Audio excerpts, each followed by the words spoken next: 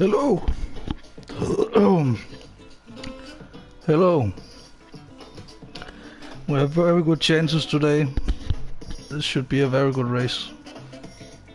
Since it's Manufacturers Cup, so... And the Porsche is pretty supreme here.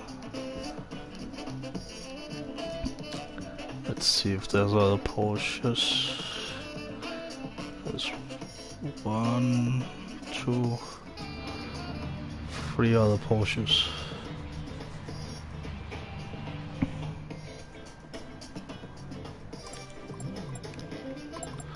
Let's see what kind of points we can score. 126. So if we win, I might go again.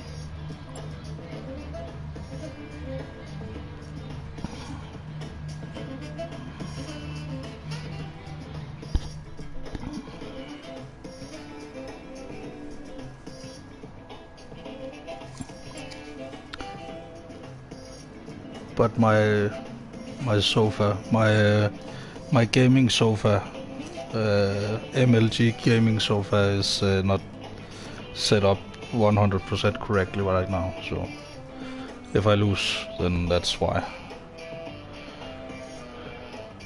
Okay? Yeah. You don't say anything in 10 seconds, so I assume you agree.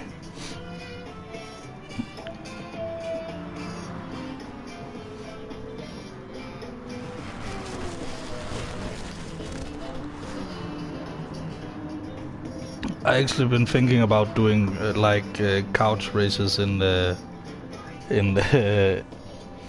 Wreckfest, because I mainly I sit in I sit in my my Ultra MLG Pro I sit in my Ultra Pro gaming sofa all day when I race, so could be funny to do some races in a sofa in Wreckfest. I don't think I will be using the wheel then though. Hurts my wrists.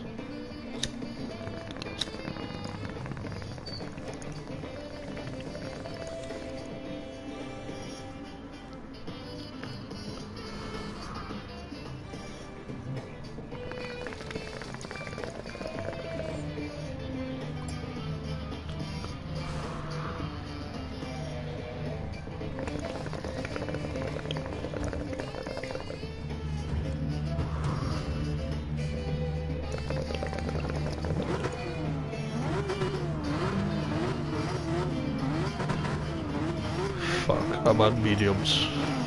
Fix it. And then go quickly. Soft.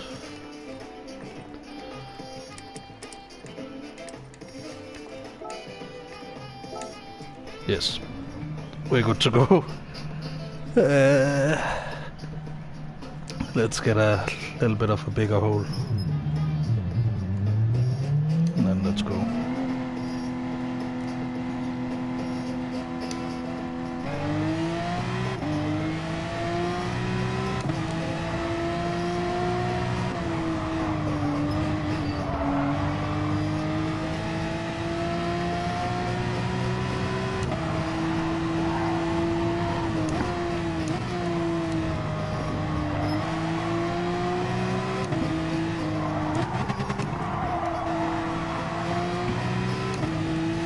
I need to not use my tires too much in this first lap, but I can't be too slow either because I only have 2 chances.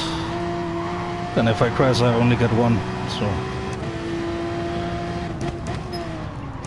Love this corner. Has such a crazy banking. And I'm clear from traffic.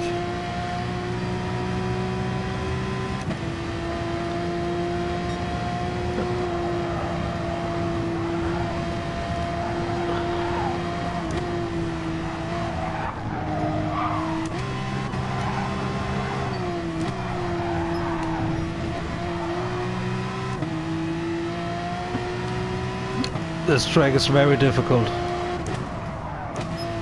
Especially because it's not a...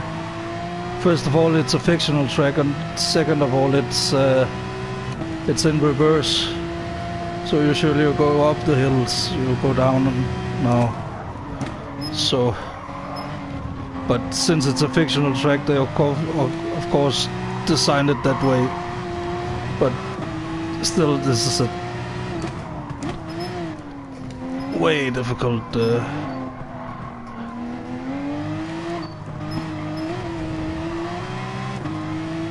super difficult track.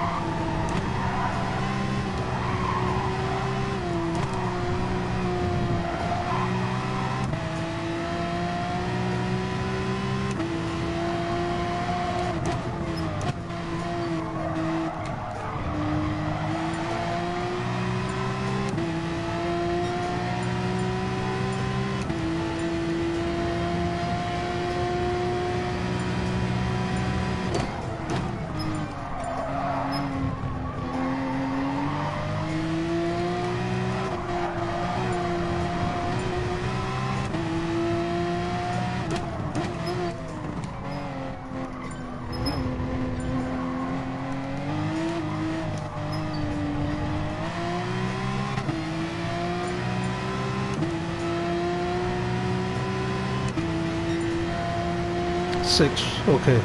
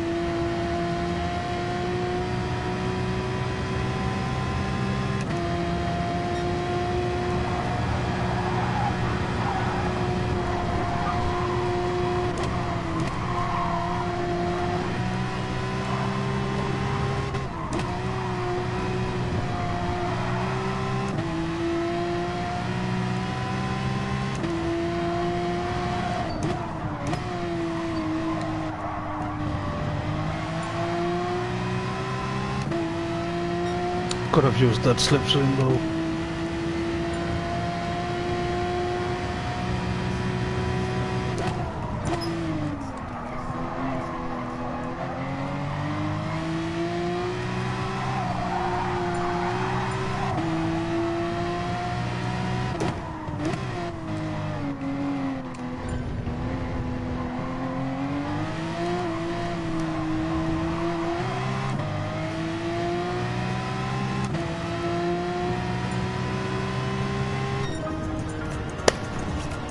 Seventh. That's okay. And I have a Danish guy right behind me, so couldn't be better.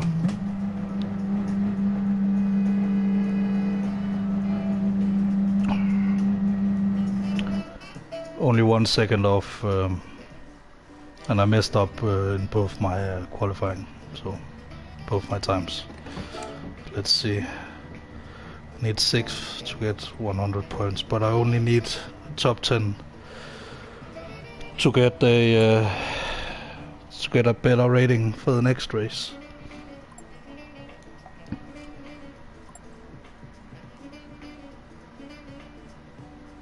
Yeah, that was a really close one actually.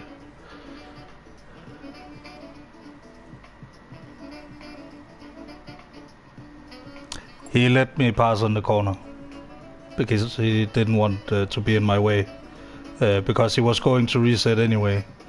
So you just want to get out of people's way so you don't ruin their lap.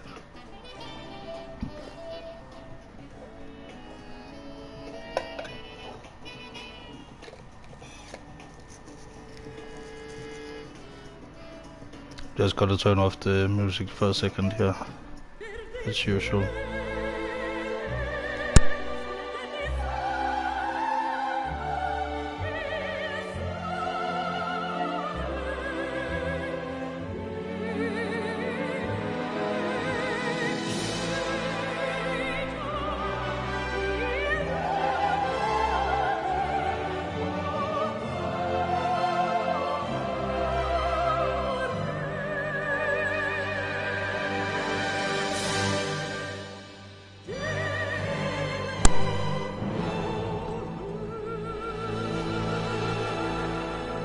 And as always, remember to enjoy the liveries of the different cars. That's what I use this painfully long time on.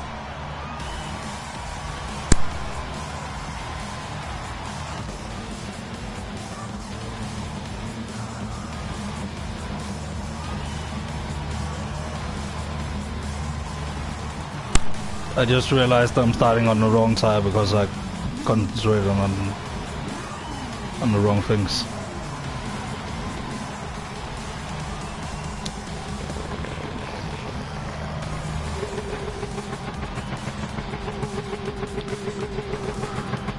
But let's see how that strategy goes. You can do both.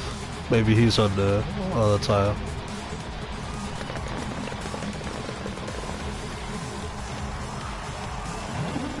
Which would actually be fine for strategy, because then he, then he will be defending more, and I won't have to defend as hard as against him. Maybe he will just settle down. I mean, I never quite settle down when I race, you know. I'm always looking for the opportunity.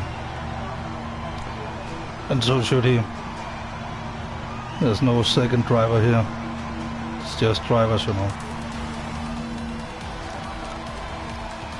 You just have a little bit of extra respect for your countrymen, especially when you're from such a small country.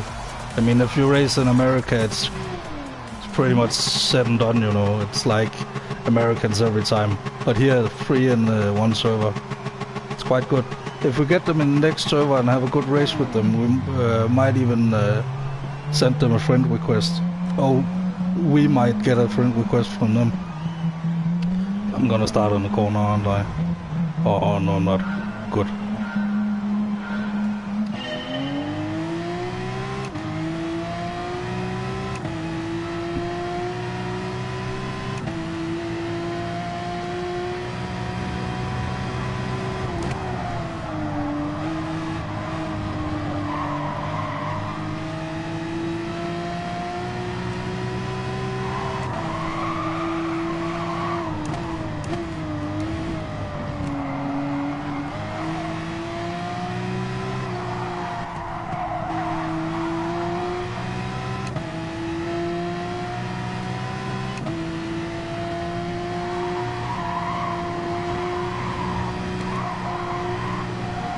We have good speed down the hill here.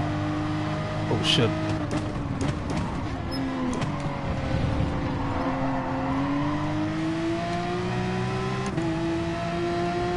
That was okay.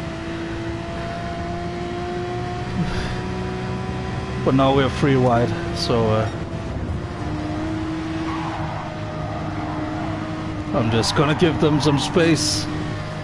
It's a long race. And people often mess up this downhill section.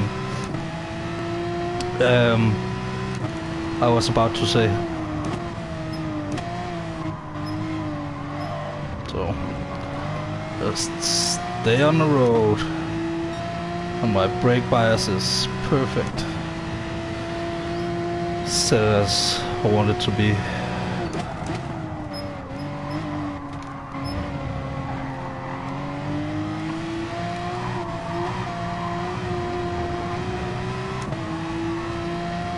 Fighting in front. That's good news.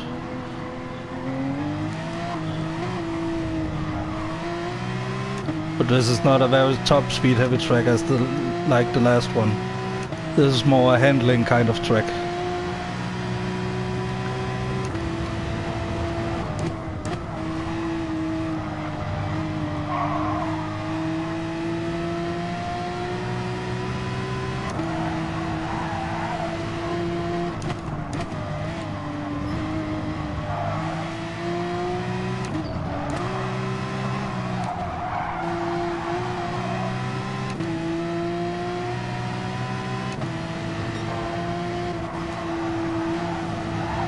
And if there's one thing the Porsche 911 likes, it's handling. Corners.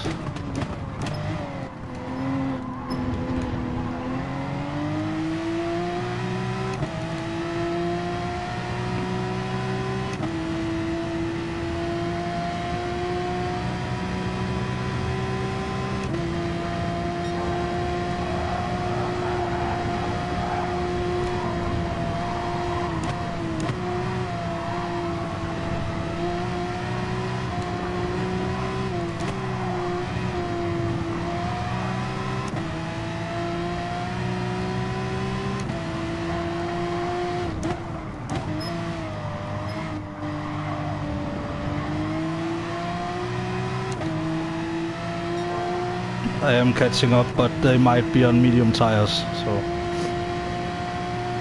you never know.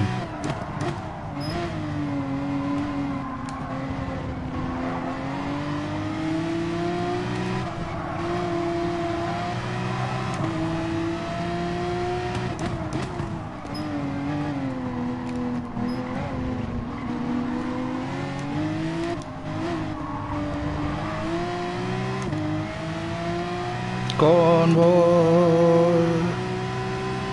Wish I had a horn right now, but I don't.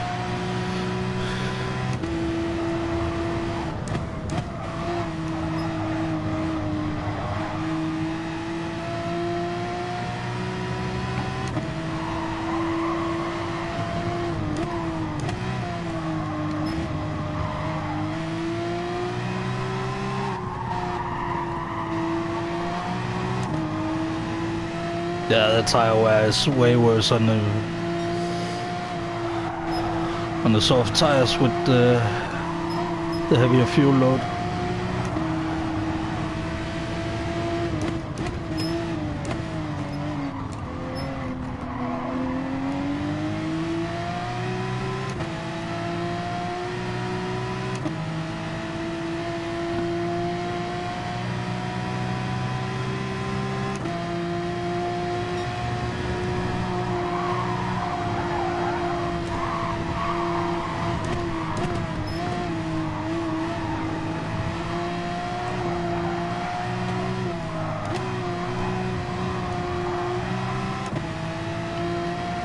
That's one way to gain a position.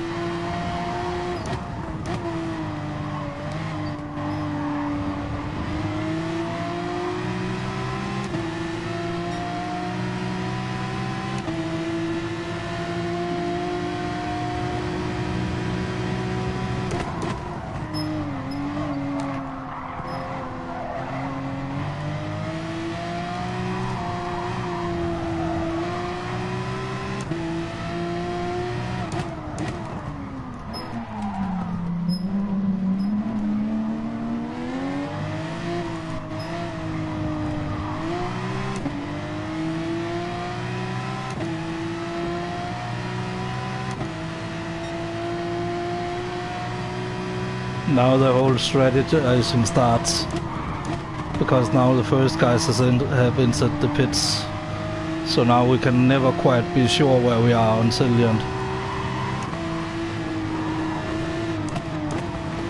This guy is having major issues already.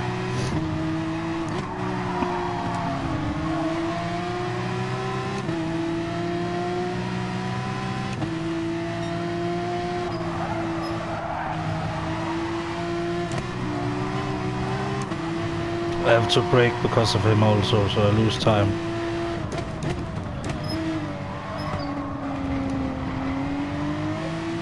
But that might have resolved itself right now. He might have gotten a penalty there. Might have.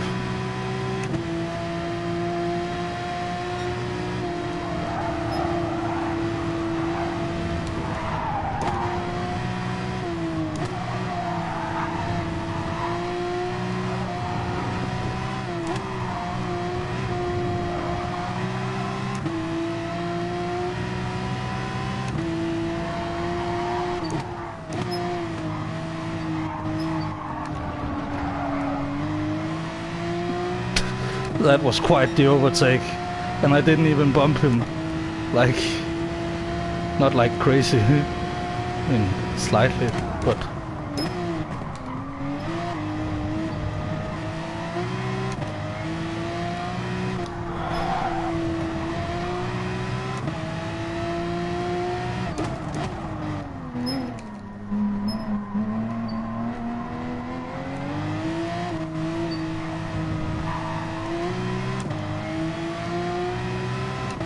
Now he's losing time. That's good.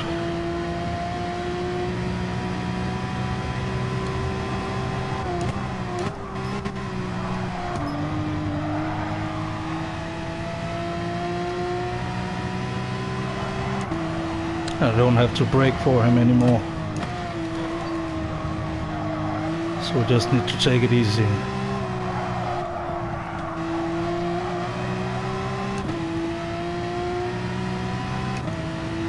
We're on the soft tires. We have some clean laps to go.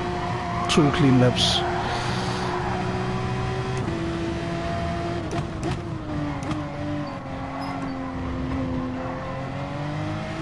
But yeah, we are gonna pit the next lap.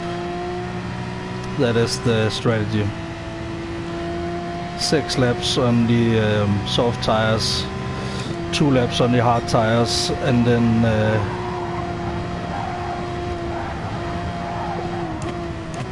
7 laps on the medium tires.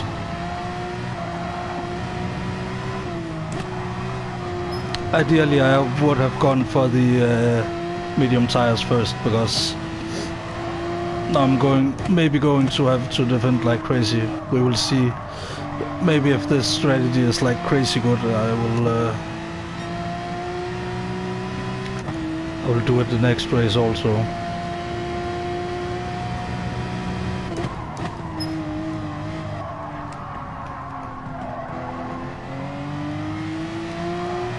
Corner was a little bit iffy, but just because it did everything wrong.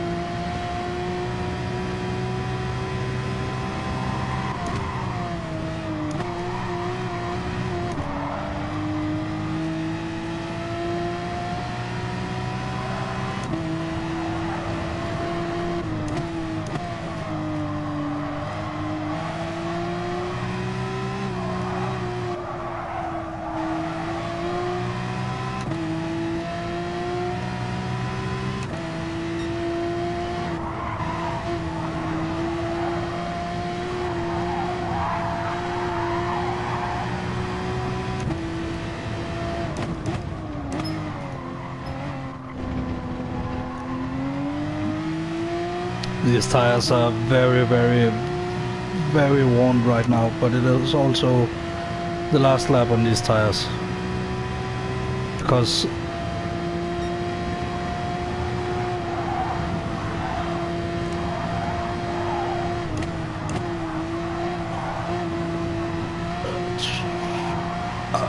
I talk after. Fuck this.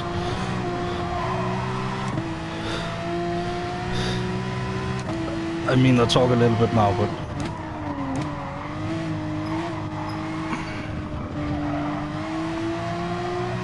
but all that other shit after. Pit.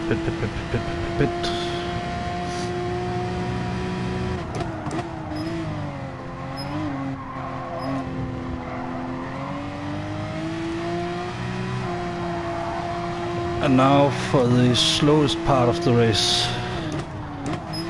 The 2 laps on hard tires.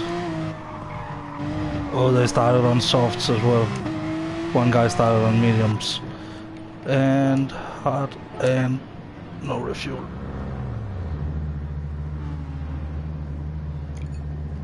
Have less fuel and a lot of reload.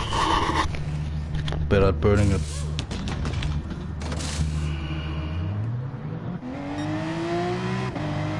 This can be dangerous.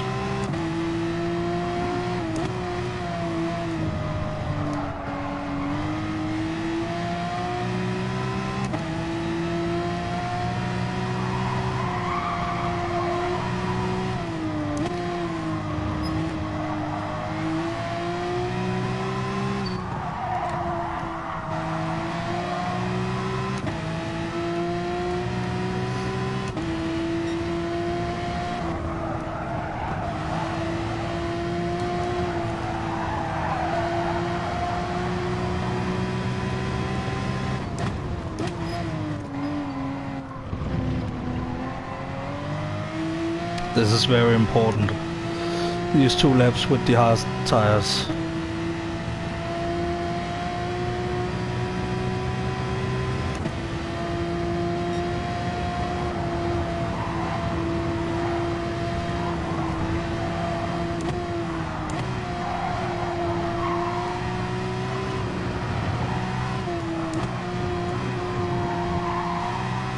Looks like we are gaining time in this phase though.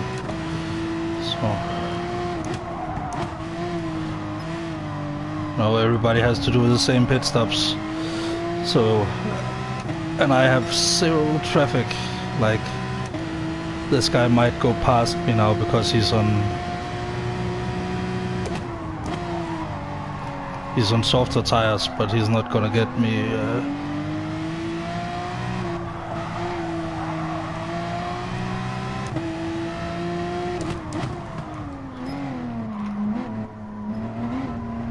Good thing I remembered to think. Need 2 laps of this, yo. So.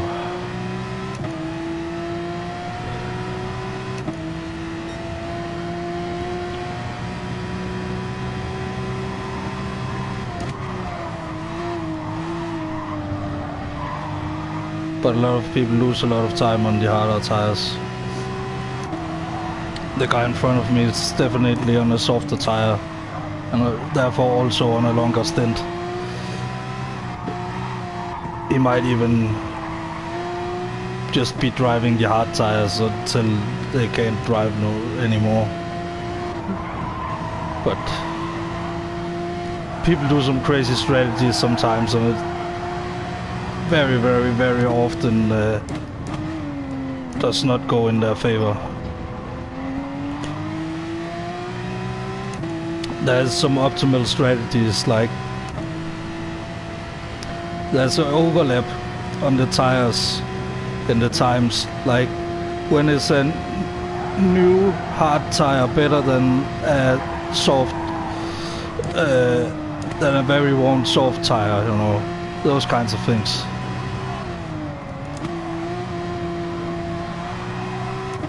But here in this race we have to use all 3 compounds. So that's why we do 2 laps on the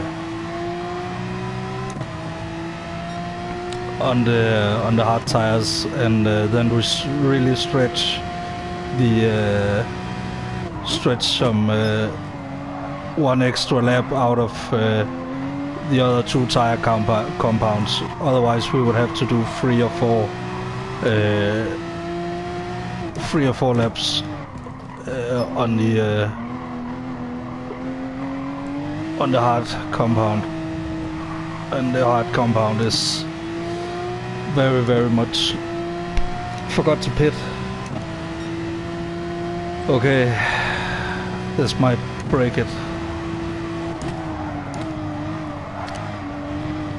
See, this was me talking, even though I was told you don't need to talk. Nah, talk anyway. Let that be a lesson. Also, the pit is very easy to miss here, so...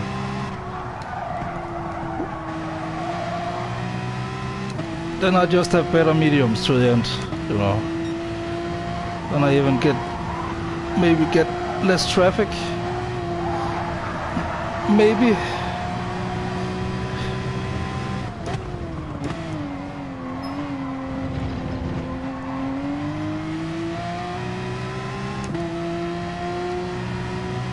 Yeah, go by.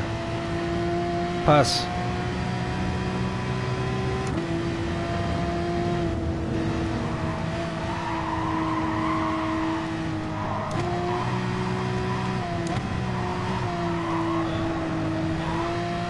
Because I am the slowest I could possibly be right now.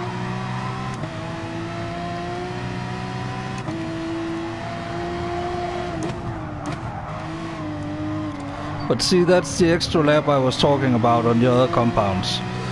Now we have now we can go harder on the medium tires, but would really have preferred if it have been the soft tires I was going to be on next, because the car is much lighter now, which means faster lap times.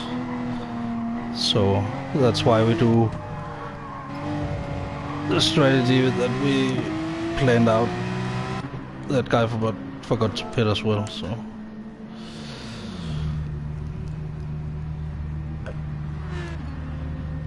Six laps to go, though.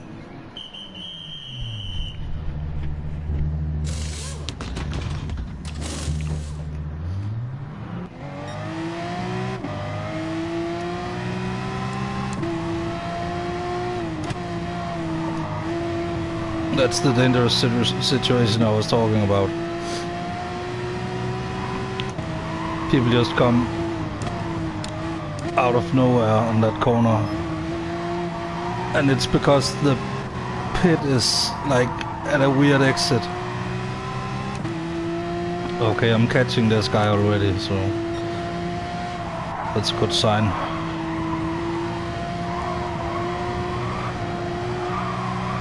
But we need to think about, this is the first lap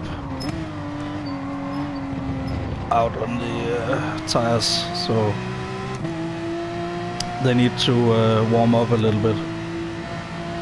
Even though tire temperature in Gran Turismo is not a thing. So some people think it's like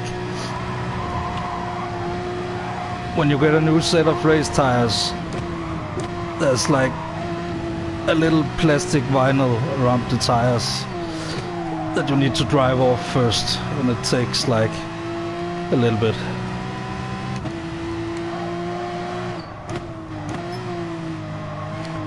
So people might think that might be it.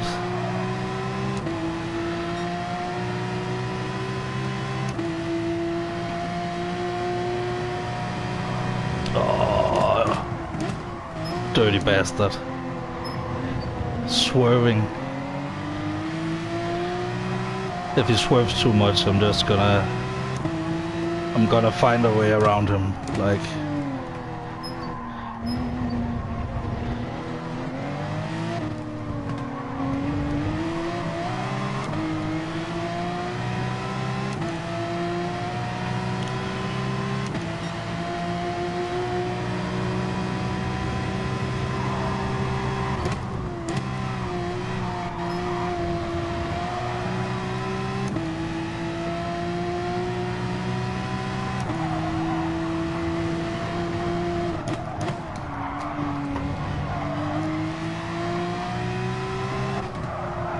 And then like really break late after you overtake someone, take a little bit extra out of the tires. So he doesn't, like, first of all, so he doesn't bump you. Second of all, just to get away. But that was a pretty good overtake.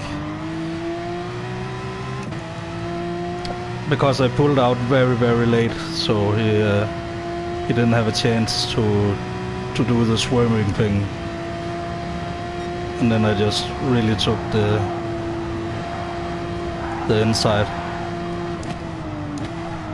And was late on the brakes.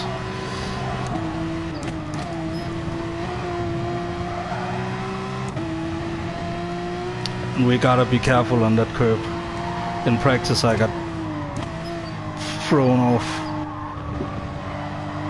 like crazy because I touched the grass slightly on the outside.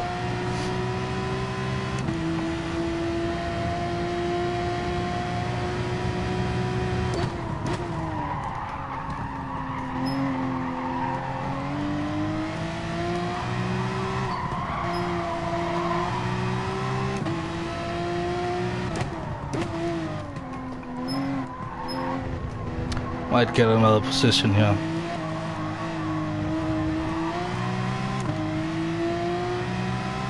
Maybe. We did. Not.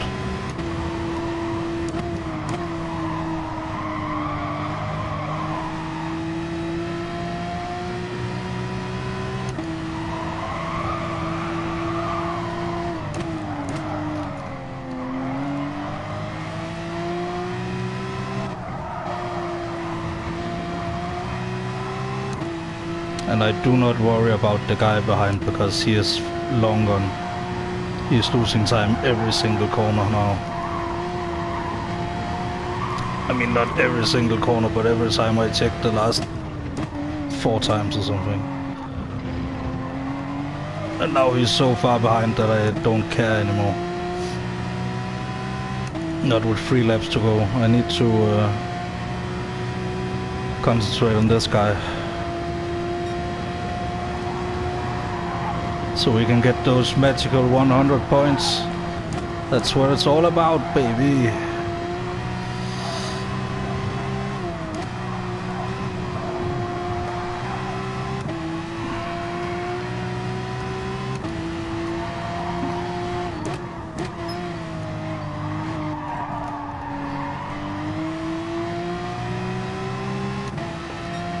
I think this is the guy who overtook me earlier. Oh, the other Danish guy is in second. That's pretty good.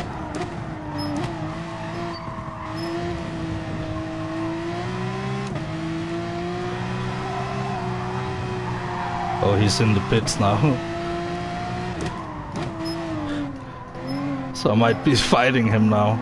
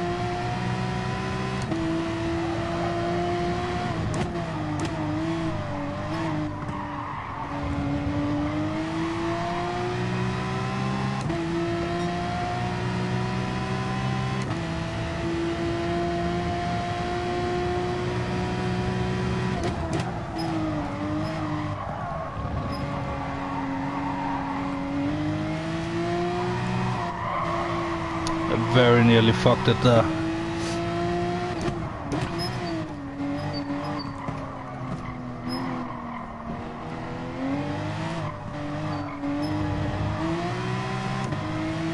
And he's about to like make a complete mistake unless he's like he has traction control or something.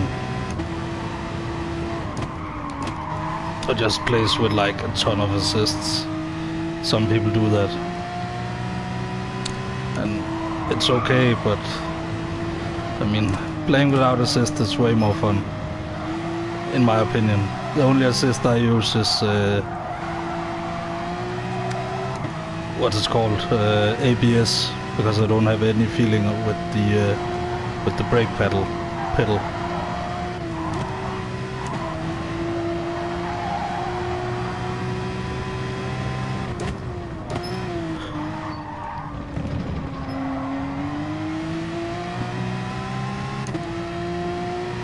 Now I really gotta concentrate.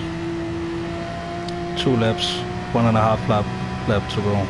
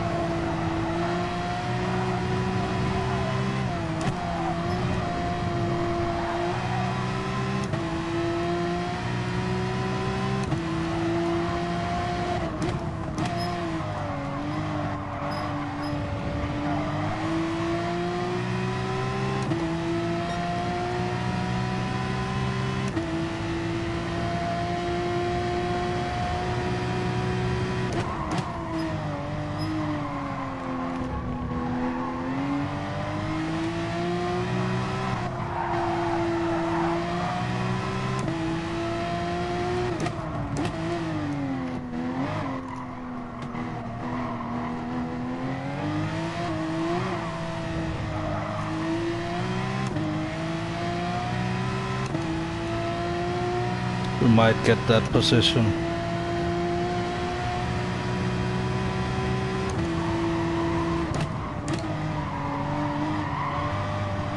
He will be on the new hard tire.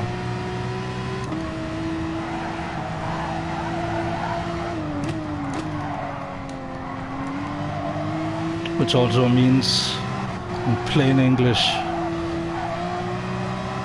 very fucking slow on his outlap.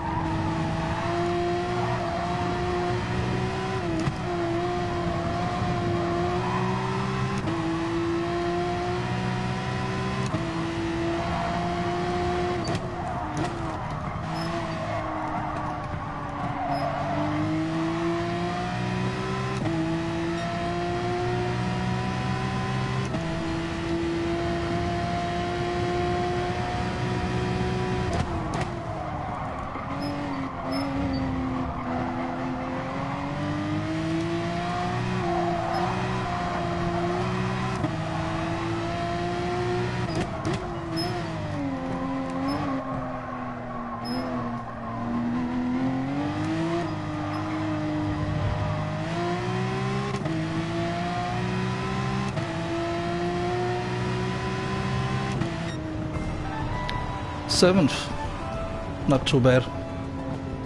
Not too bad at all.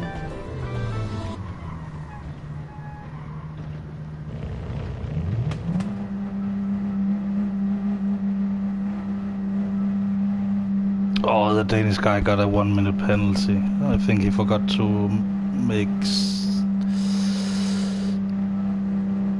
Maybe he switched to the wrong tire at the wrong time.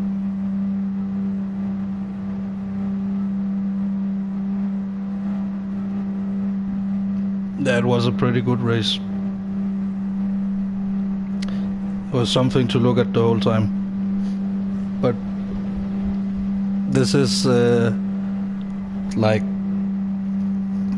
a track that is supposed to be Italy, so very corner heavy, very fast flowing corners, those kinds of things. Italians love those kinds of things. If there's one thing Italians love, it's speed, and lots of it.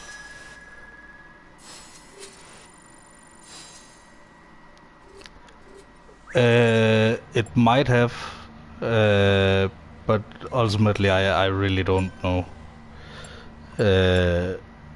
But I think if I had started on the medium tires instead, maybe I could have done something by the end. But then maybe also I would have been stuck fighting. I need to remember to say congratulations. Well done to this guy.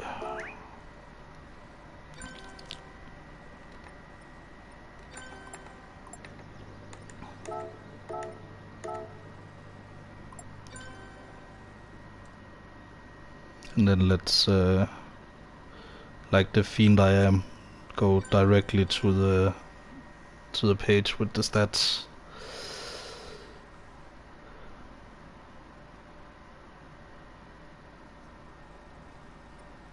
But 7th, that's not a bad start.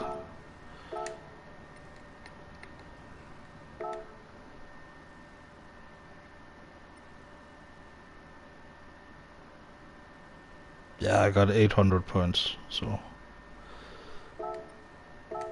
let's see, 16, 20.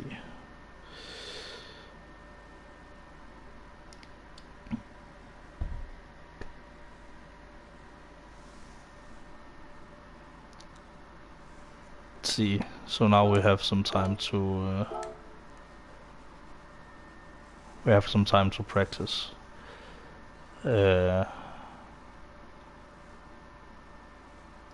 I was just like in my mind like, oh, that's a long time, what am I gonna spend all that time on? Practice, of course. Of course. Especially because it's such a short track. I mean, it's fairly long. It's almost a 2-minute lap time, but that's mostly because of the slow corners.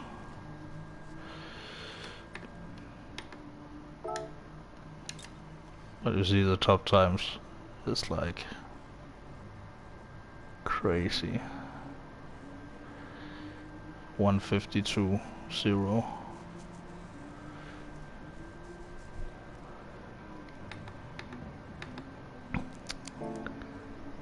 That's a lot of time.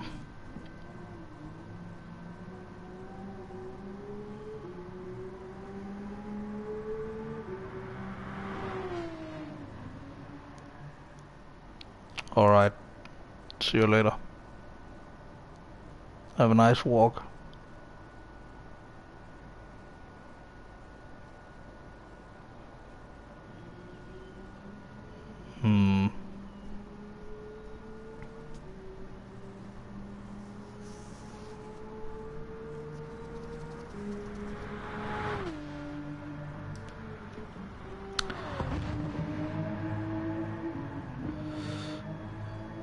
I am thinking.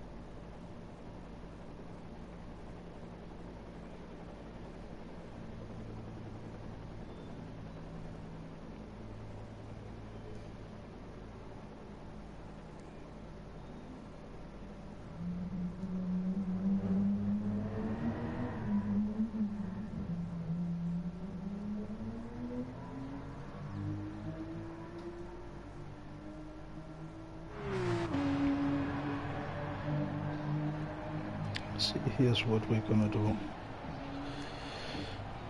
What I'm gonna do. I'm gonna...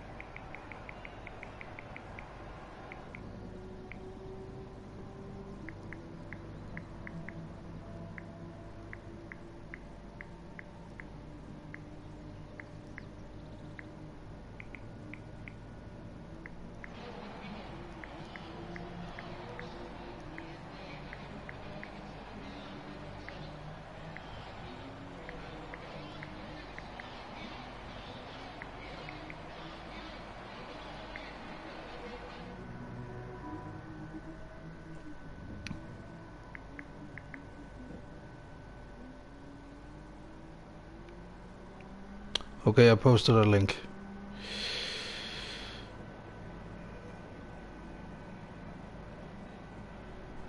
That's for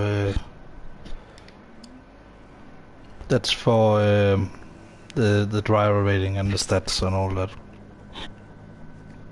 It should go directly to my page. If not, you have to search for my username. But that's just a site that keeps track of every account's stats in general, like active player stats and those kinds of things.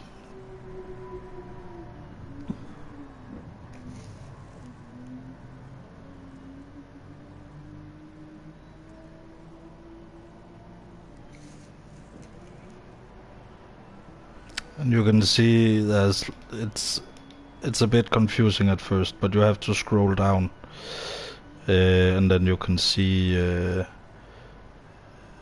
the big number on the first big number.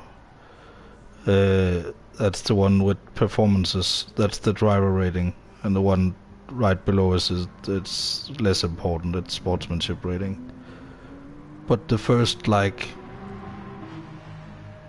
stat, the first there's like a graph. That's driver rating over time, and every time it changes color, it's because it's gone up a rank. So you can see I'm a bit higher than I used to be, but I'm not quite as fast right now as I was in last season. But last season I didn't do as many races, and I practiced more for the races that I did. Also, I didn't do if I had one good race, I would just quit, one and done, because to save my rating for the next race, and to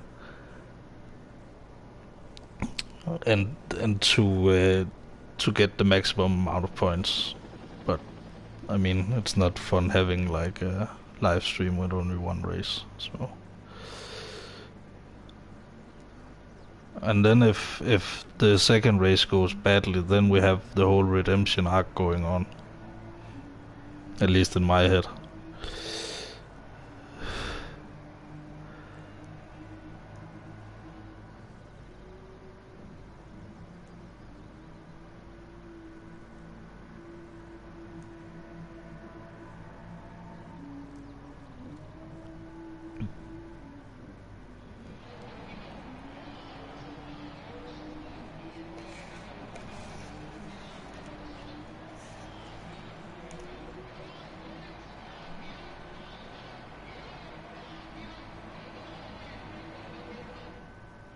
I think if you listen very closely, the announcer was speaking Italian.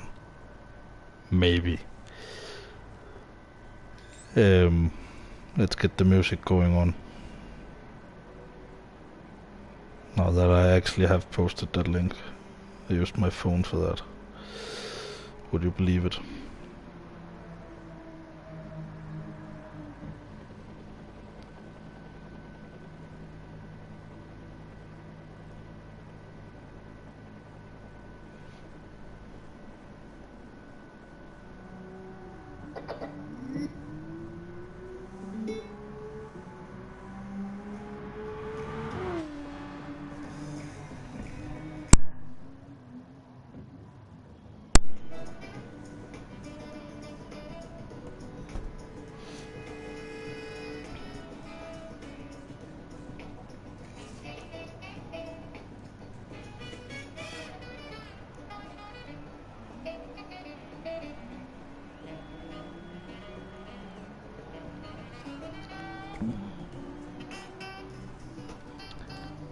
You know, music like that makes me want to play myself, like.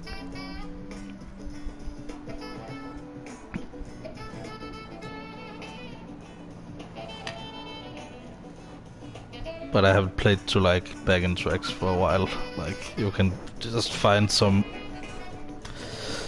on YouTube, like just search like genre and then the key you want it in, and maybe the kind of scale you want, like kind of if you want Dorian mode or like Phrygian mode, or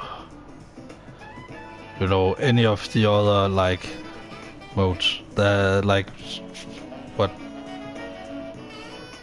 7 modes in total, I think. Maybe it's 8.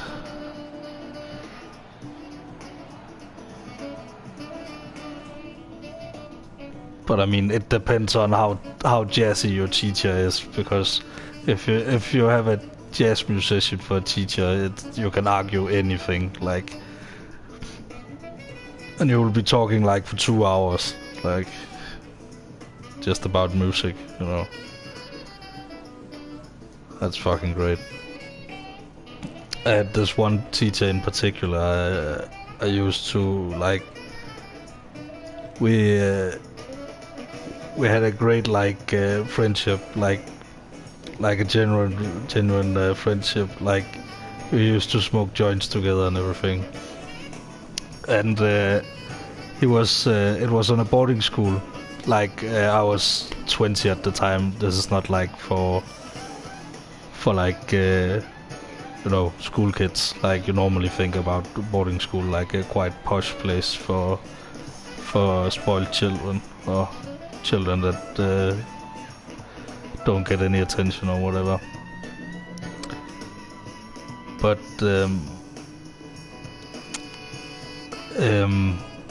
yeah, we used to just hang out and play music, and I also hung out and played music and talked about music with the other guys. Like, we were not very many students. It was a very, very small school, like, had barely begun. Like, this was the first semester of the school, and we started out being like, I don't know, 12 students, and we ended up like, I think on the last day we were like 4, but like maybe 6 had completed like the course, like completed the entire year. But the course was pretty much complete halfway through the year, because yeah, some things happened, and they couldn't uphold the schedule for the music program. So we just had like 3 months of just having access to like all these cool things, like, and all for free, because there's this fund that's like a boarding school of that kind. It's like a folk high school. It's a different kind of school. It's nothing like hocus pocus or anything. It's just like you go there to focus on whatever subjects you like, and maybe some, and you widen your like your viewpoints and your things, because you get together with a lot of different kinds of people, and like you kind of live together with them, but like you have your own room and stuff, and like your own shower and things like that. I mean, some places don't have like, it's like, but it's still like, it's not like huge like shower arrangements, you know. It's actually quite luxurious, especially the food. Oh, food was so good. But that's a tangent for another day. But we got it for free because there's these funds, and like if you're like in some social programs and stuff, you can get like like, I guess you call it a scholarship for like a semester on these schools, and one semester is like it's like either 3 or 6 months depending on the time of year, but it's like but there's no grades, and the whole semester is like strung together in a way where you get all the things that the teacher feels that you need to learn to grow from where you are at the point where you are, you know. It's very, and that's one of the reasons that they have some of the best teachers around. It's like crazy, and people who go to these kinds of schools usually achieve a lot, like, and also it just gives you like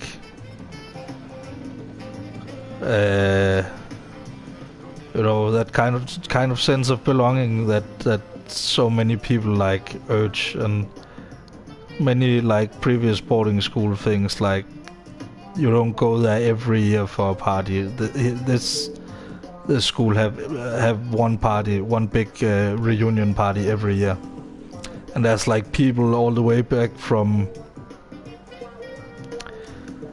let me see, the 60s, I think. They do a thing every year where when we have the big dinner, there's a little speech, and then a teacher comes and reads out all the let's see who's here.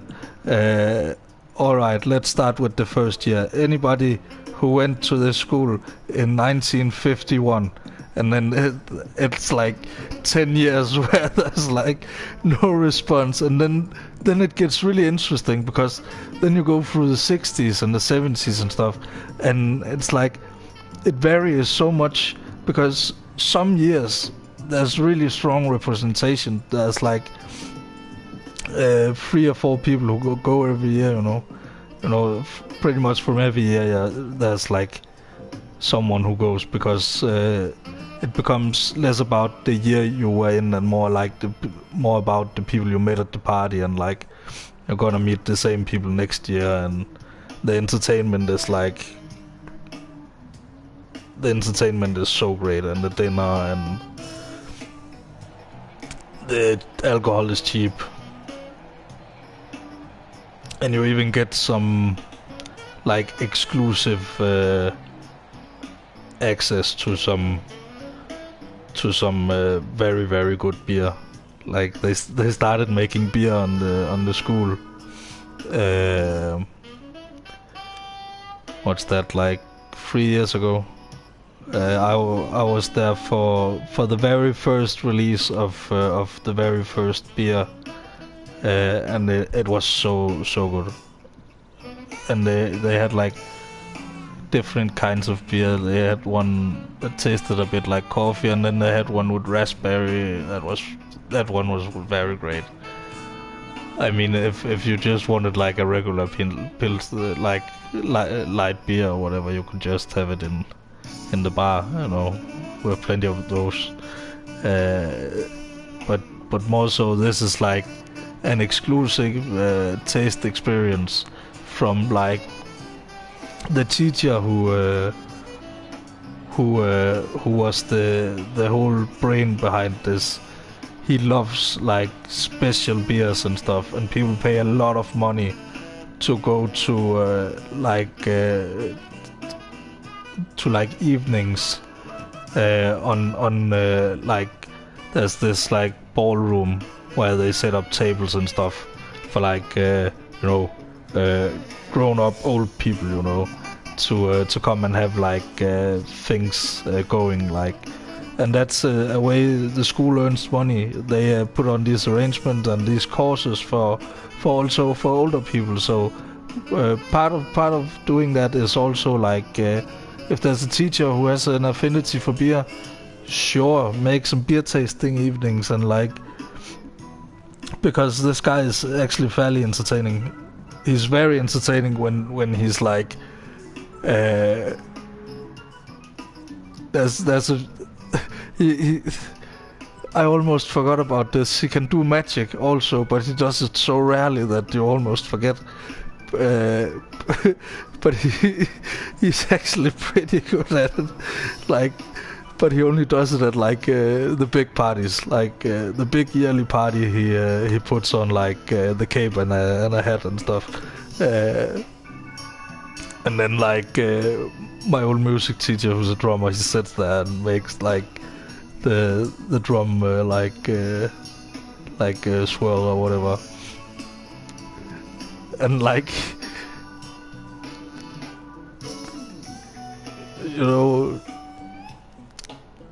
makes it extra funny when it's an actual drummer with like very, very good timing. This guy has been to the Royal Music Academy and everything, this drummer, so he knows what he's doing.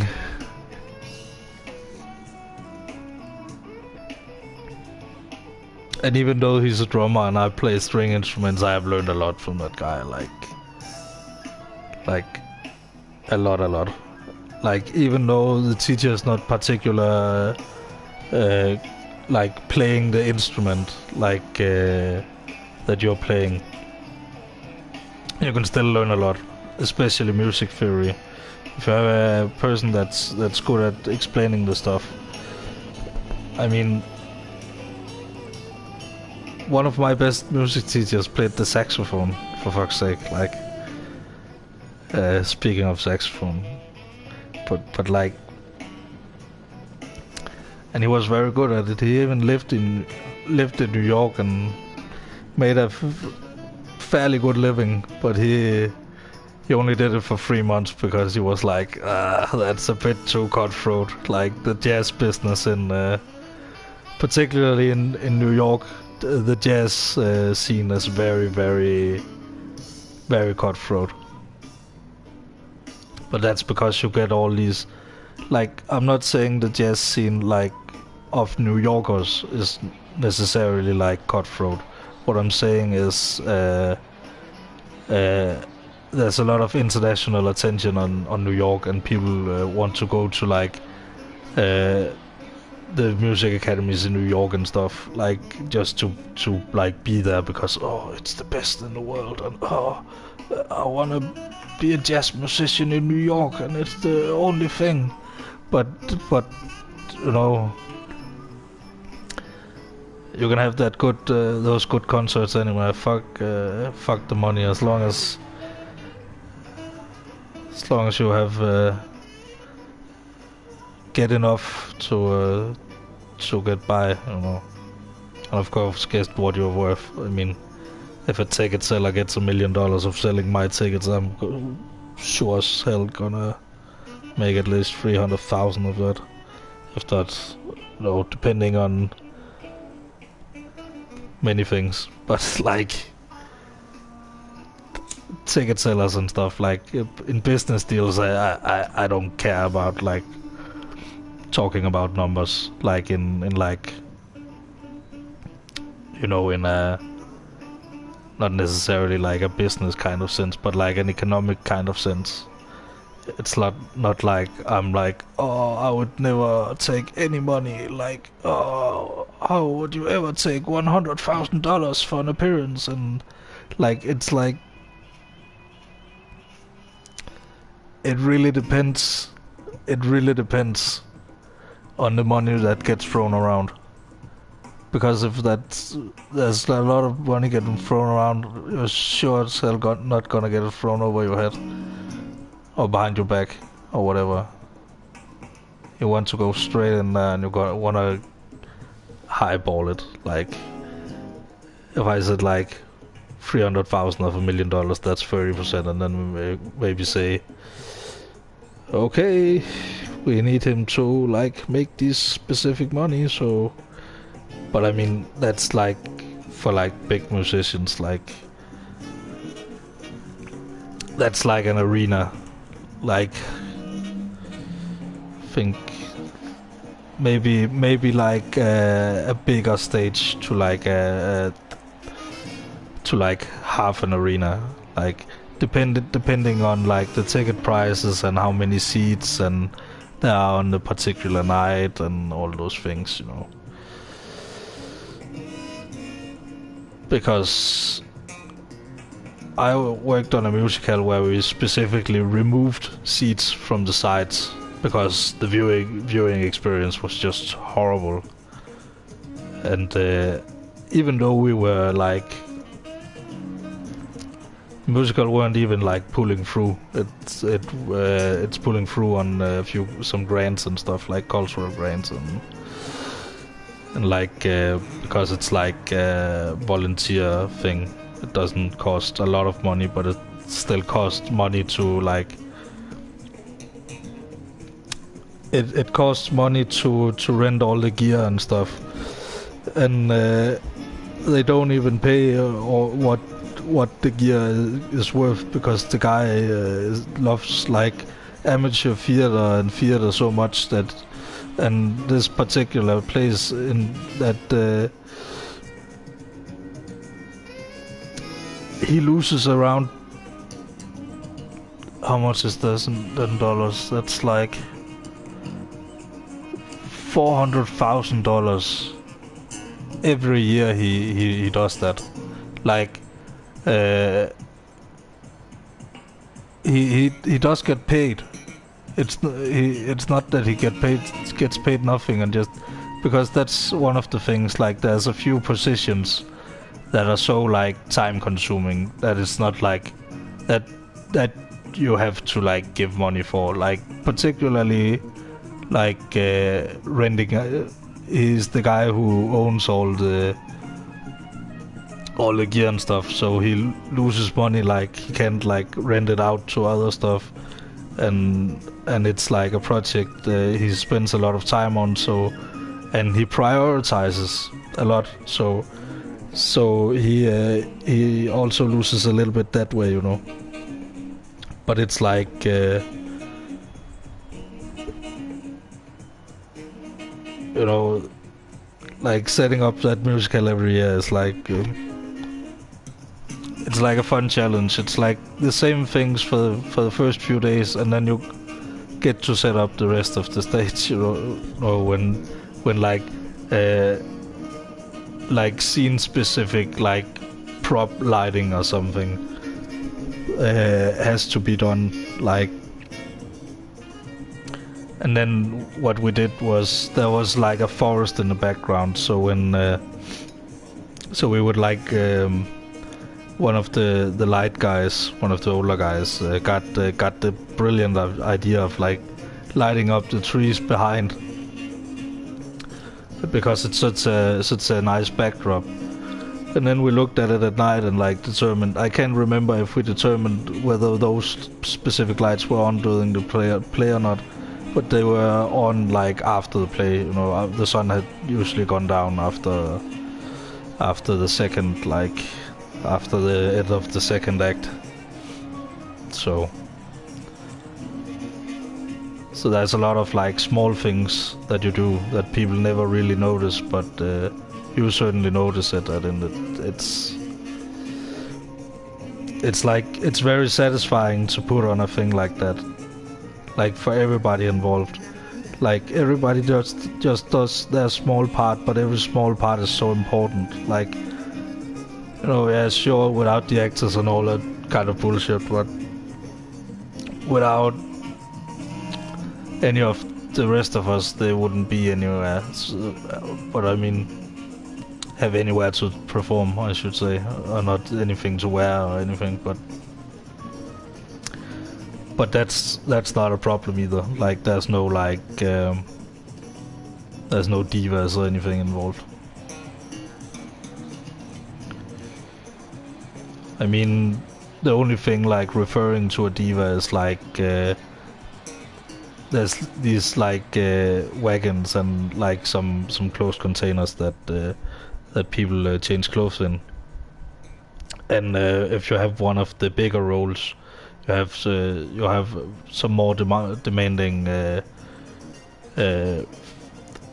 costume changes, for example. So they have their own trailer, and that the name of that trailer is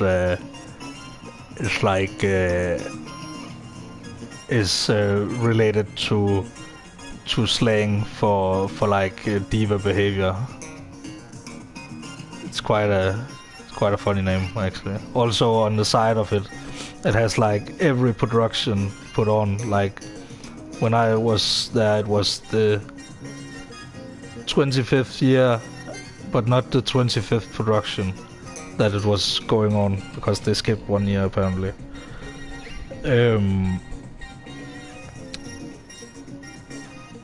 But people are so like creative out there that they don't just paint it, they do like logo stuff and like, so also be aware, if you ever go to a stage show, there's peepholes everywhere behind. There's at least one, because it's not very nice to go out on stage and look at people, but people would like to first of all see if like maybe someone they were expecting is there on the seat that they expect and stuff.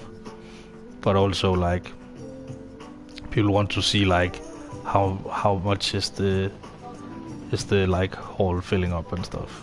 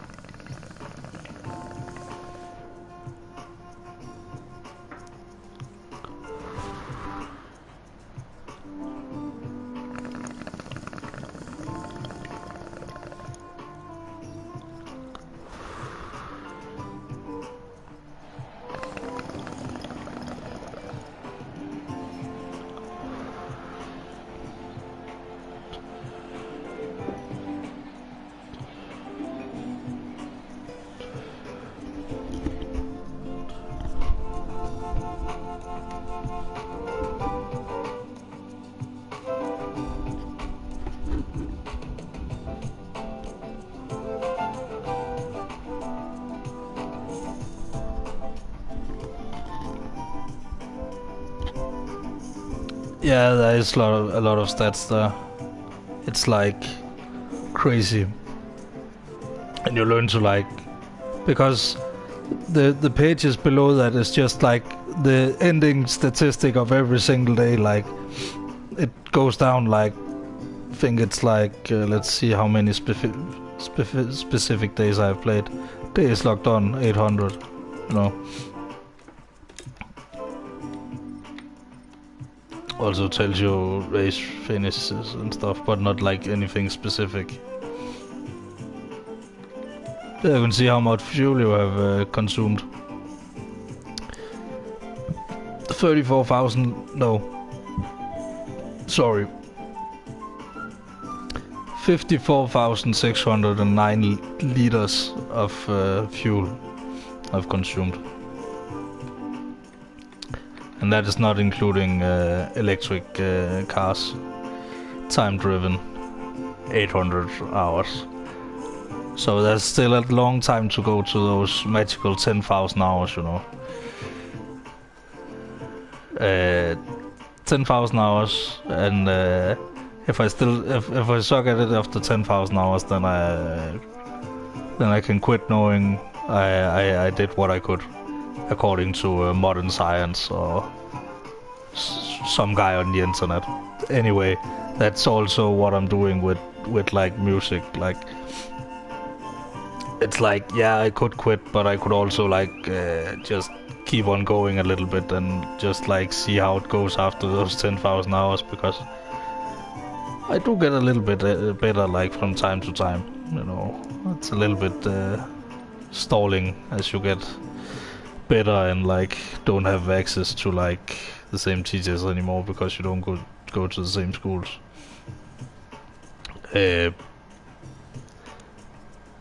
Also, I can't afford like music lessons right now. It's like, what is it, like $80 a month. So, hey. But someday in the future. Right now I have a lot of things like laying around that I need to like put into my repertoire, and then hopefully like film it and like put it on another YouTube channel. Like, because it's simply confusing, like, and simply off-putting when you have like it's nice with the music in the middle of all the live streams, but the live streams in the middle of all the music on a channel, it's not so nice, you know, especially when it's like racing and GTAs, you know. So people might subscribe for one video and then like leave immediately for the next.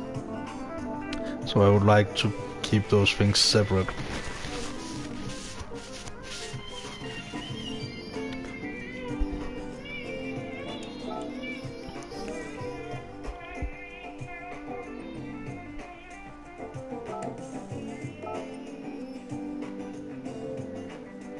No, we missed it.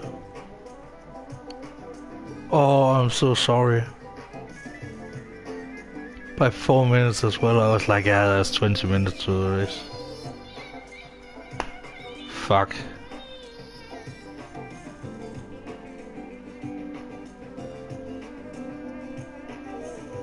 Settle in, boys. We're gonna have a little waiting time here, but hey, let's just that was dumb. But that's the thing, of like getting used to streaming. That's why I never enter like the free practice thing. It's because I don't have the time going on while I talk. Because I was like, yeah, there's 40 minutes to the next race, so I just sit here and then whoop-de-doo. But we're gonna get a good practice here.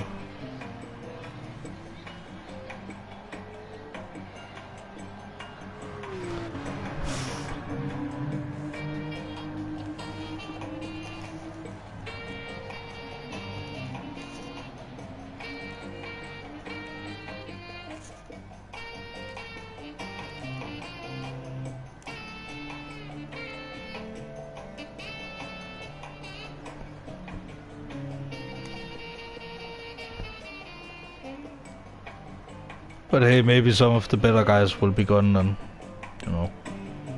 But I could have used it for my driver rating. It updates like after every race, you have to like refresh the page. And it's after like, there's like confirming results in the bottom when that's done, I think. Or at least like a minute or two after the race.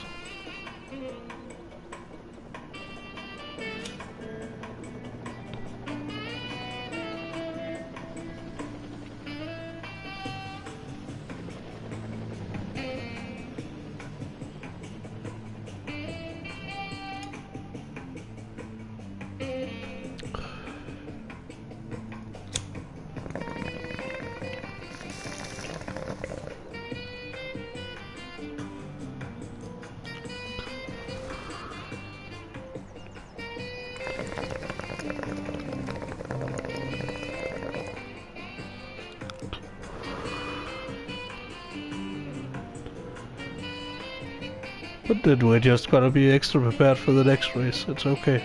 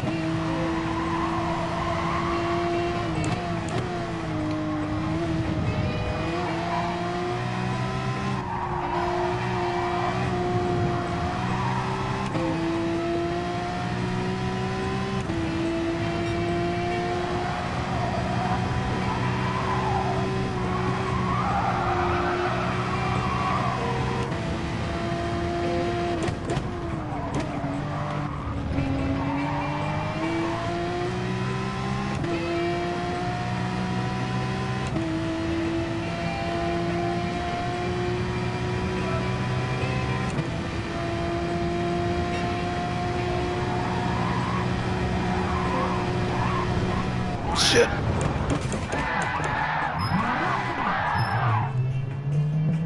It's okay.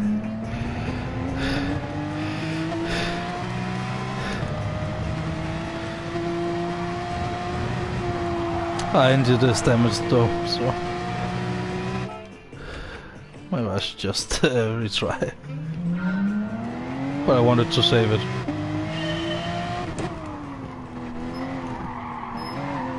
Which I did manage to do, so that was a bit of practice there too.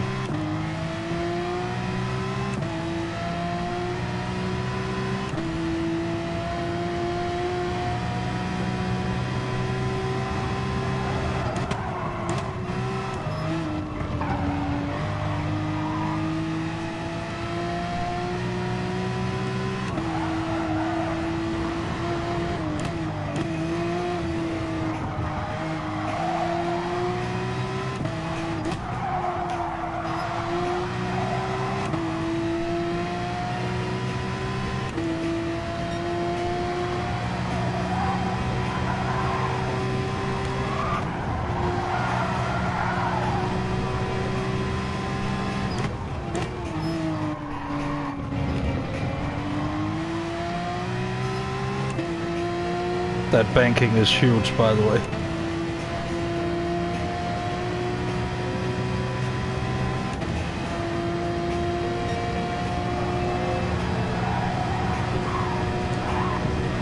Yeah, perfect.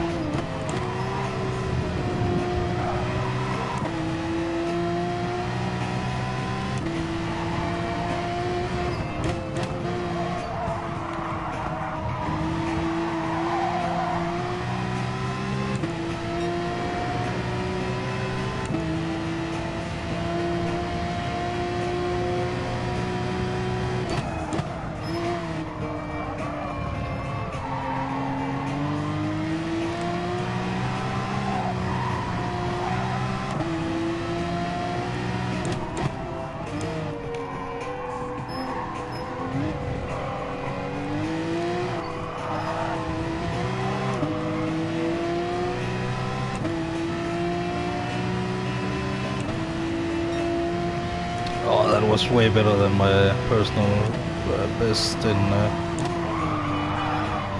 qualifying. Need to hug that corner way more, also change down a gear.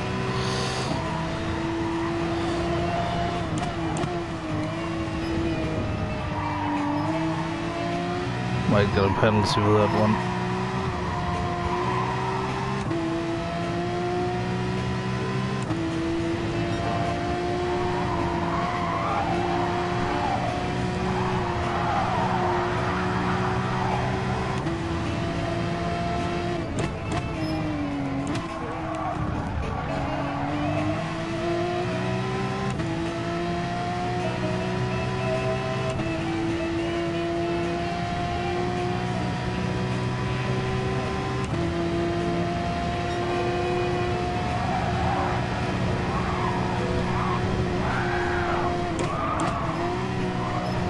It is risky though, going over that orange sausage, as they call it.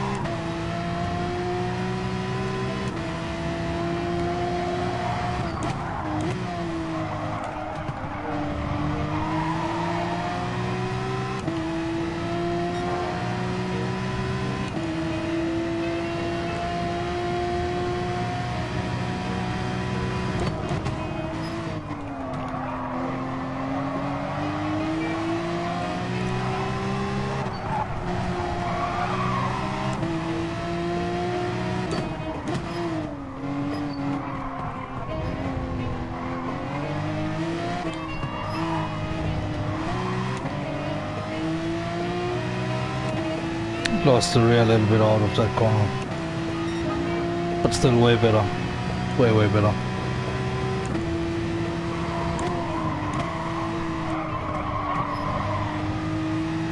Also this will be a little bit faster, I think.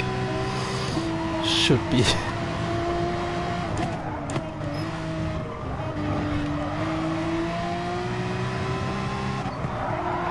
Okay, that was just such a mega attempt last lap apparently. Okay, I got more speed out of here. Good.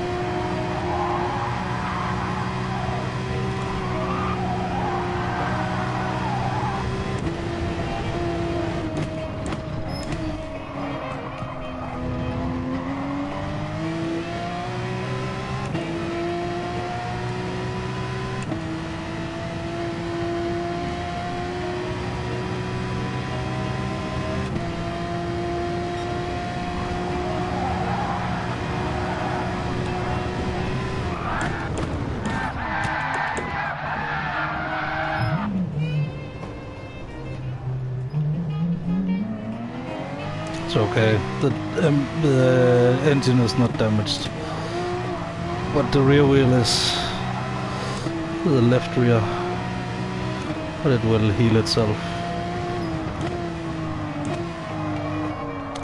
We're just gonna do 1 mile lap and then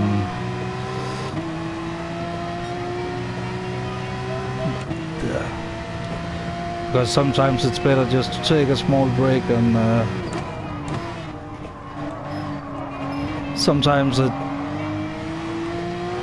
like sit for a full day and like try to get faster and faster, and then I have to go do something with the family or something, and then I come back and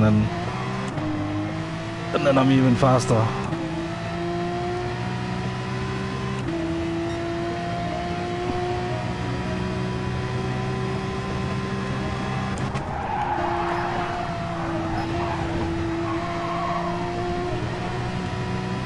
That was good.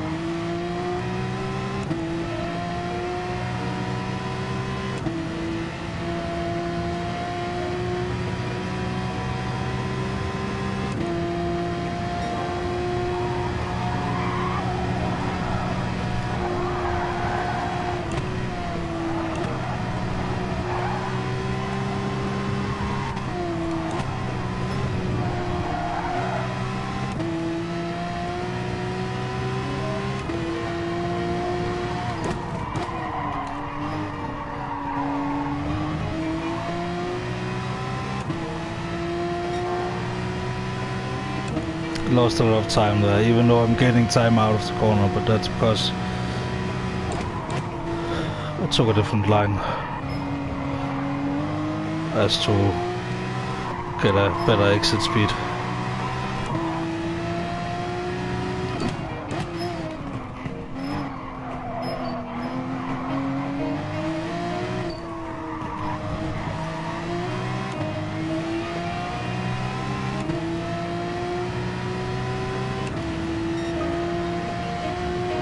But yeah, if I could do something like that, then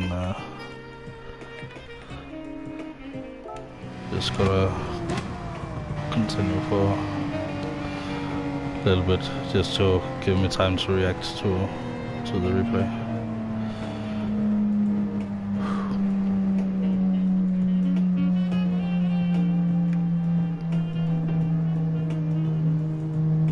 No, it just fixes itself. It's a complete video game. Nothing bad ever happens. Like, even with that engine damage, I could have just like kept on going, and then the engine would have fixed itself, as long as it's on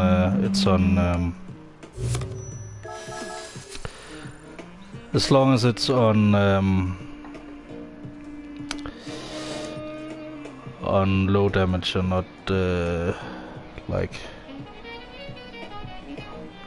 light damage instead of heavy damage. I always save the replays. I don't know why. I never watched them anyway. But yeah, I'm gonna take a breather and then be ready for the next race in 40 minutes. I think I'm gonna check right after the replay. I'm gonna check. We had half an hour when I started this race, so I don't know.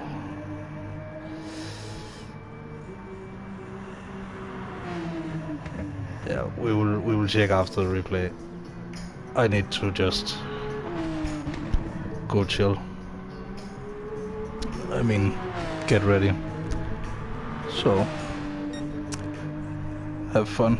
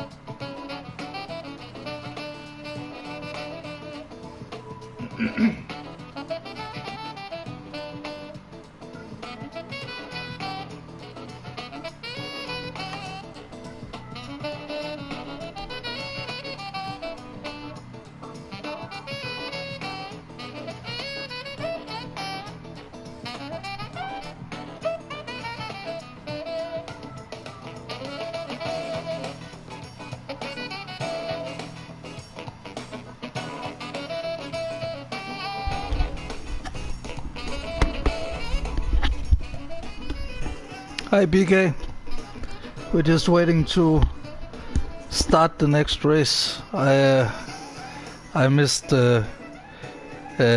because I was rambling about stuff. I missed the last race by 4 minutes. So yeah, that's the part of like getting used to streaming this, I guess. 1 second.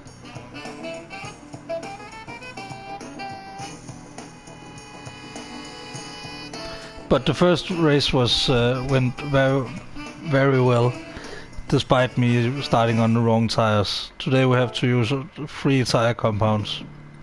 You can see here tire requirements. Sometimes this little square will have nothing in it.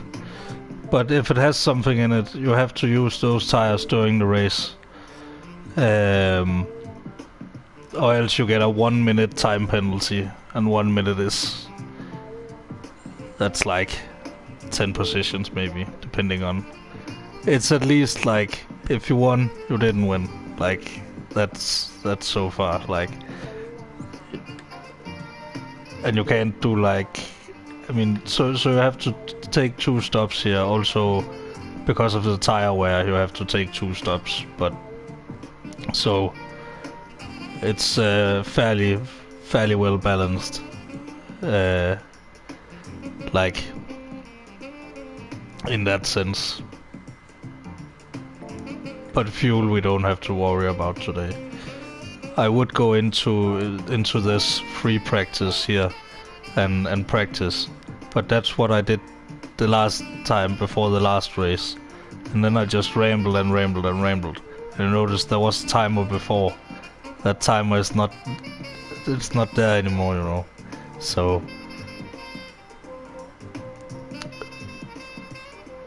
it's so that's basically how I missed it. Hey, welcome back, Wellshark.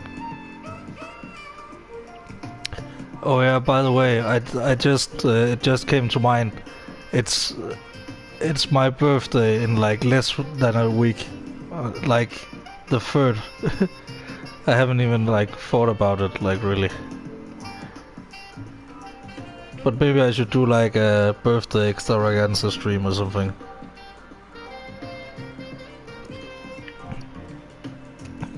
Like go jump off a mountain with friends in GTA.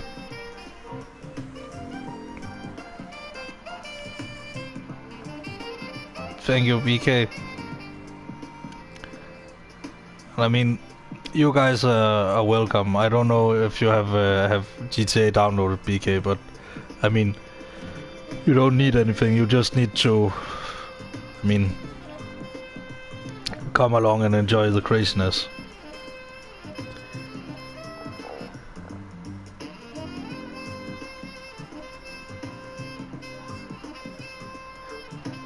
No, we don't have any mountains in Denmark, so don't worry about that.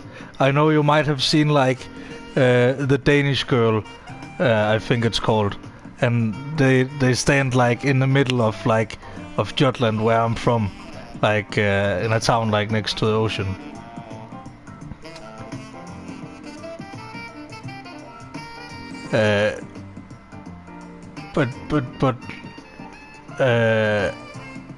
But you can see like in the background, you can see mountains and stuff.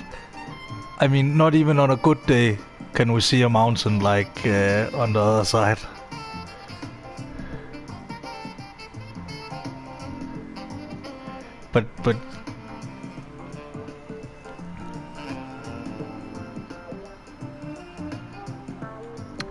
Yeah, yeah, it doesn't matter. You just have to like, I don't know, sit in a car, sit in a plane, enjoy the craziness and the emotes and stuff. Like, just be there in voice chat. That would be everything. Like that.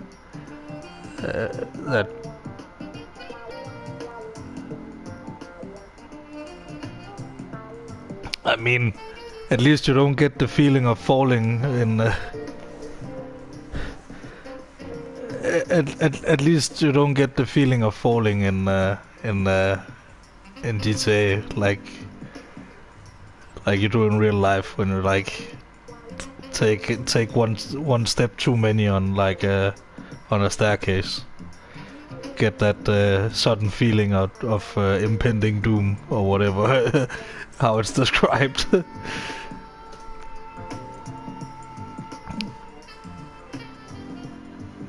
But yeah, just I mean, I would just enjoy it to just have a few guys in voice chat and then just like you know, go do some stuff. I mean, you don't have to try to jump off a mountain if you don't want to, but why not and get the and get the crazy fall. I mean, if you're stuck on the side of a mountain, there's surely a guy with a helicopter like right around the corner. I mean, there's not always that in free roam, but if you're at least two people, it's usually good.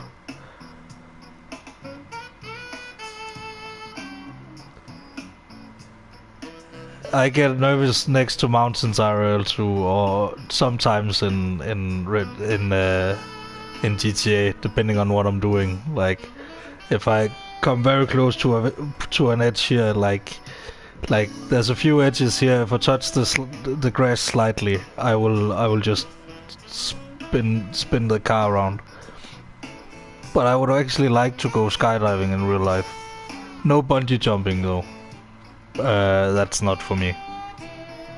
It's a very different kind of fall. And I trust, I know like bungee jumps are like, but I don't like the feeling of like giving up like control completely, like, and then hanging there. I like more, you know, having a parachute that works.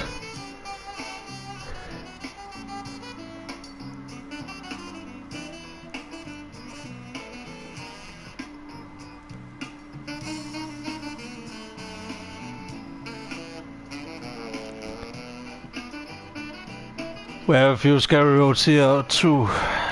Very, you know, very old rural forest roads.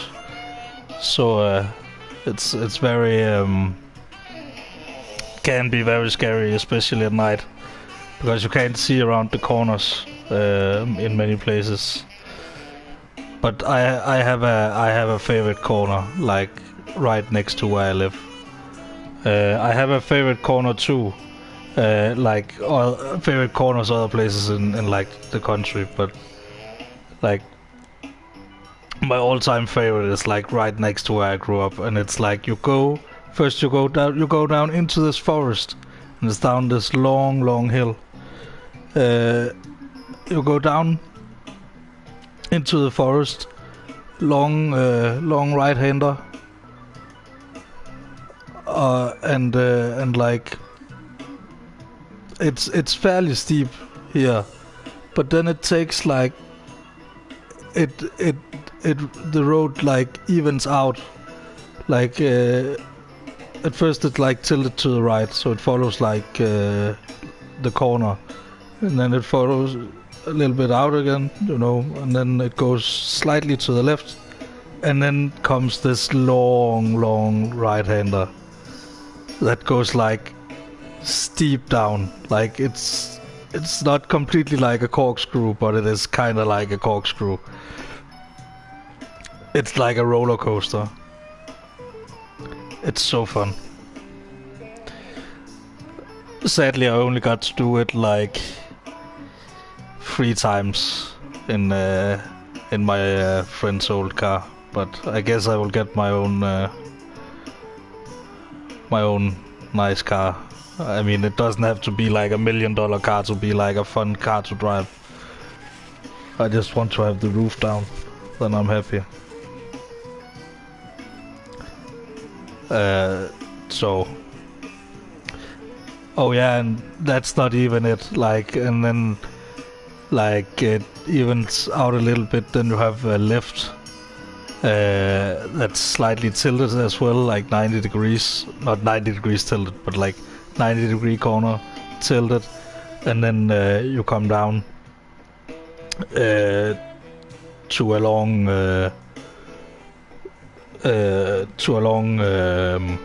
right hander again, also slightly tilted, but not as much. But what the tilted corners gives you is it gives you extra traction. You know, you see, when I go into a banking in this game, I really go fast because the tires have way more grip. But you gotta be really careful because I've only gone like not like full throttle, because you can't do that unless the road is like closed, especially for you, you know. But like fairly full throttle, you know. I had on like a good day, good summer day, not even a leaf on the ground, you know. The other times it has been like I've driven fairly freshly, but it has been like there has been a few like fallen leaves, a few wet leaves on the ground and stuff.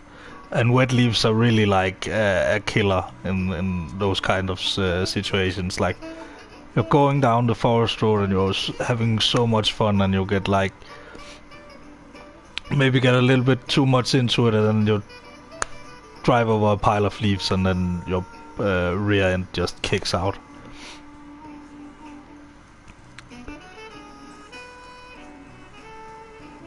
I also have another favorite corner of mine, like a corner I will never like forget. I will probably never really drive through it or visit it ever again, but like it's because it's like right outside my ex-girlfriend's house, but she lives like way out in the country. Like they even drive like rally and like cycle races, bike races, like through that forest road, because it's such a nice road with like a very nice corner. Like it's a long like almost 180 degree banked you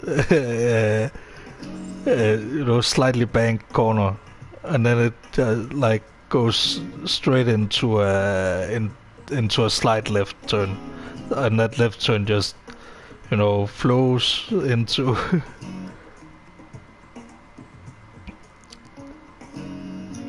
holy fuck, that's steep.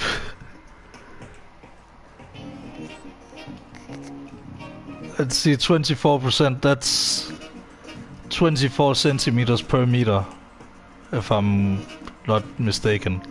That's very steep. I only know that because I watch like cycle racing. I know 100% is I mean, you don't have to like drive like crazy, BK. The speed limit is only 80, you know, 80 kilometers. I think it's scarier driving in the winter, especially here when we only have like 8 hours of sunlight or something, maybe 6, like on the really dark days. Then it can be very scary, especially on those roads, especially when it's necessary to go through that road, because I learned to love that road. I took my driver's license on those specific roads.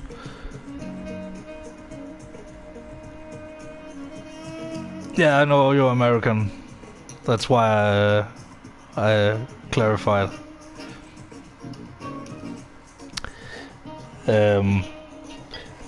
But I mean, you talk American on my stream, or on your stream, then I speak European on my stream. You know, we could just do both. You know, I don't mind. Like, I don't really care. I just do the conversion. Like, if I don't have a rough estimate of whatever it would be like. if it's like something really specific.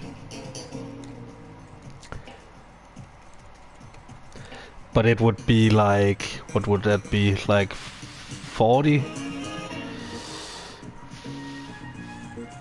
40 something maybe. But people don't go that fast down those roads because even though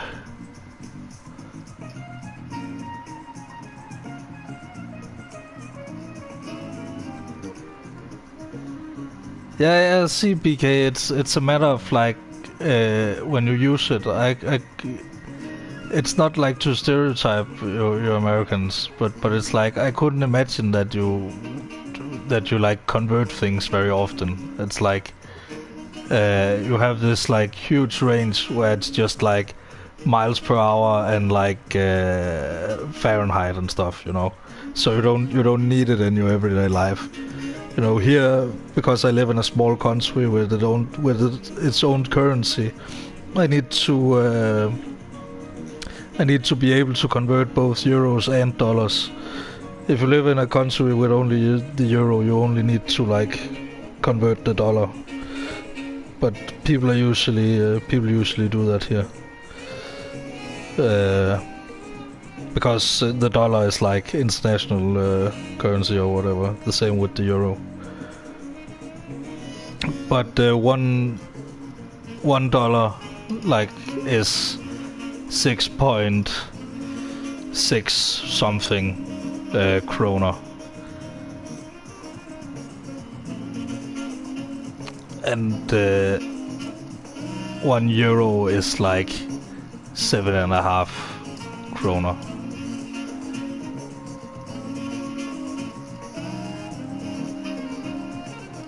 Oh, only certain jobs use it. It's like, you know, here people maybe speak German because only certain jobs use it. It's like if you want to do anything in like industry or something, it's like then you like learn German, you know.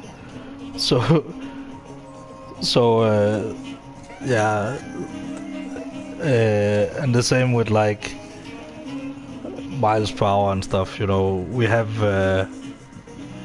you know, a lot of industry that goes to America because we're a very, very small country. You know, we can't consume very much, but we can certainly sell a lot, especially like green technology and stuff.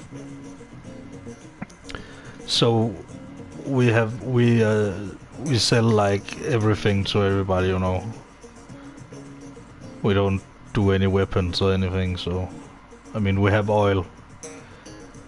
But that's pretty much as deep as that goes, I think. I mean, it's not like Denmark is completely clean, but it's like we are doing a great effort to clean up our industry, and the bosses of companies can actually see the sense in like investing in green technology and like maybe not solar panels on the roof, because I have heard many people say it's actually way more efficient to lease a field for 30 years, like even with the trees and stuff gone. You just have to put it in a fairly open place. Also, it's not very. The closer you are to the equator, the more sun you get, like basically, because you're further south. And then, of course, the opposite when you get south of the equator.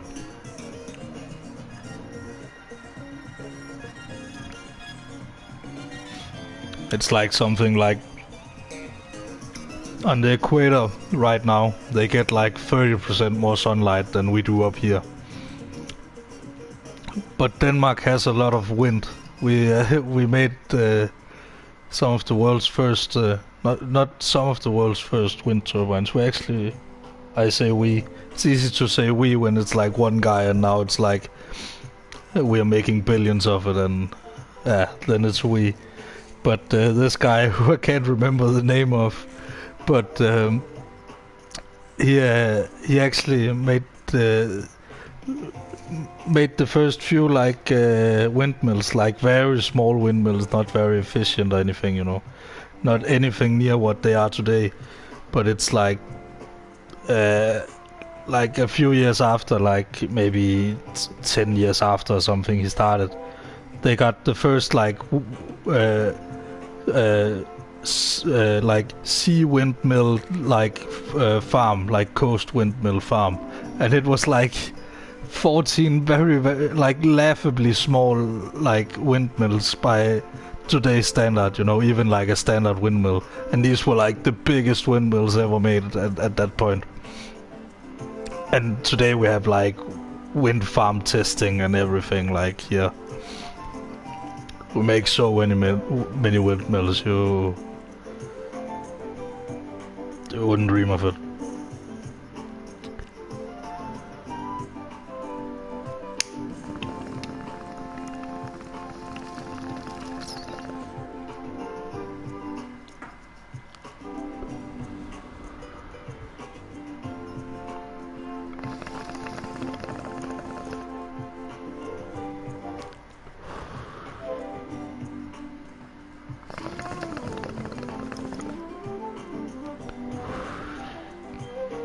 But we're actually leading in quite a few industries. Like, maybe some products are quite niche, but like many Danish products are like considered top quality, like out in the world, because when we produce something, especially ourselves, we don't like. We like to take a good education and then do what we love, you know, because we can afford to do that because of the free education and stuff. And then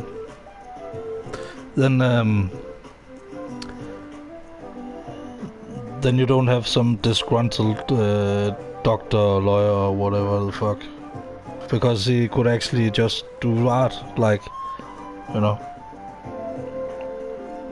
Not that everybody gets an arts degree. It's pretty hard to get one, because there's only a certain amount of spots, and it's determined by what grade you get in your like, you get a test like before you start and stuff.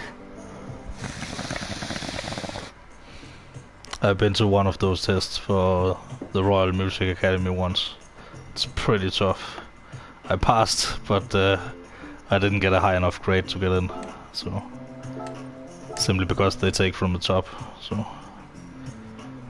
but now I at least know the process. It's just like 4 years ago. So, but it's never too late, I guess, if I want to go that way. Just need to hone my skills a little bit more, but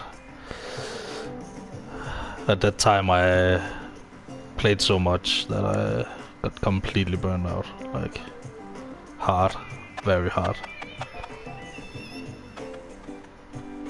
Like, it's like I stepped right out of music school and right into these ambitions of wanting to go to the Royal Music Academy, which was fine. It was like perfectly achievable, but I didn't have the state of mind to like practice every day and stuff. So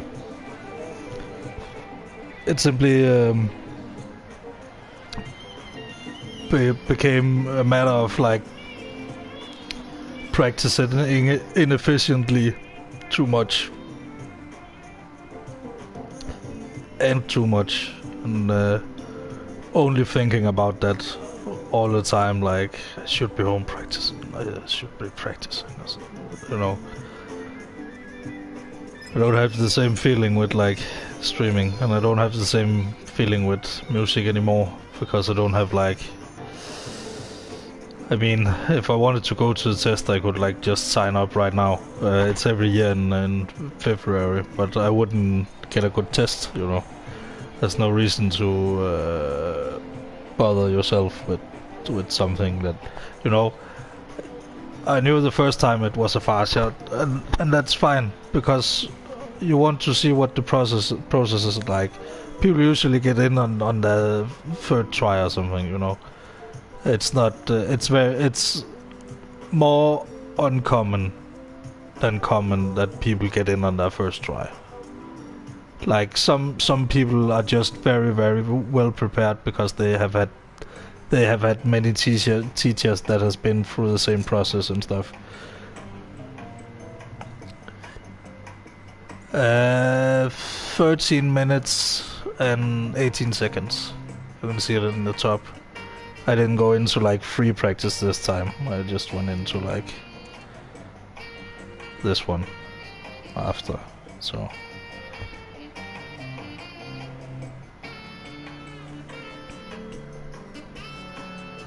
but I think I will do like a few warm-up laps before the race.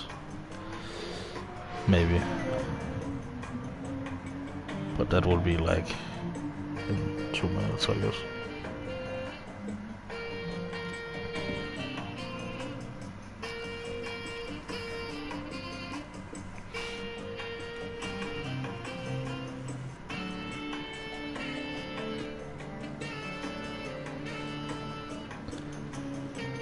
But I mean, like, my thinking was like, my birthday is. My thinking was that my birthday is on Friday, and it was fun to drink with you last time, so you know, play some GTA, do some fun stuff, and you know, do whatever, you know. It's not cars and explosions, everything in that game. We can go Easter egg hunting. I can show you like every Cayo Perico, the whole connection between Cayo Perico and Red Dead, and show you everything about that, like every picture. Some of them are very hard to like see, but like it's fairly interesting to see them and see like, hey, that is actually like Emerald Range, you know. Like, because it's like quite clearly like the head farmer's house.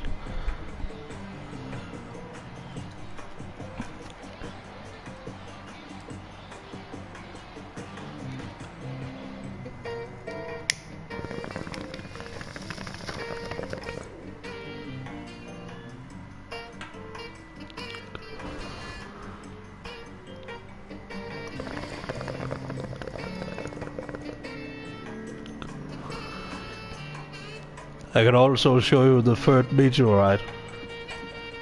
It's in the Cayo Perico. Because they knew like, oh, there's a third meteor in the files and they found it, and there was only 2 in the game. Oh no! So let's put like a meteor as far out on the map and as far down as it could come. Like, it's so far out and so far down that you can barely even like get to it.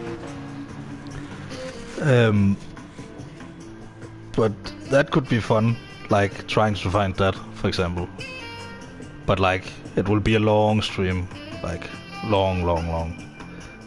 Because I'll probably start like maybe evening my time, and then it's like early, still a bit early for you guys, and then it will be your evening like at 2 a.m. my time. So I don't plan on sleeping before the next day, at least. If we get a good time, you know. Else I'm just gonna drink a little bit by myself and like do something fun. Anyway, you know, there's always a few people here, you know. All right, I'm just gonna go for 2 minutes.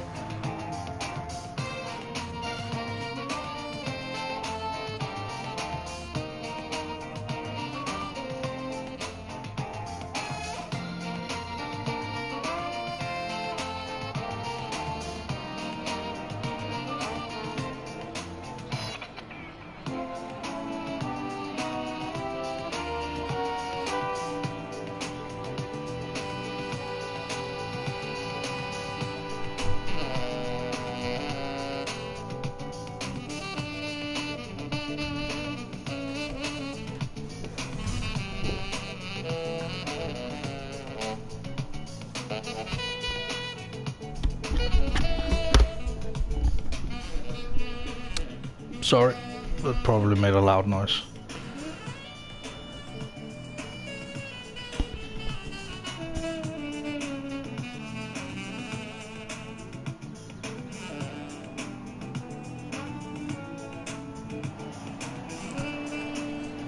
Or else I will just like put in a headset in my another like one of those small headsets in my iPad, and then I will just put on the sound for like 10 seconds just to, you know, so. But have some drinks ready,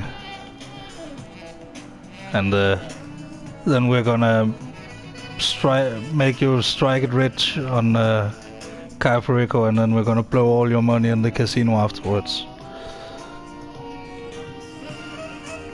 I definitely want to go to the casino. Make some huge bets. Lose all my money and then... yeah, I don't know. We'll just go with the flow. There's a few things I want to do. Like maybe just for a short while, like just for the visual or whatever. Just do the thing. Like filling up the Toreador would be fun. Like just to do it. Just to have done it. And then maybe have someone fly me around. Like my private jet while I drink my champagne. Both in game and in real life. I think that would be quite fun. And it doesn't matter if you crash either, it doesn't cost any money, you know. So it's just a matter of having fun with it. Like, it looks even better from the inside when people are like doing loops and stuff. I've been passenger in the passenger seat in a few planes before with players, and it's like, whoa, when you sit there in first person, like inside. It's like, what the heck is going on? But like, no matter the angle of the plane, the champagne stays in the glasses. That's fucking great. Oh yeah, also I will do like the yacht missions this week. Apparently they are on bonus this week. Just the day after I completed the last mission. What a coincidence.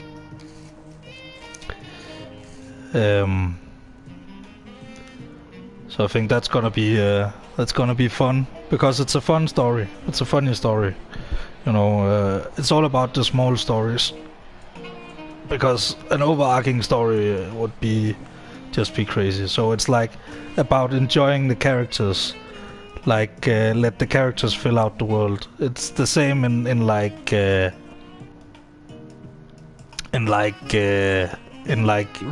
You have to like let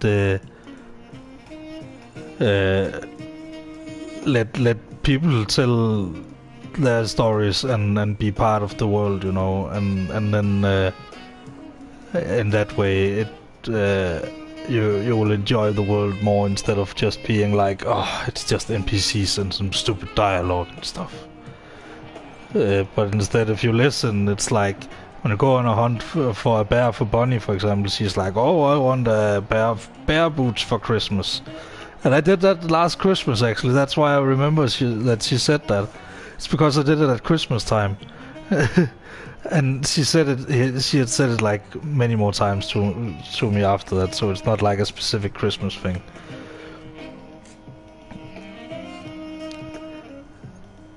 But things like that, details like that, I love it. Like I think I heard something today also in the dialogue that was like quite great.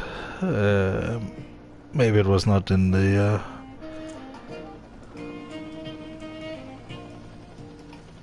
maybe it was in another game somewhere. I heard it, but can't even remember what it was.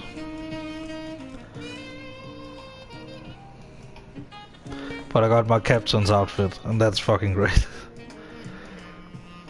I didn't even know that was in the game, and I have wanted it for so long because you can use the shirt for like an air captain outfit. If you just remove the hat with like the anchor on it and the sailor shoes, then you have an air captain.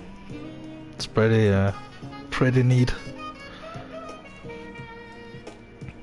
And if you didn't know, I love aviation. Like, if it flies, I love it. Just if it displaces power in any kind of way, I'm fascinated by it. I think that's the general way of saying that. Like covering both biology and rocketry in the same sentence.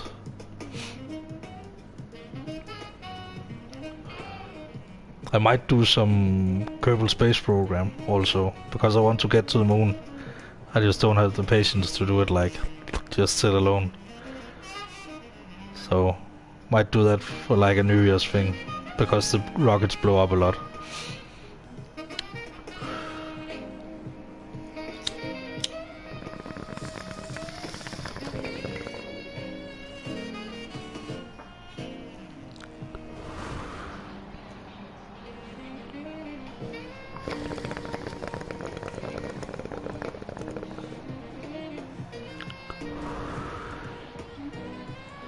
But that would take a few streams, I think. But it would be like a nice break from all the other things, you know.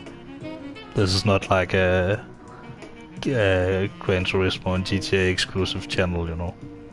It's an everything channel. Everything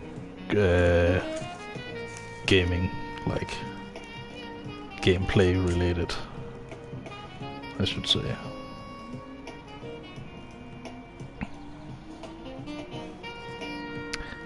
I mean, for example, BK streamed the other day with like What Remains of Edith Finch is like, that was fucking great. Like, and like a very tight package, you know, 2 hours and 10 minutes was the whole stream. And it's like, that's where you like sit down and think, yeah, I could watch like a whole live stream, like the whole stream there, and like, you know, while eating my lunch or whatever.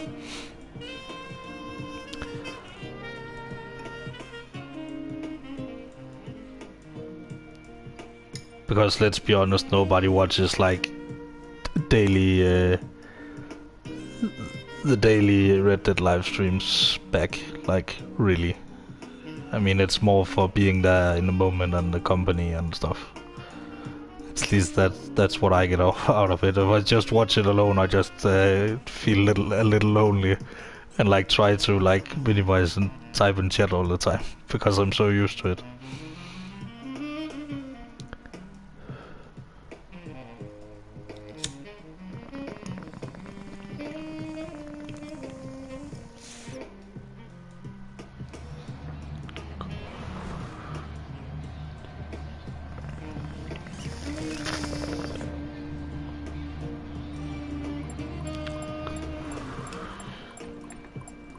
Let's see.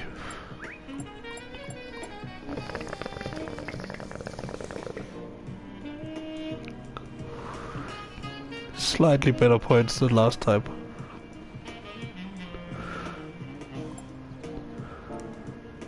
I think.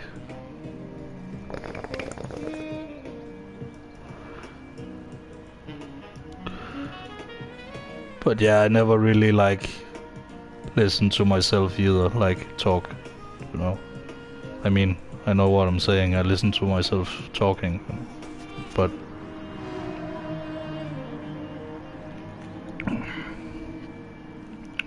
like I don't go back on my live stream and like check the audio or anything, like really. People tell me it's okay, and from what I can hear, the music is like the best it can be at the moment, so I think that's okay for now. Like,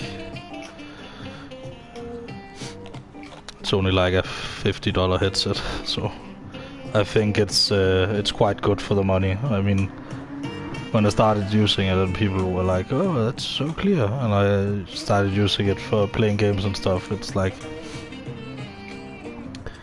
it was like the sound is very clear, and the microphone is apparently also clear. So at least it's not like a toaster mic. I mean, it might sound like it if the mic is too close, but you don't want to get it too far away either.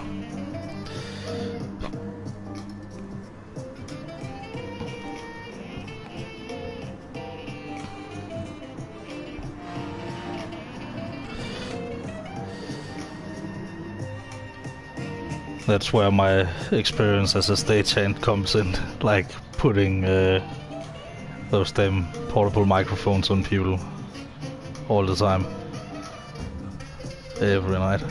I'm just gonna wait a tiny bit before I go out. I had a terrible run last time.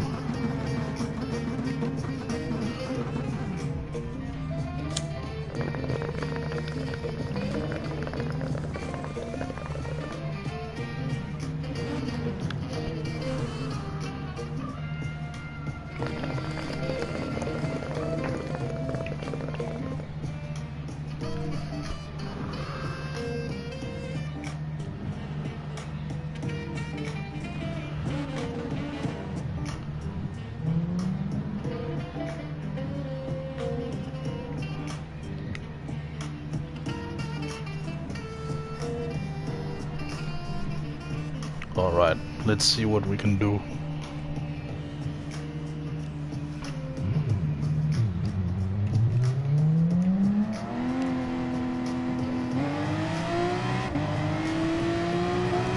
One second.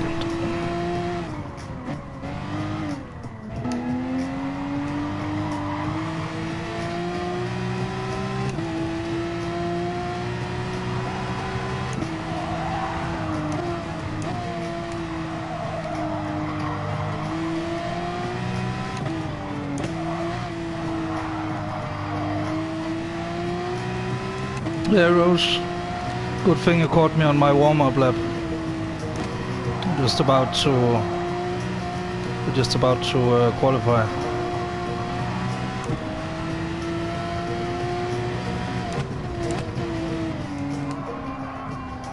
Good to see you. How's it going?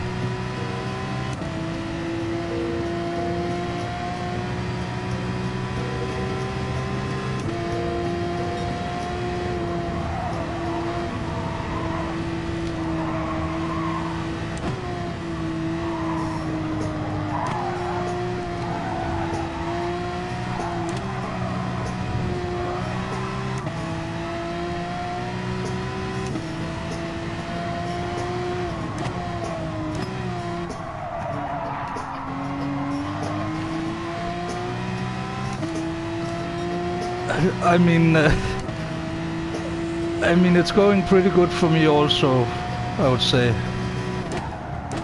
Like, despite going into like winter, and winter usually being pretty rough for me, like I think the streaming and oh shit. Oh no, I got distracted. What shall I ever do? Fuck it. Doesn't matter, it's not the last race of the day.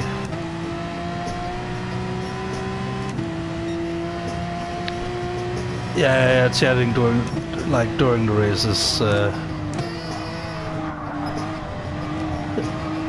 We don't really do that. But yeah, everything is like going pretty well, except that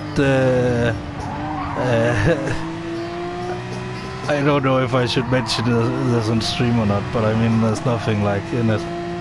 Like, the police took my weed away yesterday, like, all of it. Like, no, not yesterday, like, 2 days ago, I think.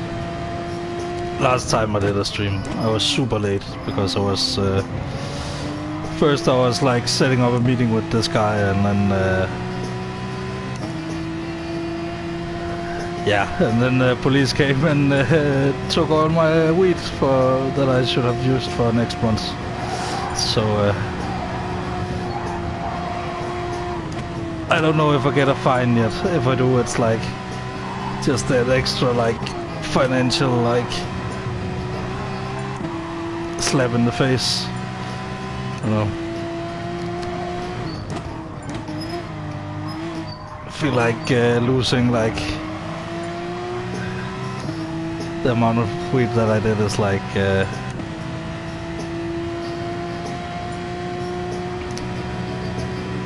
it's a financial burden, but it's nothing that that we can't overcome, you know.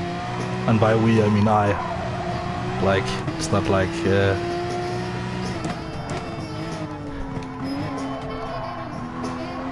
but yeah, don't worry, like it's nothing. It's not like I don't even know at this point if I will get a fine. 18th. We can only yeah, I think so. Because let me grab the thing here. It says on the paper 7 grams. I'm pretty sure I had 14, or at least over 10 at the moment. I was pretty sure I had over 10, and the police lady was like, so is this about 7 grams? You know, she didn't say like but like, you know, she asked me in a way that it was like I think 7 grams is about the legal limit to have like for your own like purpose, because over that you can apparently sell to people. I don't know, but you know, some police folk smoke weed too sometimes, you know. Not very often because they're in the police and stuff, but you know, no one really have anything against it, you know, as long as you don't like smoke and drive and stuff, then it's fine.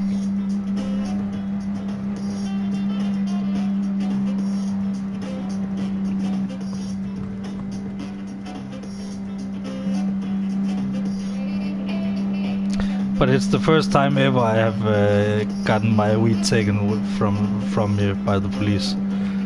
It's also the first time I have been like stopped by them, like specifically. Like, I mean, not specifically, but like, I mean, I've been stopped one time on my moped where it was just like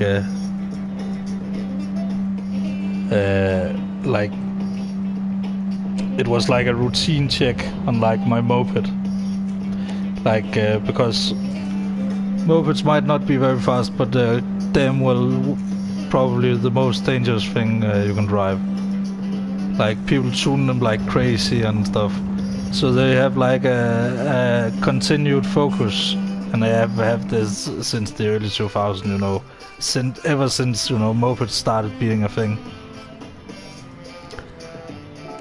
Let me just go on the right tire compound.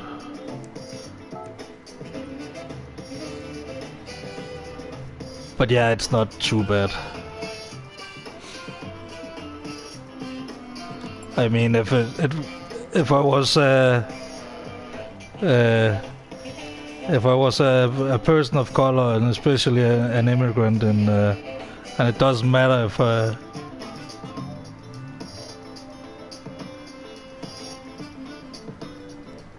yeah, they looked at as kind of sus, but it's like you can pretty much look at the driver. Does he look goofy, or does he look like a guy in a hoodie, you know, who's driving too fast? It's like, if he's driving 30, then he's the good guy. If he's driving not 30, then he's not the good guy, you know. Drive after the weather, you know. You don't have to go like full ham.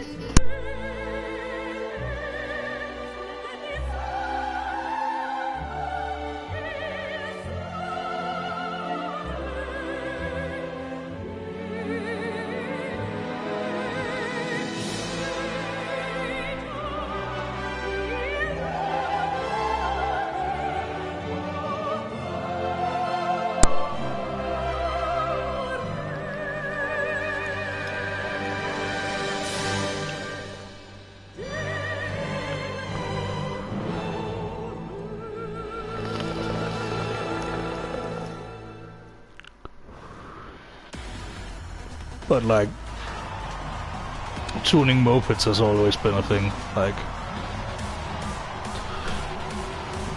because they're naturally made to go slow, and there are easy ways to, you know, because they're limited mechanically, they can go much faster. Like in China, you can just go 80 on your moped, I think. Maybe you can go 60, I don't know. But it's still like, here it's 30, because 30 if you want to I will not worry about chat. But oh, that's a nice livery. That's so nice. It's with mosquitoes, but I thought it was Jägermeister livery for a second.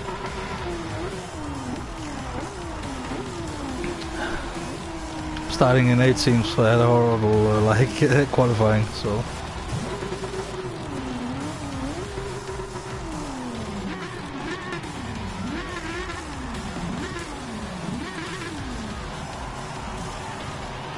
You can see me back there, like way back.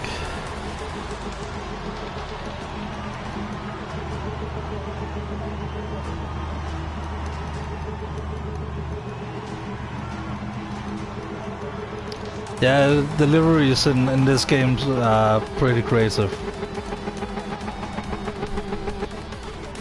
But of course there's also like just stock liveries.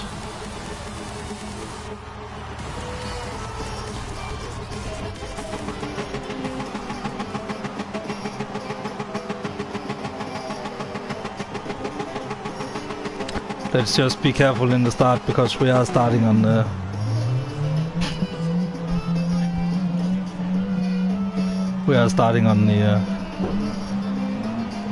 medium tire, so we're starting almost last.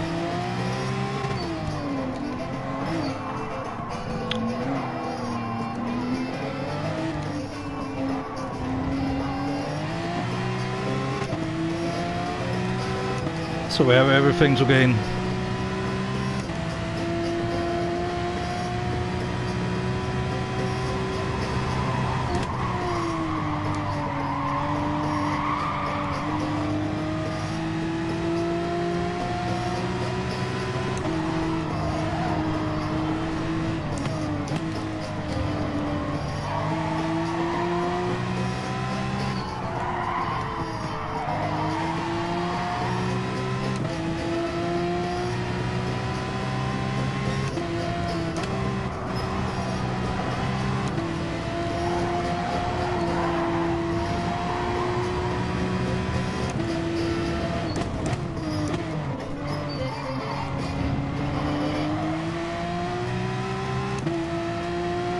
Looking pretty good so far.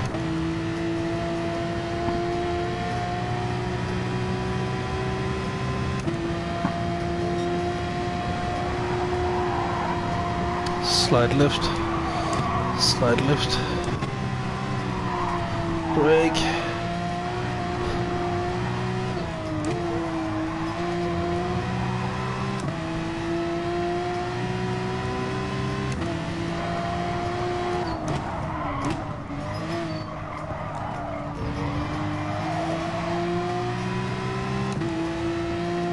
I mean, we can still catch this train in front. It's only lap 1, so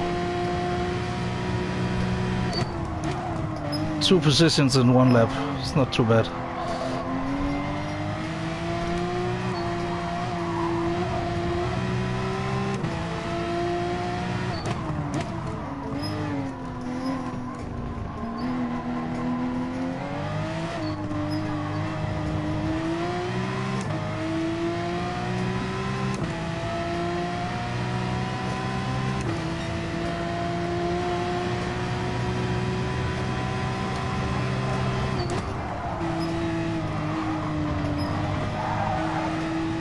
And you gotta really eat that curb, like this one also.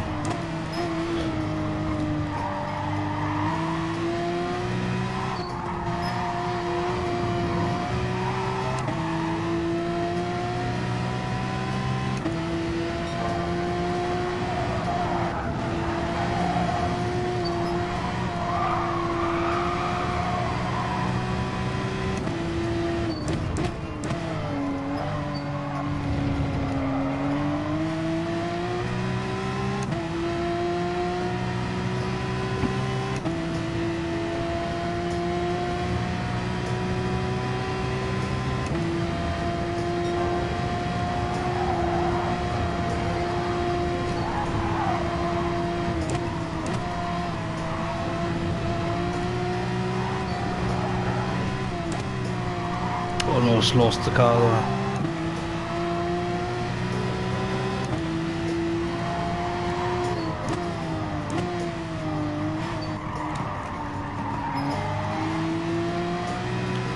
Couldn't accelerate as early as I wanted to.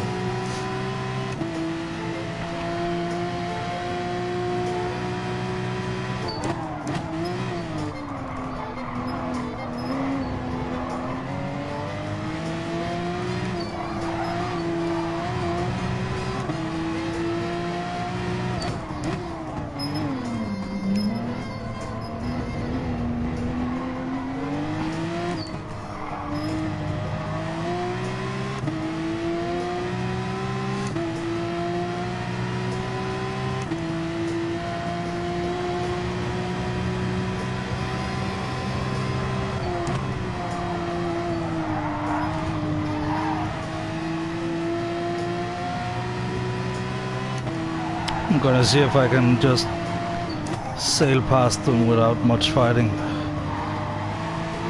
Especially this guy, because he is slow.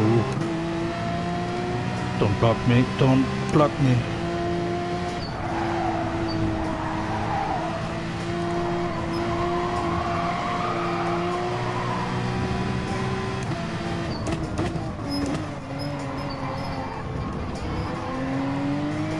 That was very close to me getting a penalty on the way in there.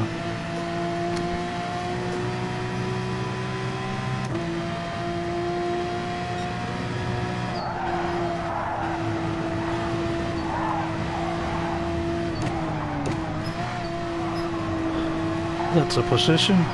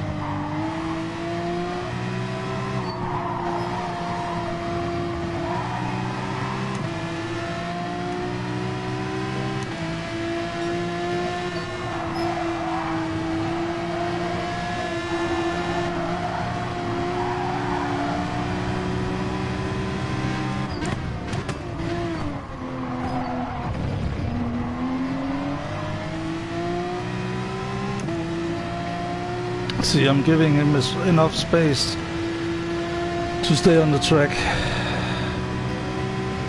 I don't want to get, like, push people wide. It's not the right way.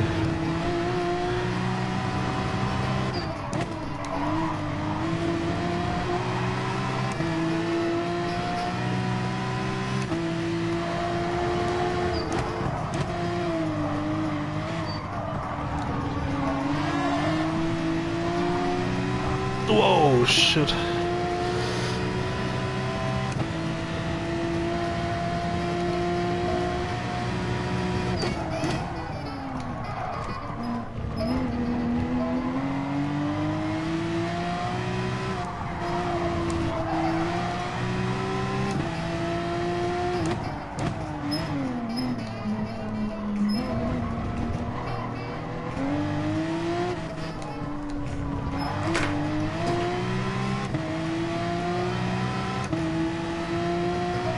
That was a fairly clean fight.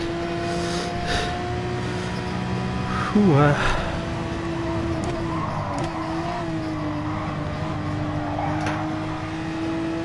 like way cleaner than you would expect in a video game. Kudos to that guy. Didn't read his name, but he was a good driver, very good.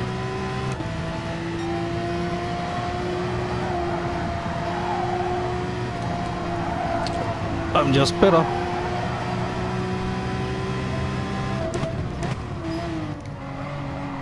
I'm on the medium tires and I'm catching up, you know. I still have 2 more laps left of this stint. In on lap 7.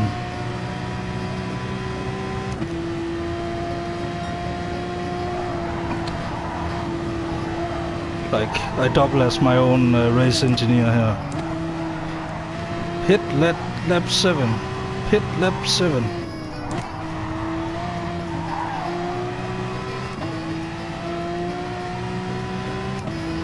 And I'm gonna make quite a few Formula 1 references. I think. Can't help it. Because some of them are quite good. Like the one I'm gonna use right on this one, because I really need to remember to go in. So this is the perfect radio call from Formula 1, like, impression. I'm not gonna find the actual clip, but it's gonna be at the end of next lap. Not the end of this lap, but next lap. My rear tires are going a little bit, but I have been fighting hard. So I need to just survive these laps, and then it's gonna be all honky-dory.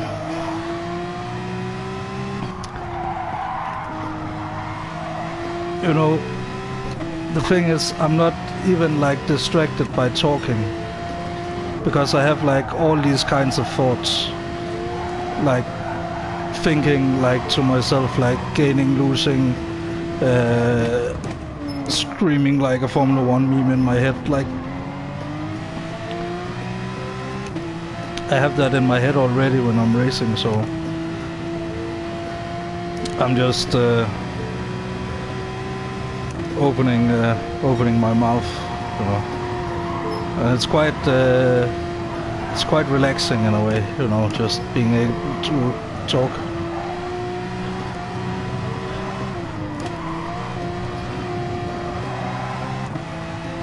We need 1 more lap on these tires, so we don't wanna like go too hard.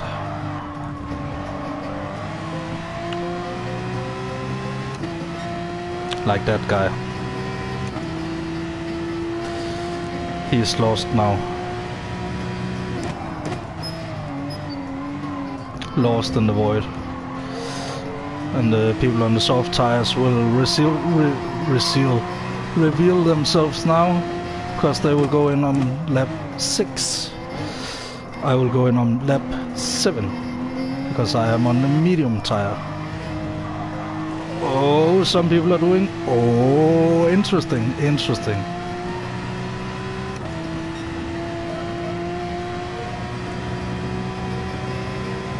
People are doing this different stuff here. People always try different stuff. Like I do, I also do sometimes. Like when I like find my own strategy and stuff. Okay. We need to go in this lap. In this lap. This is the final lap of this stint. And we need to be careful. No need to overcook it, because if I spin the car, first of all, it's slower than just going slow. But yeah, it's also faster than it's pretty much going to be on the hard tire. So these guys are catching up to me, but I don't think they will catch me before the downhill section.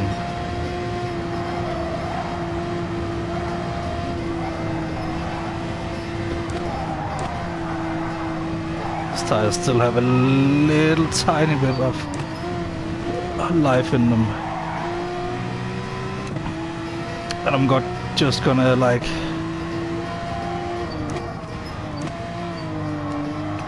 kill the tires completely on the last few laps. They're fighting back there, so that's good.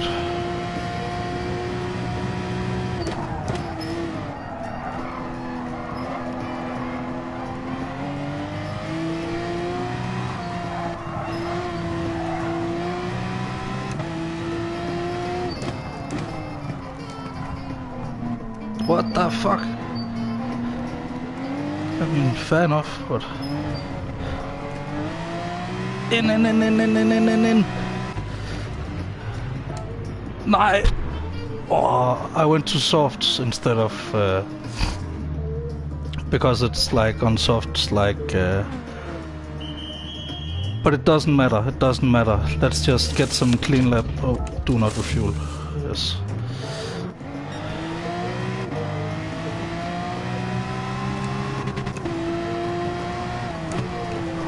Now we fight.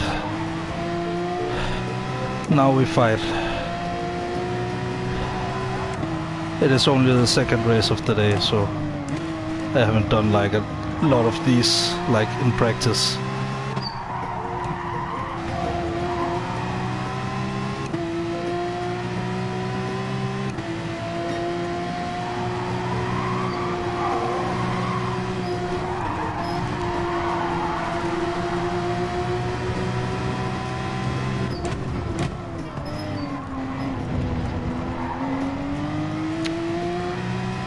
Look, on my new soft tires I can just take him.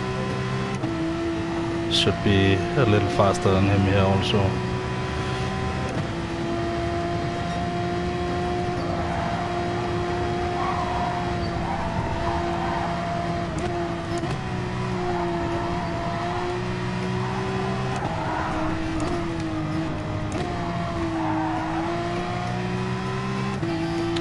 I made a mistake.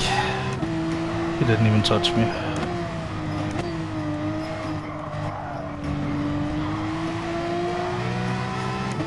I just touched the grass, so...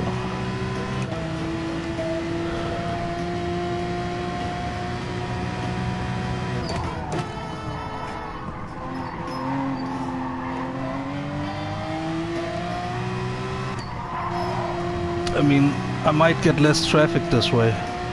I mean, there's a huge amount of traffic coming up, so...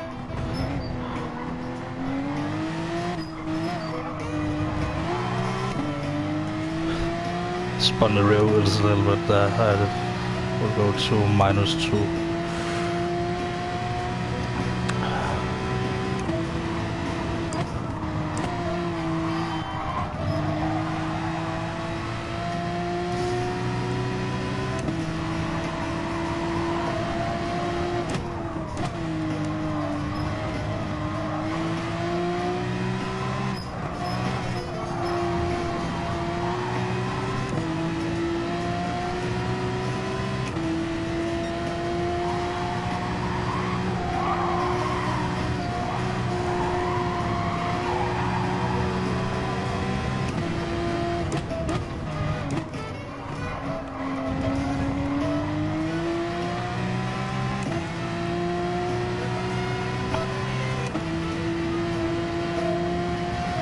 I hope they don't give me too much trouble in front, because I need like clean laps.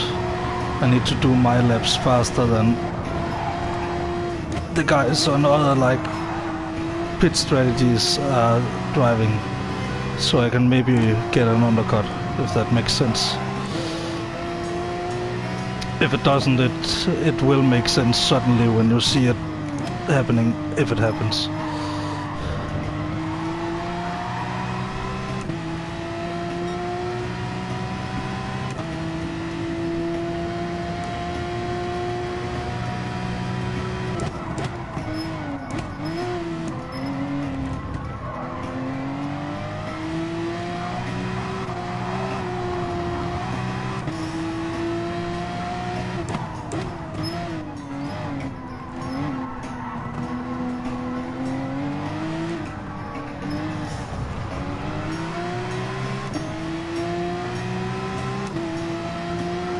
fighting too hard, man. What, are you gonna edge me out here? Fine, I'm just gonna brake early here. Let you make your mistakes.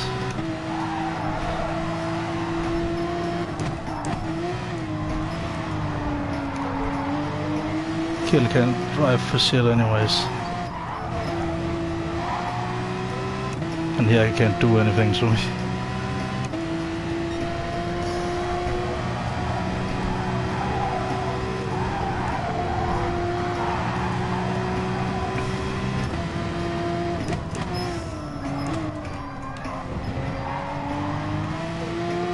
See, that's where strategy comes in. Because now they are like getting held back by him. But me, I have 5 seconds up to the nearest car.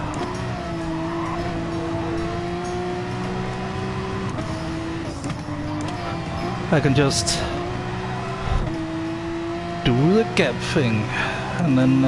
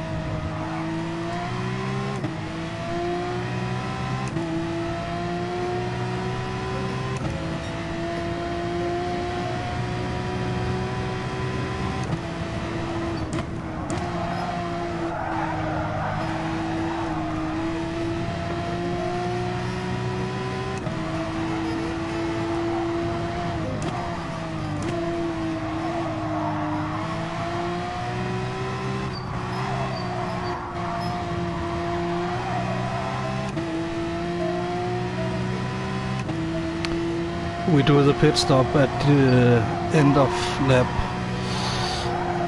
13. End of lap 13.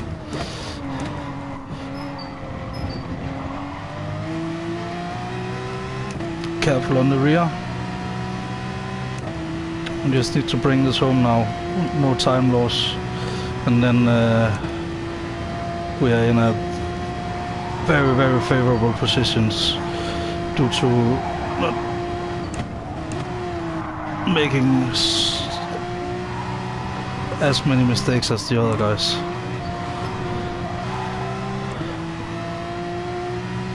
Motorsport is all about consistency. I mean, if you're fast over one lap, great. But what about when the tire wear kicks in and the fuel and you have to do it like 15 times in a row on different tire compounds? Then some consistency really, really helps.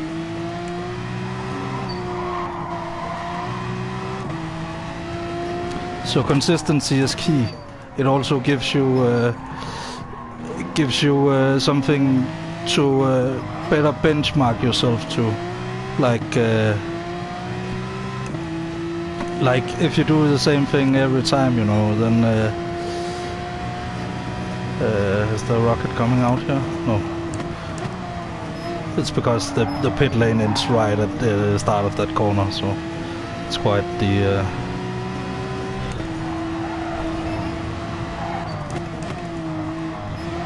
it's quite the dangerous exit.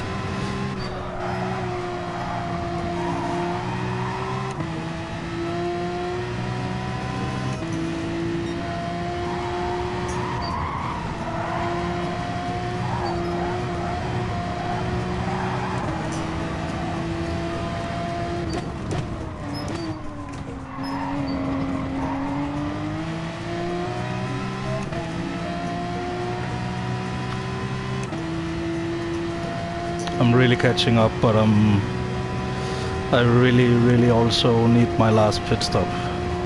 So we will see. But we started 18th. I think this is fairly promising.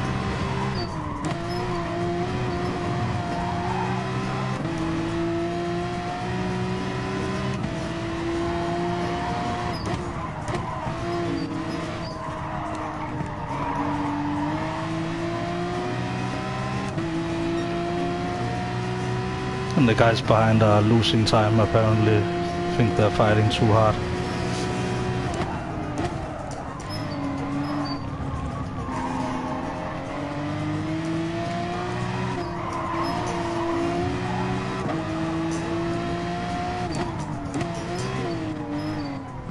End of next lap is I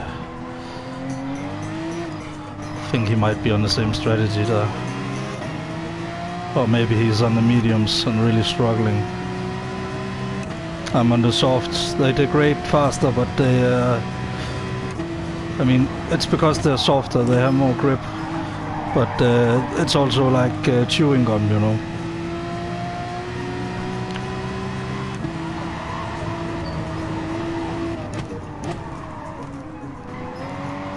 Nearly lost it into there. Need to just be careful now.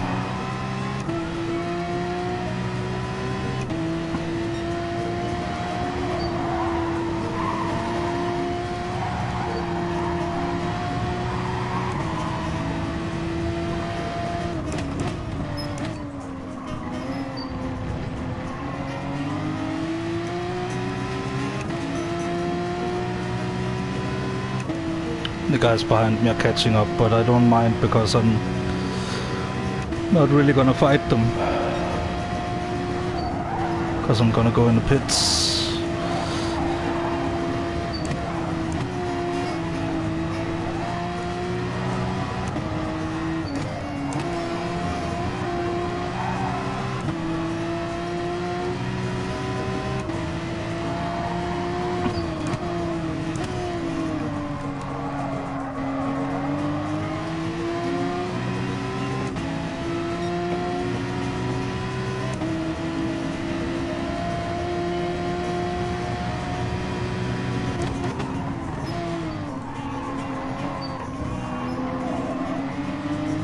Closed it off for that guy.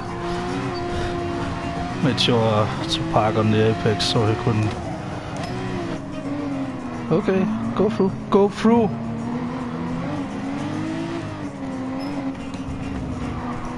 Jesus Christ. Okay, hard tires, hard tires, hard tires.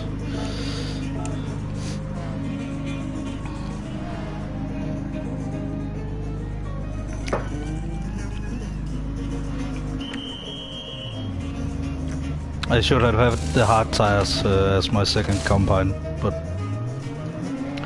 we'll see how it goes.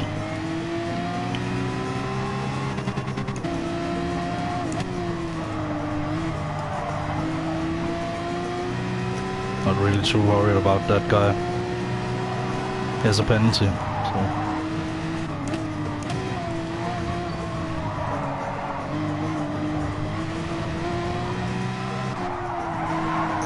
He is blocking my view though, which could be a problem.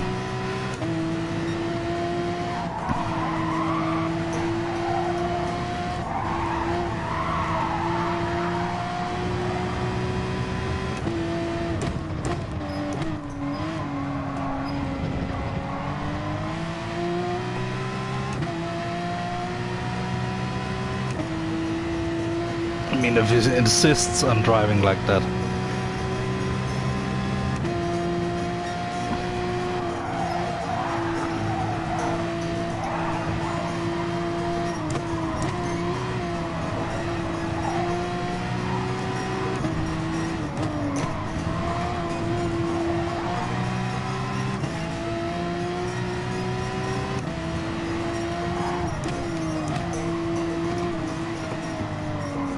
I mean, he has a penalty, what the fuck?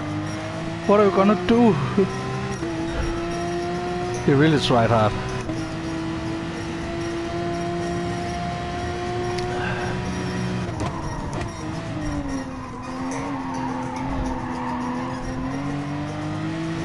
tried very hard to take me out, so...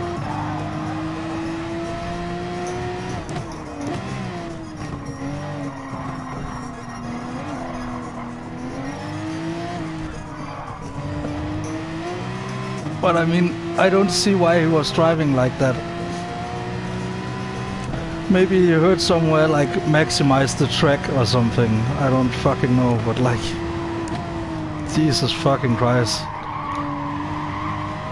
I mean, by seeing how he was like trying to take me out, I assume it's because he didn't want to. He wanted to be unpredictable and make me afraid of overtaking him. But the thing is, I've gotten used to that kind of shit, you know. I know what to do. Even earlier in the race, when some guy tried to take me out, I just used the brake a little bit earlier than him, and because of his erratic and idiotic driving, he crashed himself. So,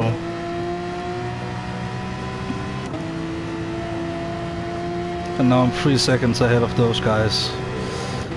So.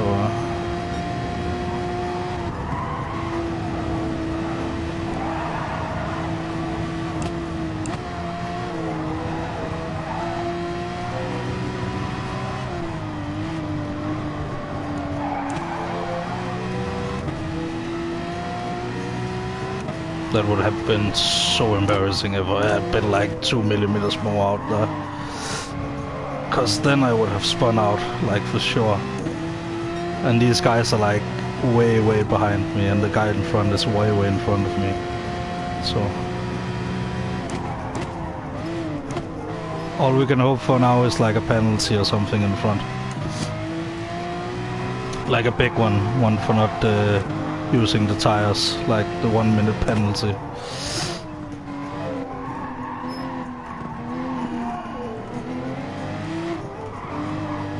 And here it's also very easy to spin it.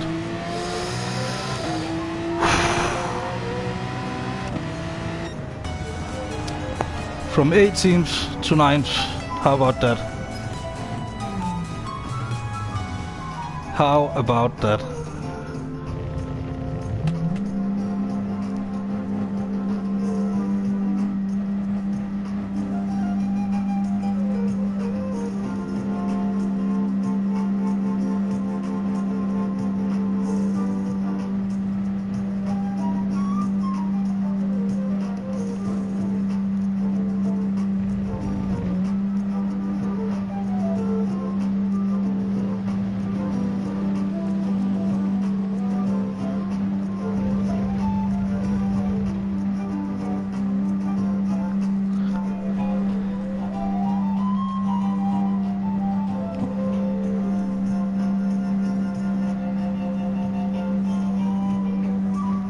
Imagine what we could have done if we didn't screw up the qualifying so bad.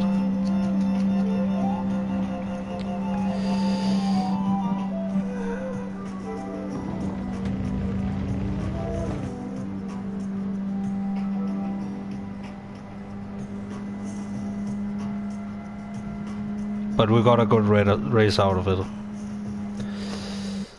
I don't know what the qualifying times are, but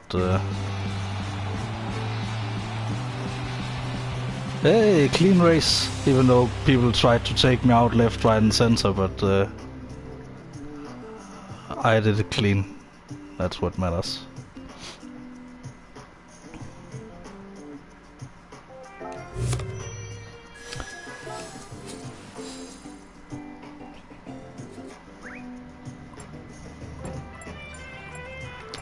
Thanks for the race. Save the replay. Let's see. 1:57.7. So it's not like super duper. That's not the qualifying time, by the way. That's the best lap in the race. And in the race, when you have like tire and fuel wear and stuff, there's like a certain delta time to go for, as to not like an optimal like you cut a little bit of your lap time to save a certain amount of fuel and tires. But now it's time to check the the link in the pinned comment to see if anything has happened.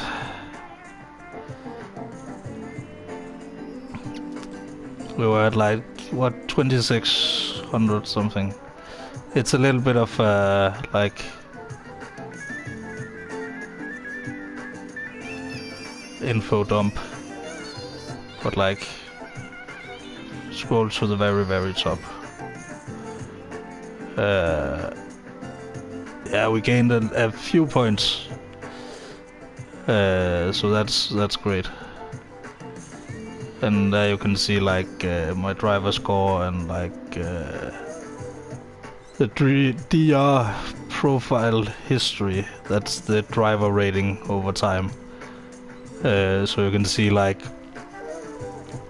as soon as I started streaming, you can see I was like up in the green here. Like the green is A level and the orange is B level. I'm just assuming that that if you're looking at it, you know, I'm explaining it as if, you know. But you can see I have had like a few data points here where I have been ending the day on like some different like up in A level, but still like okay, you know. And then I have had a dip, like a fair dip, like from the first time I was in A level, and then I went back to like the FIA thing and like all that. Came up in A level, finished my season in A level, and now I'm back to B level. But I'm enjoying racing a lot more. Like now I race like it's nothing. Like it's not such a chore as it could have been. Like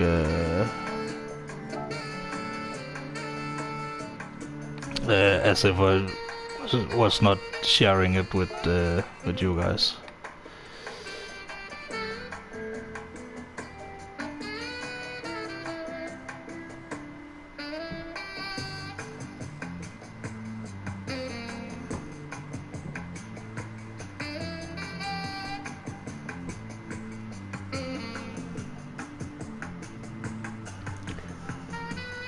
But yeah, now we have time to chat. Like some minutes at least. So like some streamers like just practice the entire time in between, and I don't understand it. It's like they do the thing, then they practice, then they watch the replay and then analyze it and stuff. Like I need to just like sit a little bit, you know. That's my best like preparation.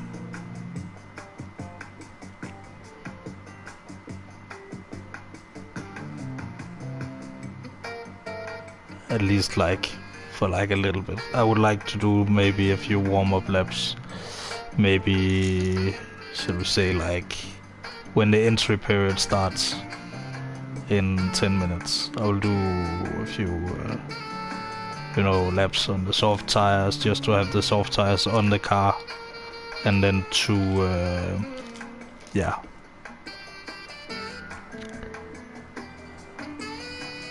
but I think this could be quite good.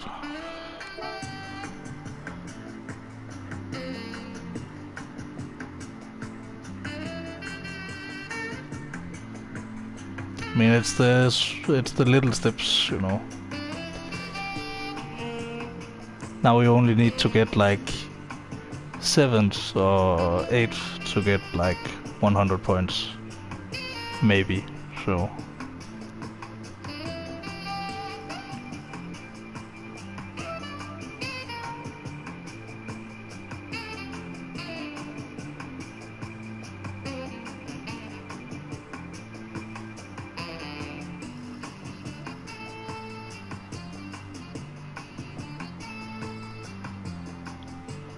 Oh yeah, by the way, Rose, I don't think you were here when I mentioned it, but on Friday, the 3rd, it's my birthday, so I'm gonna do a big like GTA stream, like drinking and having fun, like doing whatever the fuck, going at least doing a few like huge bets in the casino, because I have like $33 million in casino chips, so I only need 12 million to show off that I have like a full safe. You can have like a safe in your office, and before you had only needed to have $1 million. Thanks, Rose. Uh, but before you only needed to have $1 million to have the safe full. Now you need like $1 million, and not only $1 million in casino chips, but $12 million in casino chips. The maximum you can put in casino chips is like 50,000 every in-game day, so every 48 minutes.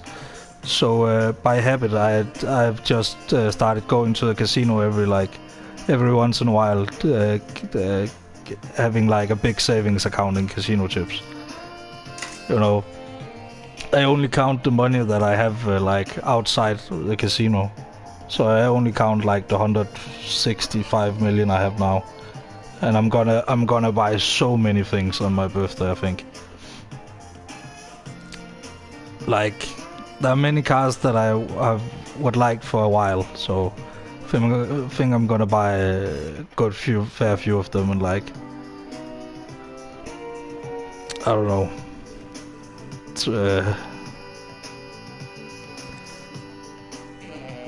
I mean, casino chips ultimately mean nothing,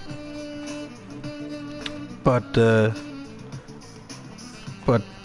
I like to have a lot of casino chips because I like to be a big roller, you know, and going in the VIP section or going up to my private blackjack table, and then just throwing down that 50,000 and see if I can double it.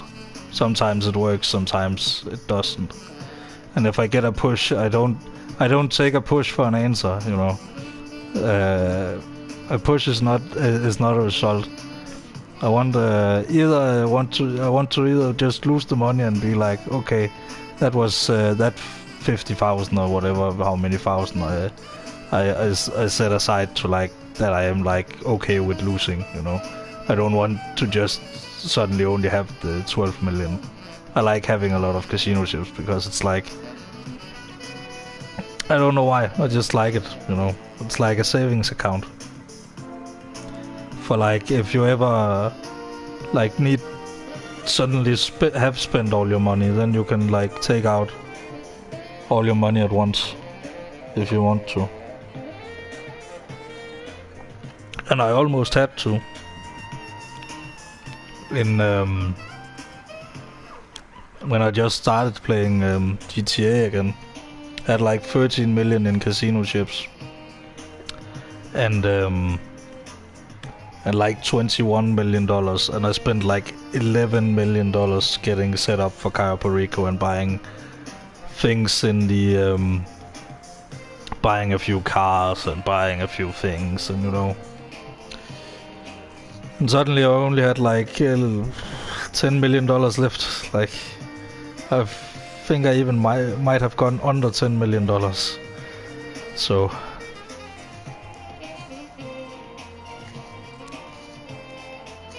and back then I didn't know how to do Cayo Perico, so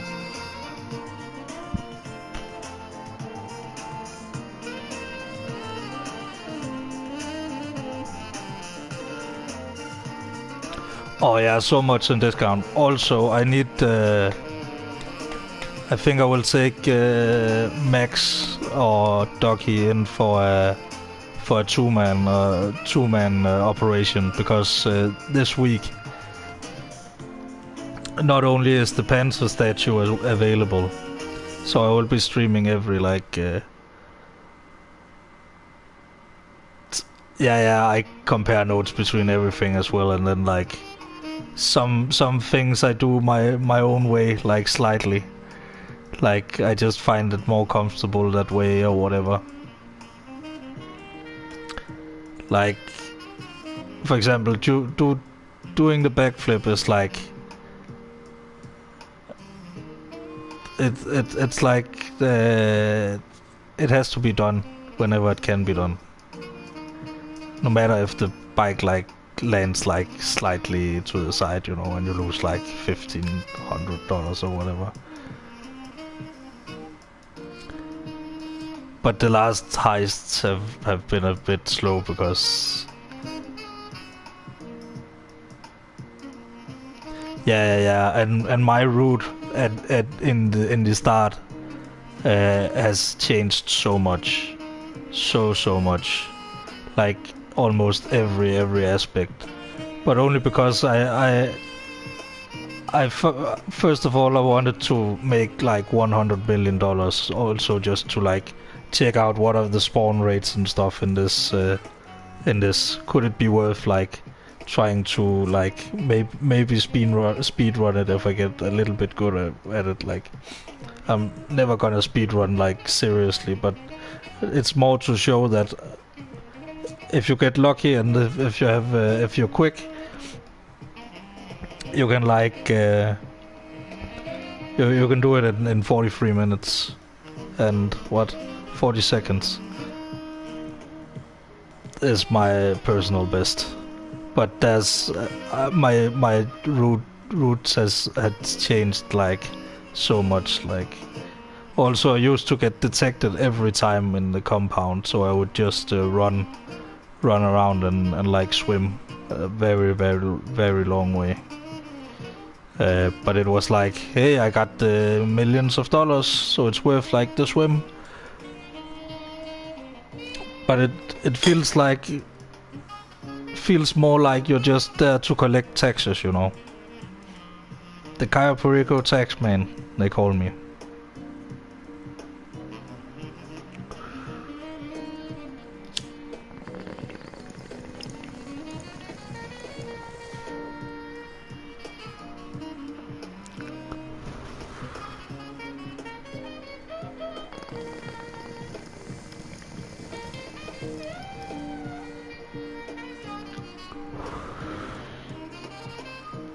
I mean, the taxes are not going exactly to the state or anything, but they're going directly to me, and that's very charitable. So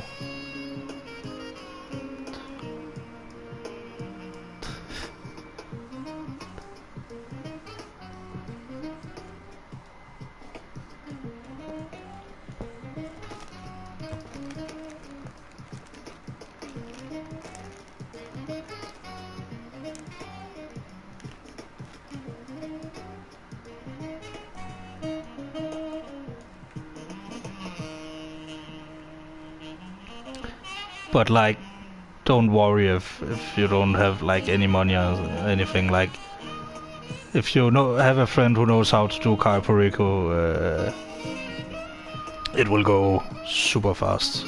Like, and I'm thinking of doing it like 2-man this week, because it's like there's not only is it the Panther statue, but there's also more gold in the vaults, as far as I understand from like the brief little thing I read. Like, also security says whatever intel has it that there's stored more gold. Oh, and gold is an actual item you can loot. So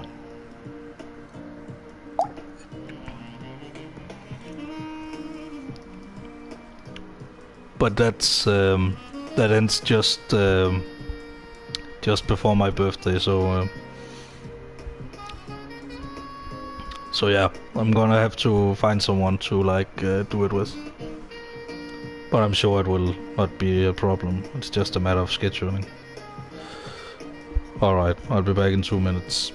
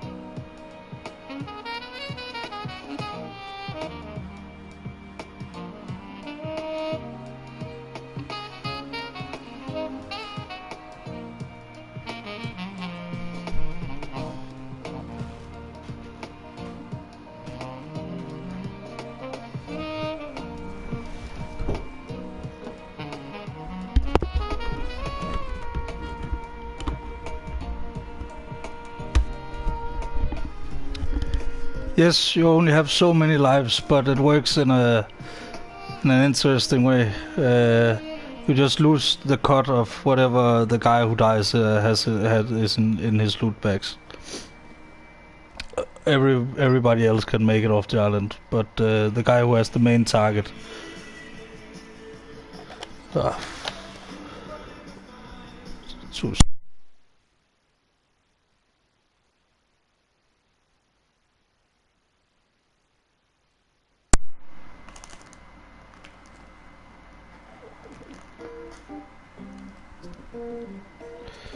We actually made it to the end of one of these playlists. Wow. But I guess these streams are pretty long, so...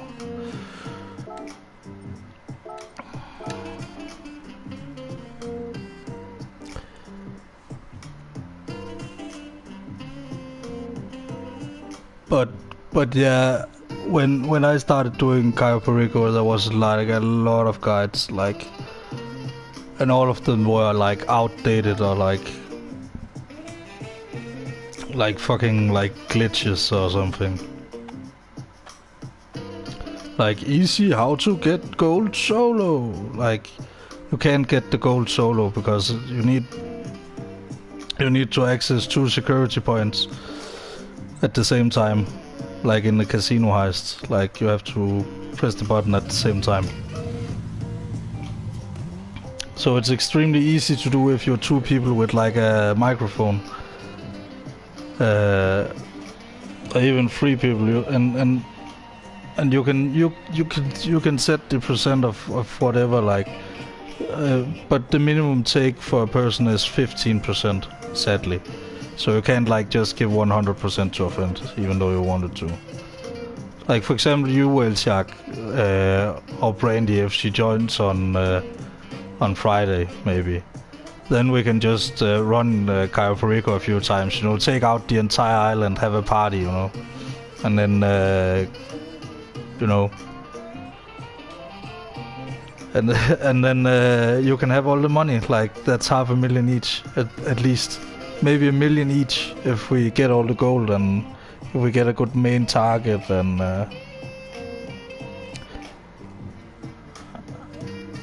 And I'm sure, like, we can, like, find out who wants what, like, depending on, like, how many money they want. I don't want any money. I have enough.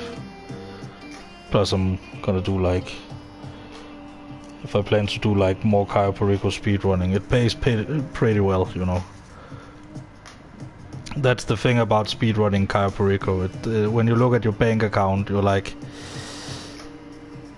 Yeah, the grind was a little bit kind of worth it, because now I can just buy cars without like asking myself what car am I gonna sell next or whatever.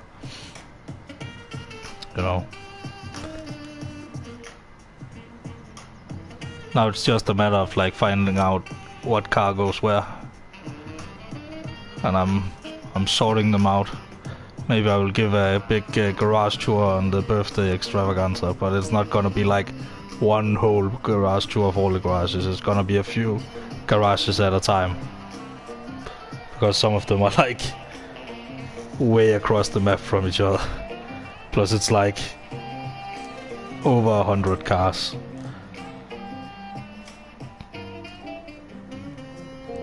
And many of them are like cars that I love to look at, but I don't love to drive, and some of them, I can only drive like one car. But I like to have them in my collection because they mean something to me. You know, if the real life car means something to me. Or just the podium vehicles of the week, like doing the thing where you spin the wheel. If you don't get the car, you quickly close the app as quickly as you see, like, okay, I'm not getting the car, so then quickly close it.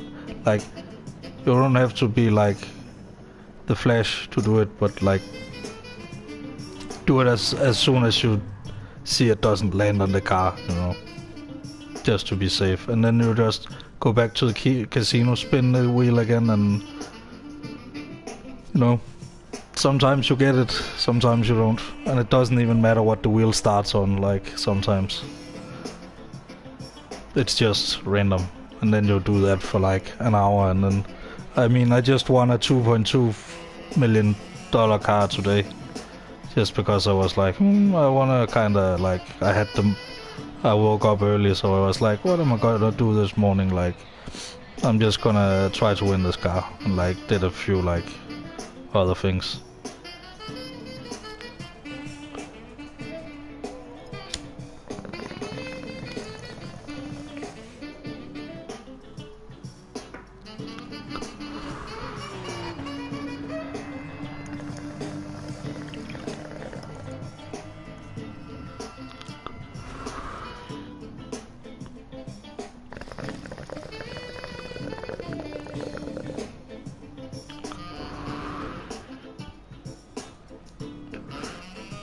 Oh yeah, also if I could reach 26 subscribers by the end of my birthday stream, then that would be great. Because I turned 26, so I think maybe we can do it. Maybe.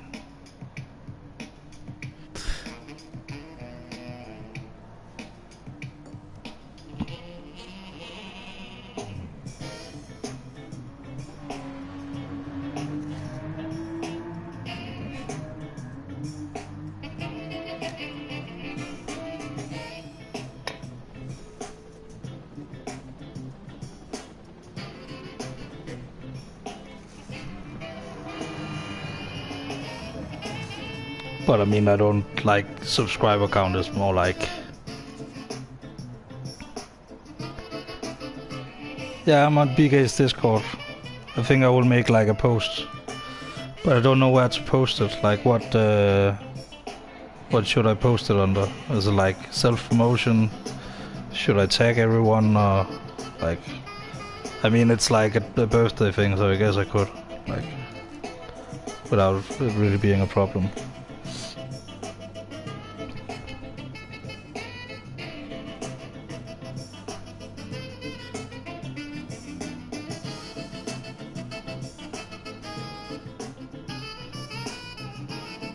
Yeah, I use the promotion page, but I use that every time I stream.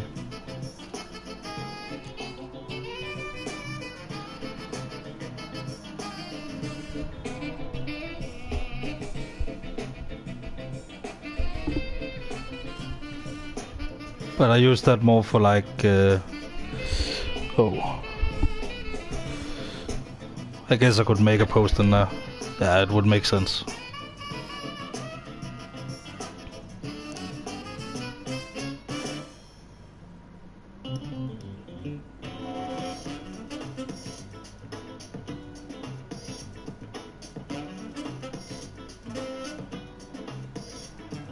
But I guess it's... I mean, if I join BK's chat during the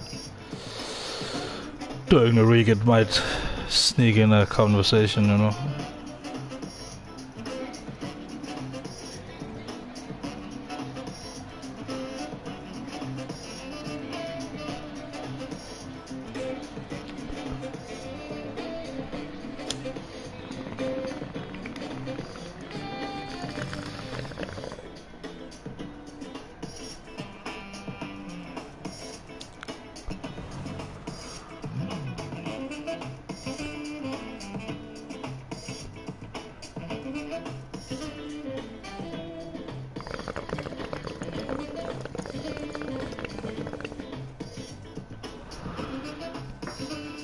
But it's gotta be fun, and it's gotta be...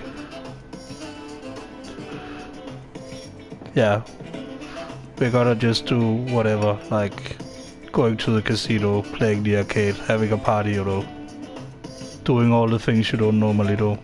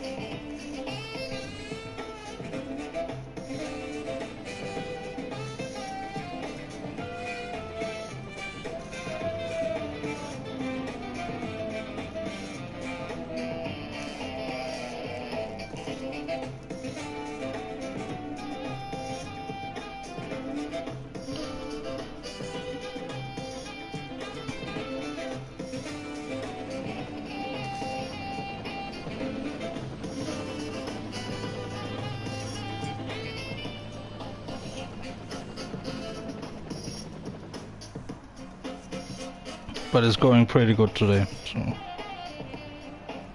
my driver rating have went up twice. So.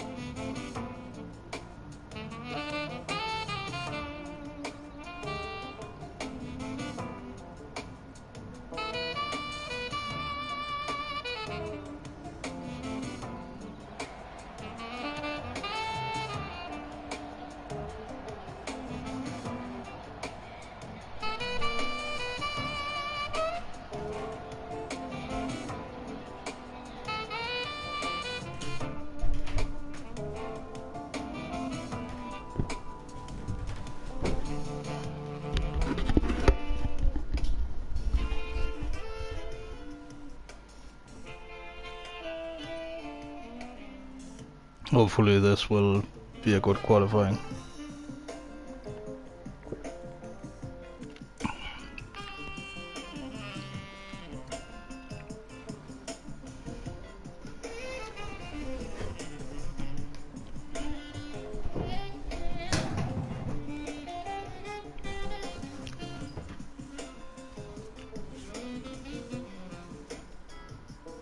I'm gonna try something different. I'm gonna try getting out as one of the first guys, because it's usually the faster guys who are out first. Sometimes. I should just go for a clean lap. Yeah, just a clean lap. That will put me in top 10 at least. At least it should.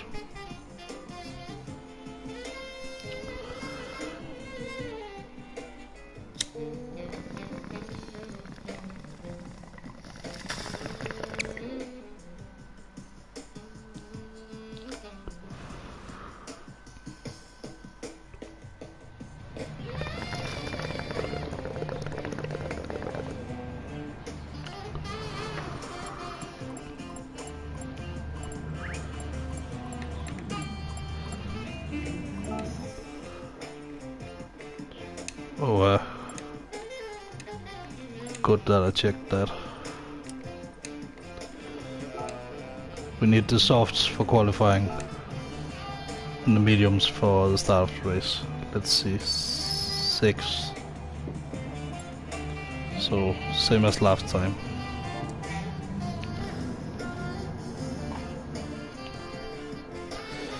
I'm gonna need some other music than that. Jesus Christ. Get away. Wait.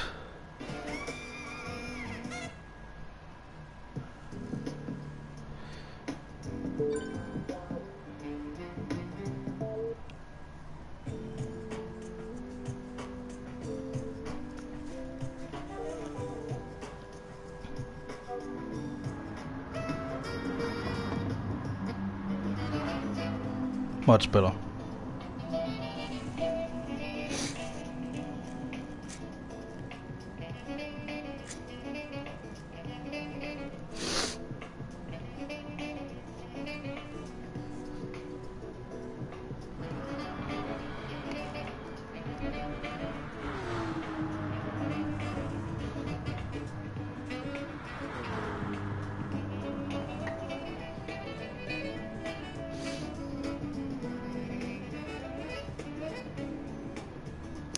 I mean, at least I got home with some weed yesterday.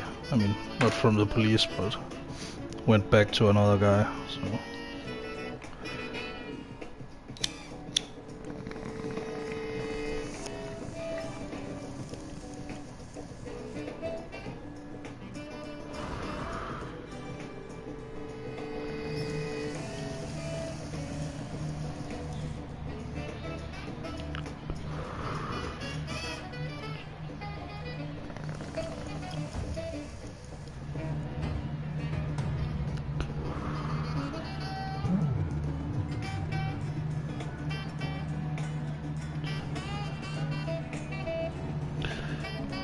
I don't want to be that chaos in front, because you never know. Sometimes it might just be a noob just putting the throttle down.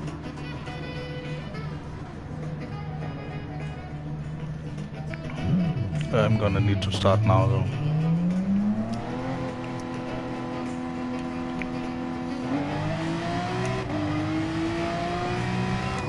See if I can maybe get 2 laps in.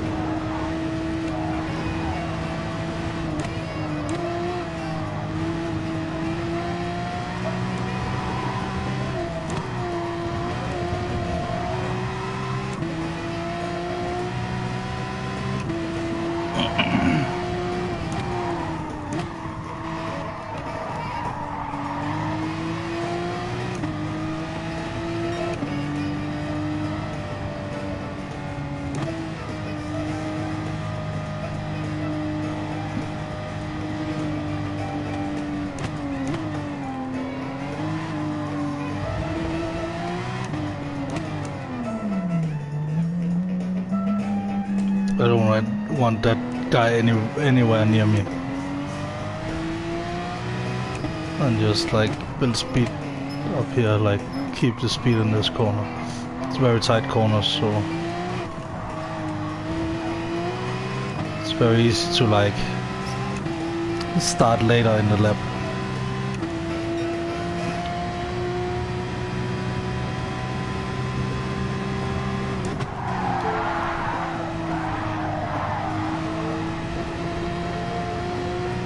That was not clean at all.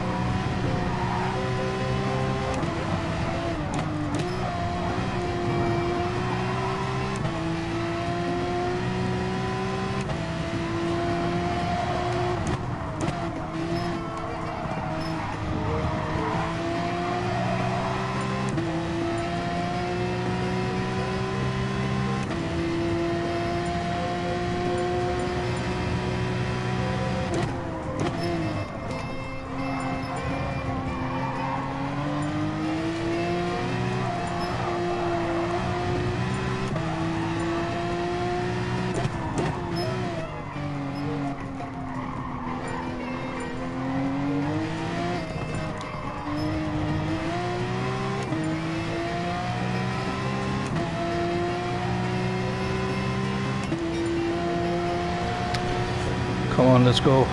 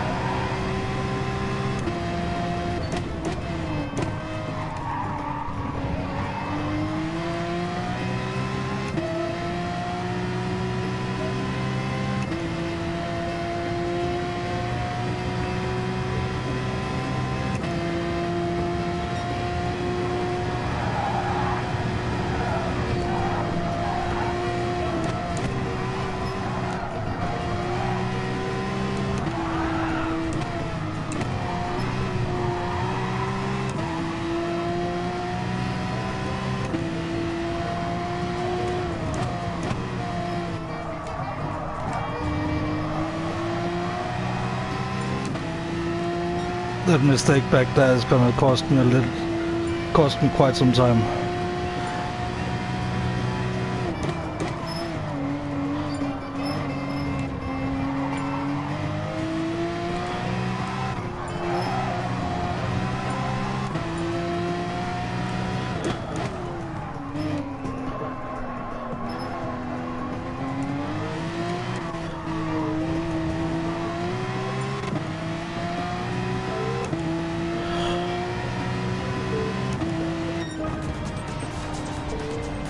P7.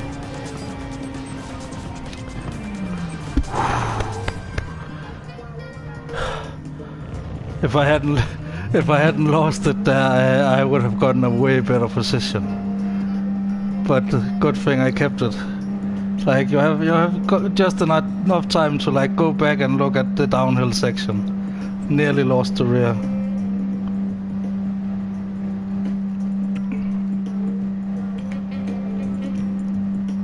That's why racing is so much better on YouTube than it is on Twitch, because you can go back instantly.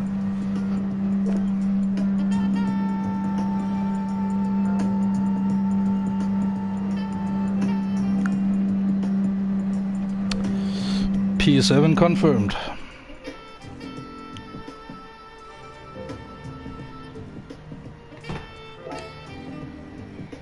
So we only need to gain one position. Oh.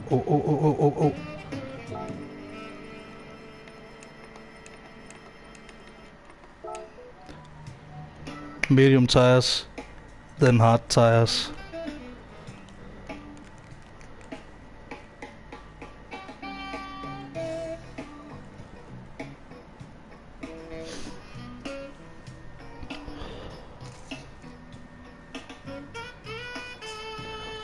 Very good starting position, especially considering how I did in the last race. Now I don't have to fight through like 10 people. Now I just start up here.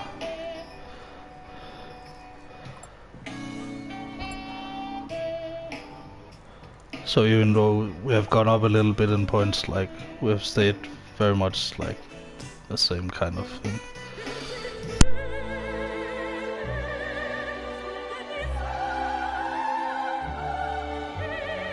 But yeah, it's gonna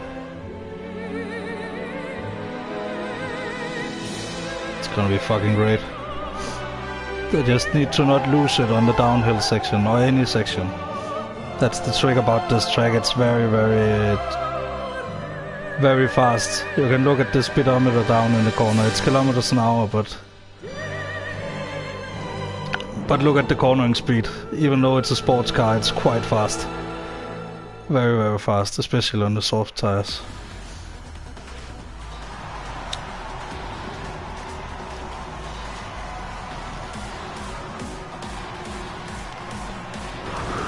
That's a dirty driver.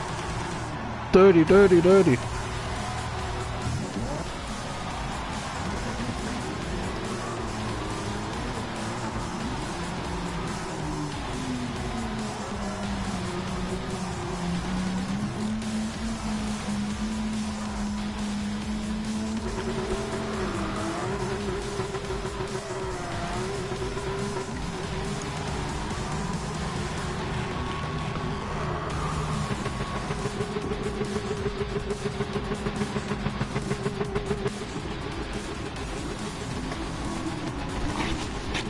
Oh, Speedy Gonzalez, I rescued him before. Because I said Speedy Gonzalez when I saw his livery. Didn't even see his name.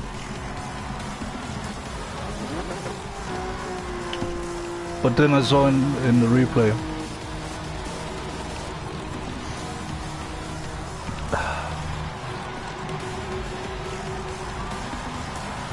It's a pretty good name for if you play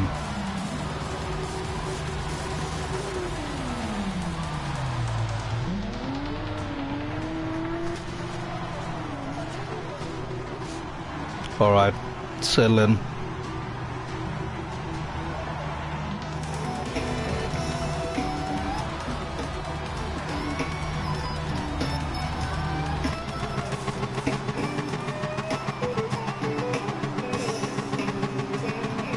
I just need to burn some fuel before the race because I have plenty of fuel for the whole race.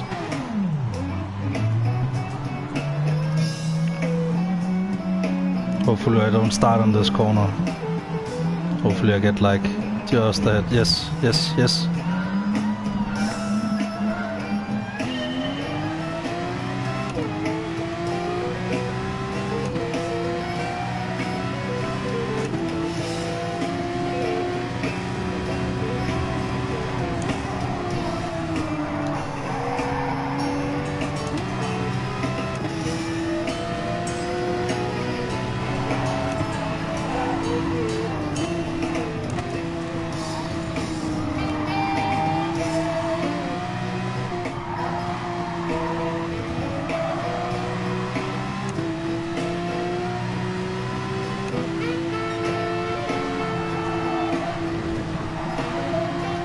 Might get a penalty for that.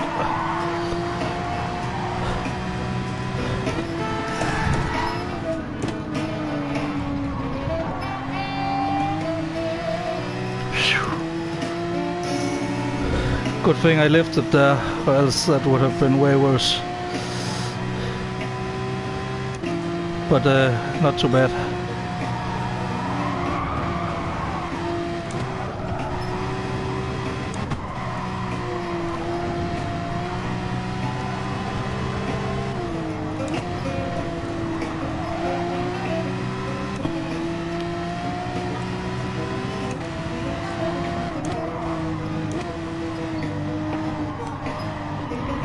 Can't go night outside the...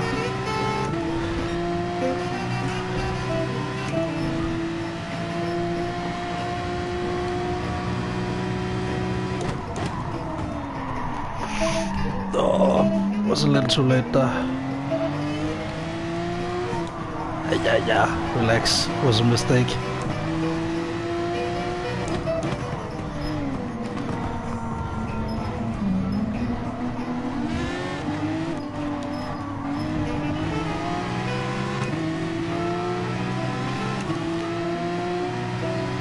But a guy like that, he can just get a grudge over nothing, like...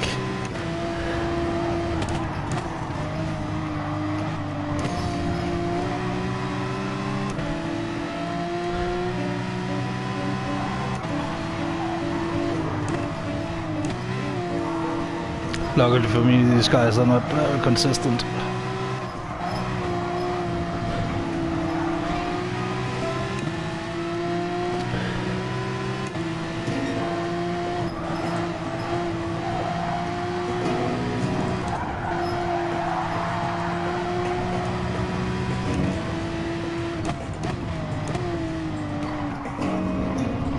That guy left.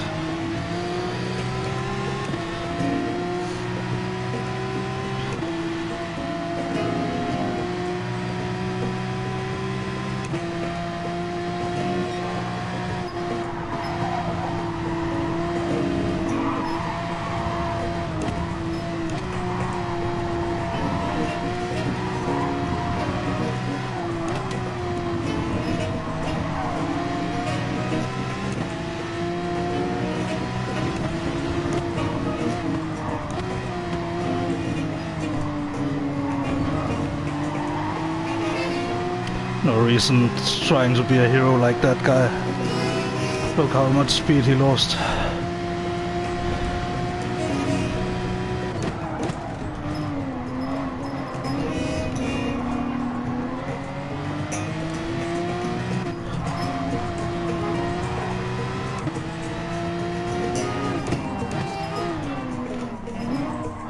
Just defensive driving 101 here.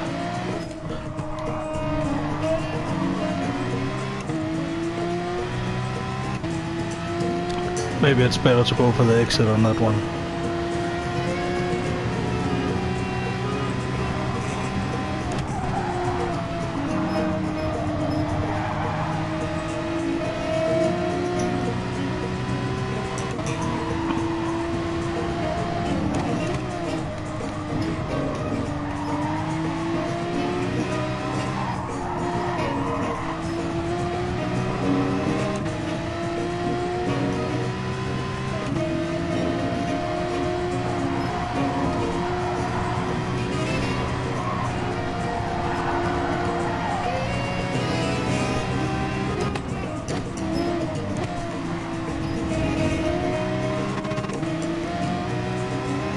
Missed the gear change.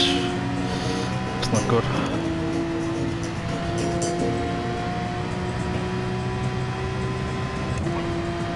I shouldn't have swerved there.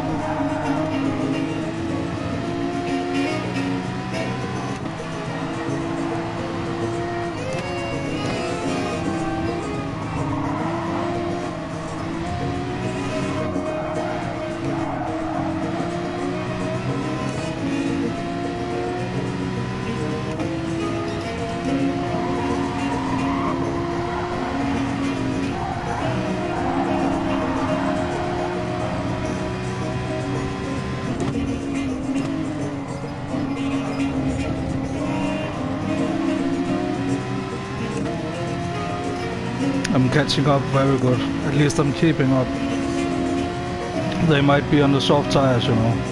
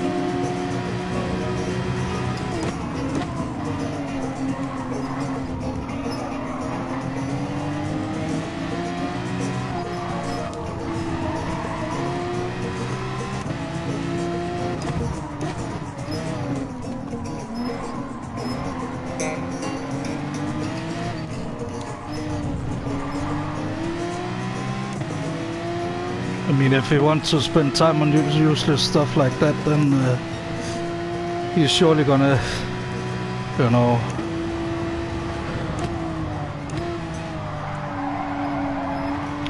drive a little too angrily to preserve his tires, maybe.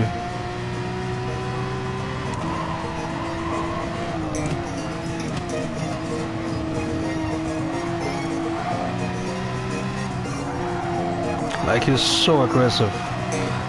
And he has been in so many incidents. Like, he hasn't like directly crashed or anything, but being in so many incidents is like, and I think maybe he's on the soft tire and therefore he feels like he's entitled to like better position because I'm on the softer tire. Also, like, he's faster than you, so you just let him pass. You see that in all other people's chats sometimes. It's painful to look at. Like, they don't understand, like, it's a race. You don't just let people pass because they're slightly faster than you. That's the whole point. You need to...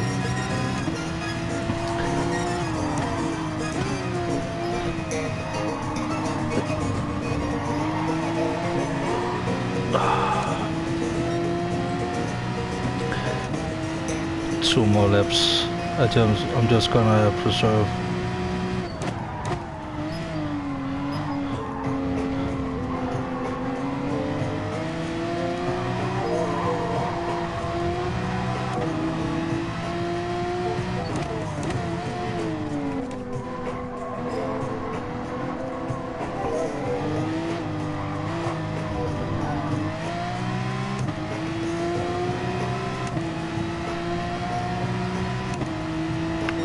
He was on the soft tire, so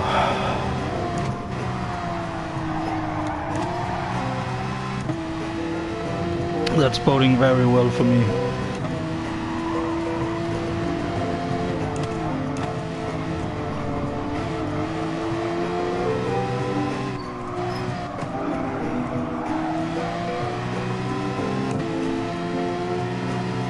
Speedy Gonzalez from Germany. You wouldn't think it, but Speedy Gonzalez is actually German. At least this guy is. It's not like I'm dropping some unknown trivia on you right now. I'm just racing.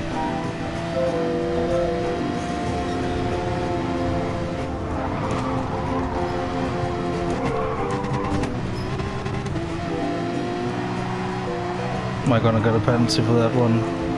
Probably am.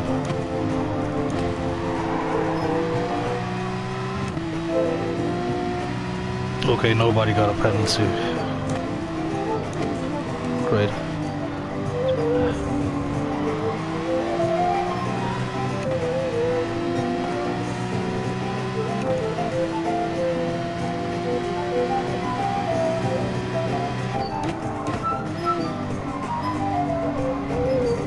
Oh, he's all over the place.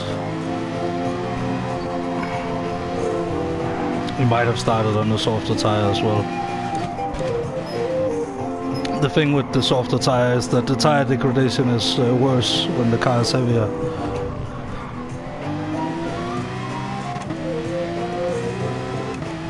Now I'm just gonna have a clean lap for myself, pretty much.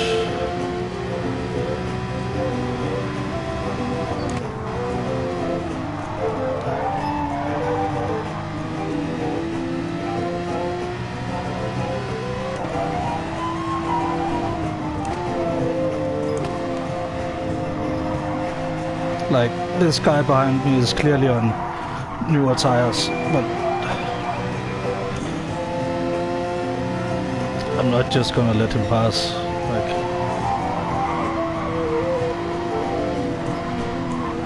I'm gonna hold out that shit and then I'm gonna make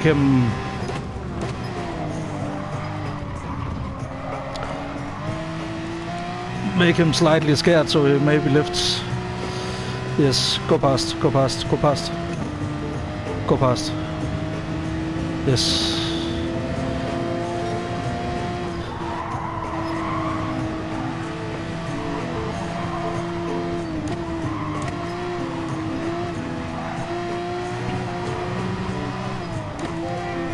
Okay, in this lap, hard tires for 2 laps. Very important, hard tires. It's better to use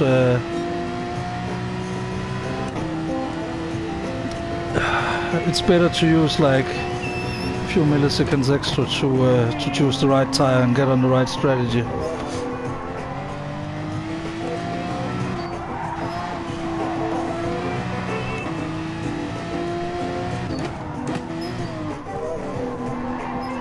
Like, the first pit stop round is not even done yet.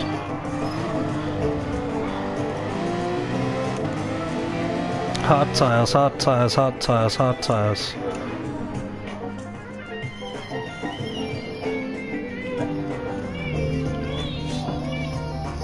Two laps. In on lap 9.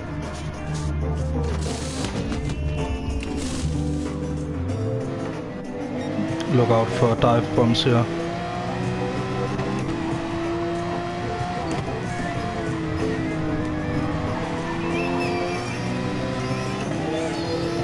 Guy behind is 2 seconds behind, so...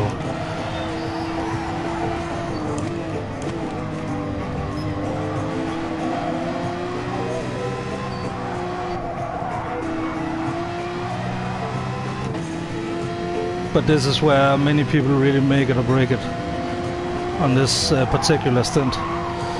Like, maximizing the harder tire compounds is something many people don't do in these kinds of race situations. I mean, they do practice races and stuff, but they don't do like hot laps, like time trials and stuff, specifically on these tire compounds. And when you only have a tire compound on for 2 laps, then just hot lapping is a good way to go. I mean, of course you don't get the cold tires in the start, but you do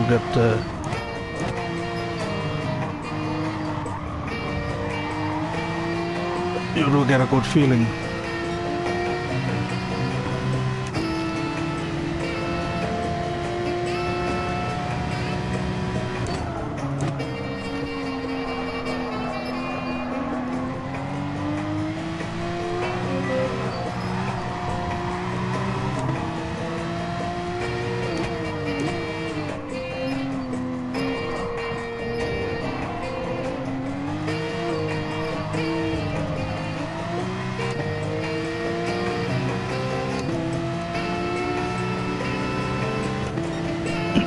I need to go in at the end of this lap.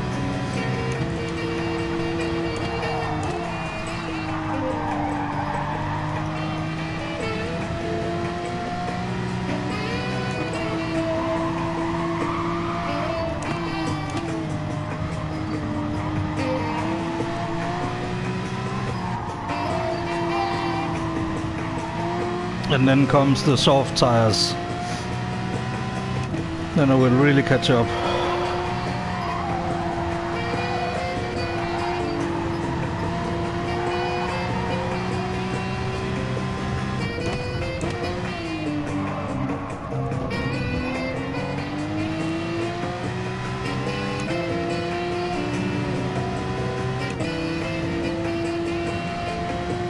In this lap, and then soft tires.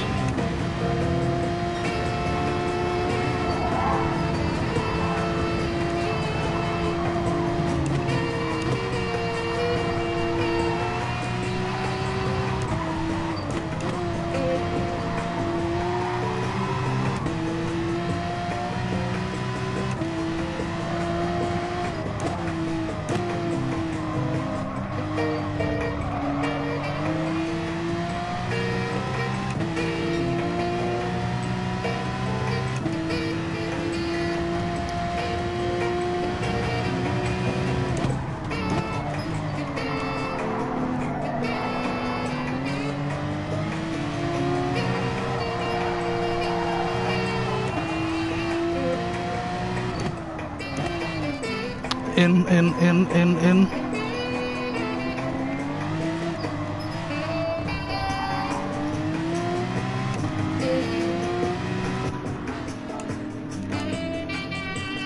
Perfect. Now our strategy is out of our hands. Now we just need to get this to the end. Most people still need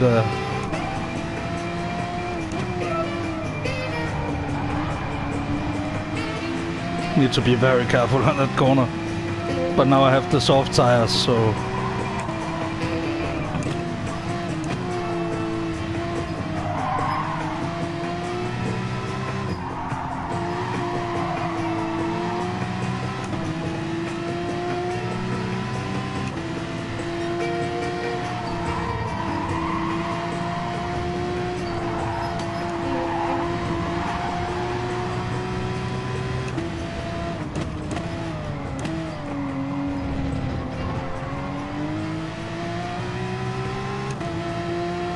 think many people still need one pit stop, so...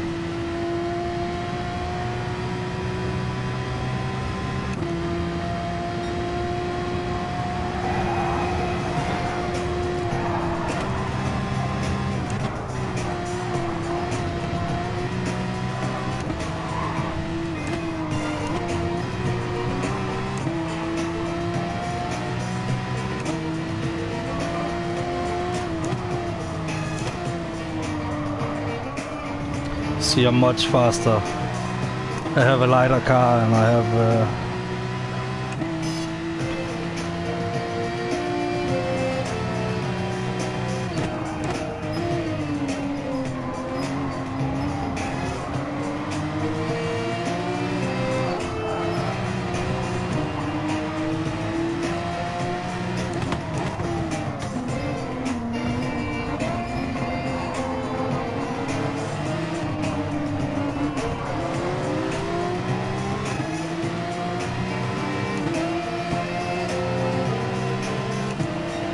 that's one position.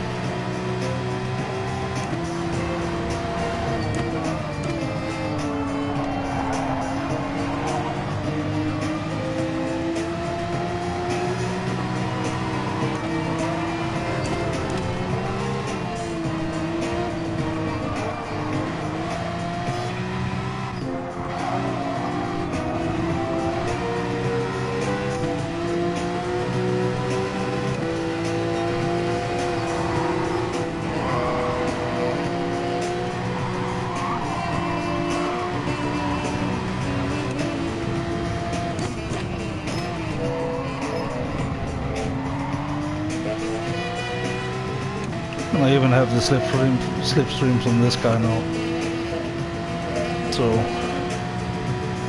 don't even think about it.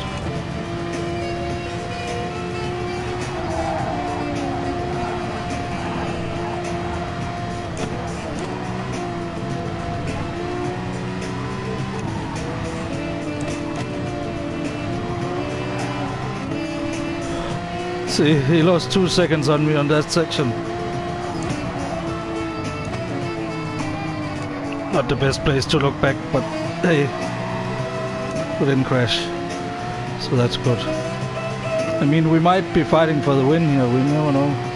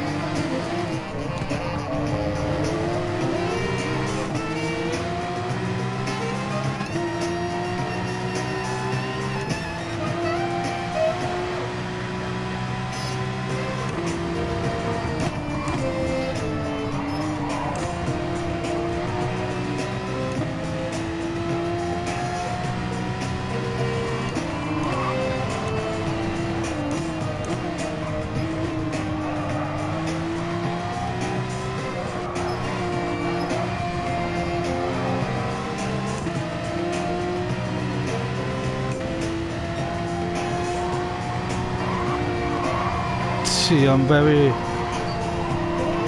cheeky because I'm faster than they have been through the whole race.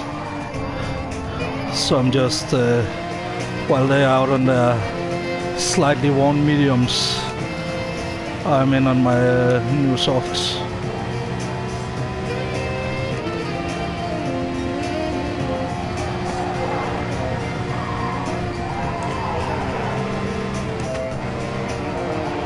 I'm not gonna throw the race away, but what I am gonna do is I am gonna push it very hard, because I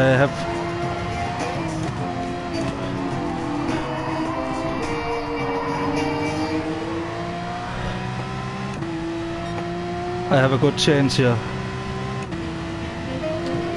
We never know the strategy of the guys in front. I might be the one who had the right strategy all along. See, third is right there. Don't focus on him. focus.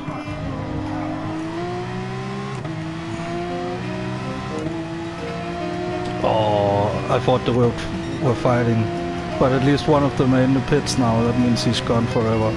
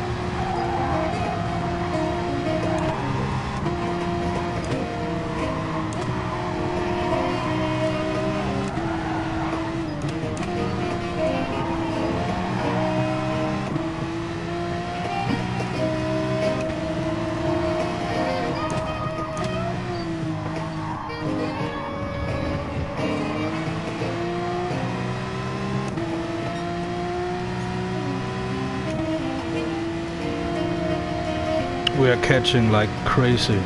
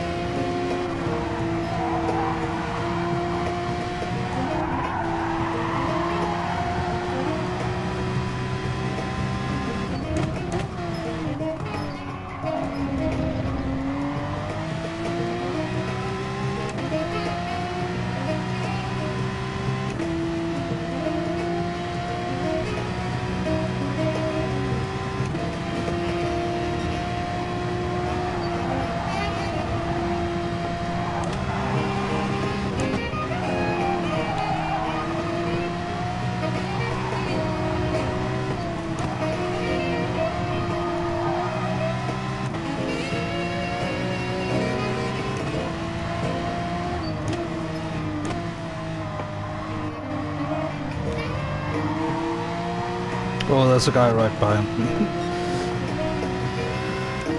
Didn't see you there. We will increase the tempo then.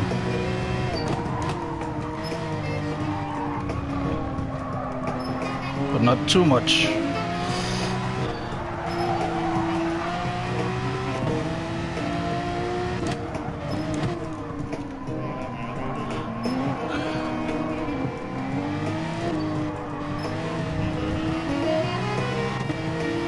That's one in the pits at least. That's a third. We just need two. Okay. Easy.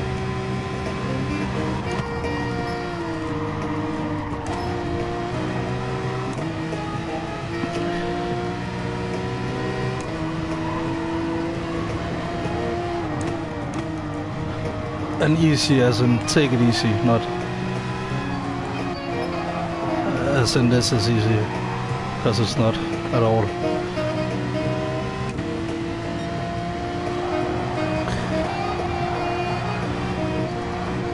Just maximize the tires now.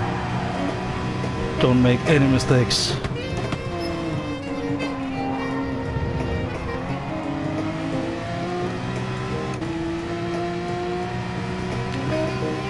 Because a mistake can cost me more than a podium right now. He's a second behind. I'll drop him in this section. Hopefully.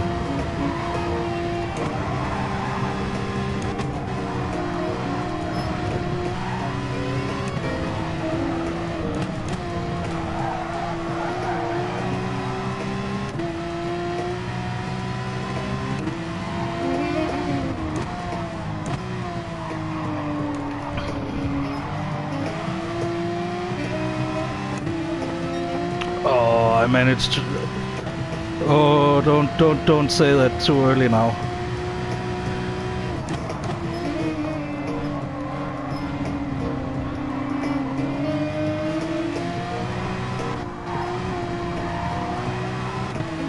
Two more corners. And the wide exit is the fastest here. Instead of going like crazy defensive.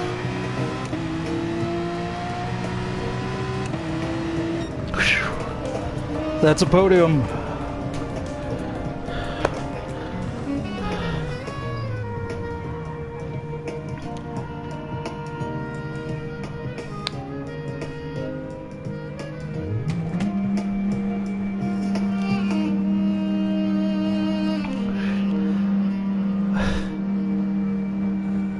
And I'm just surrounded by 911s.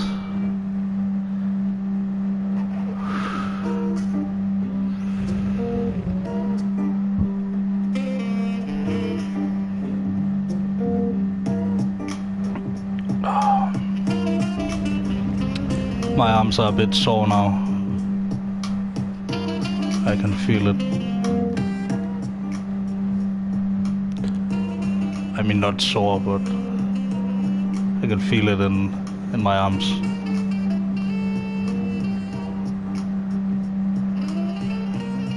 But let's see what the time slots say, because if there's 2 more time slots, I might go 1 more time. If not, I don't know.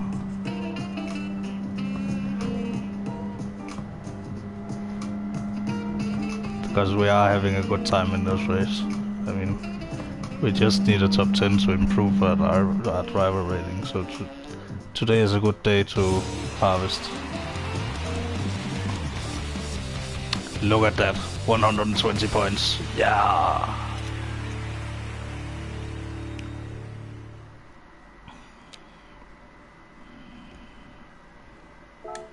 That's nice.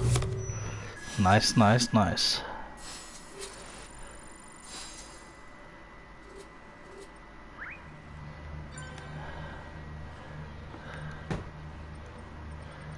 I hate it when people put Twitch and YouTube channel in greetings. Like it's the automatic message that that plays before and after a race. Like, oh, YouTube this and Twitch that, and it's just annoying. Makes me want to avoid them. I'm sorry, but it does, you know. But that was a very good race. Very good race indeed.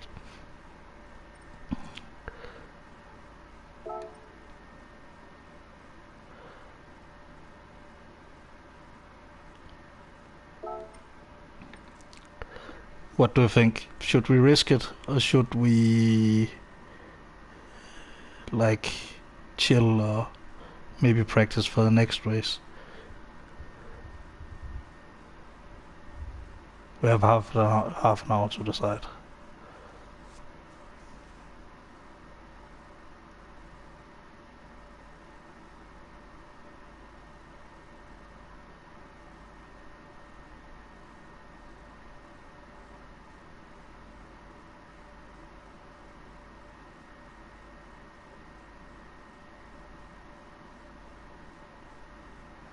Okay, you're going to take a nap. Alright.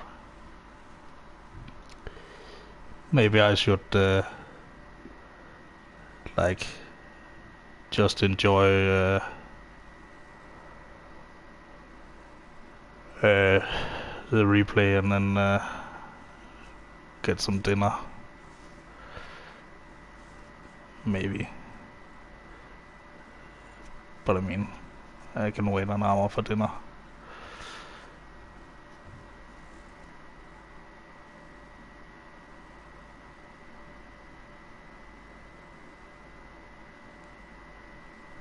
But I don't think I'm gonna do the next race in this, because I think it's on the 4th. Thank you for being here, Will Shark. The next race is going to be the 11th, I think. No, the 8th. And the 8th is gonna be quite exciting. Because it's going to be Group 1 cars on, LMP1 cars on Le Mans. And I've gotten a bit more practice now, so.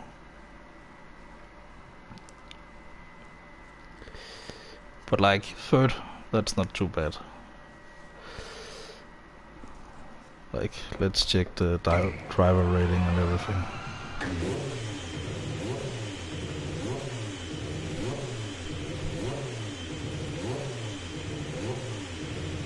Should have gone up quite a bit. Yeah, I got 1,000 points, so.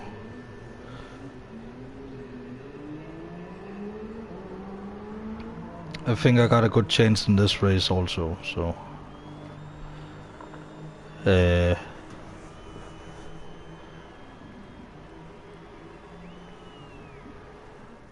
Yeah, thank you very much, like, for letting me know. It's because I would be like, maybe just to stretch, I don't know, maybe not stretch out the stream, but you know, just for the fun of it. But yeah, I'm like, I'm fairly tired, and I'm not tired, but I'm like tired in a way that I would just make mistakes in the last race. I mean, if there was 2 races to go, maybe, but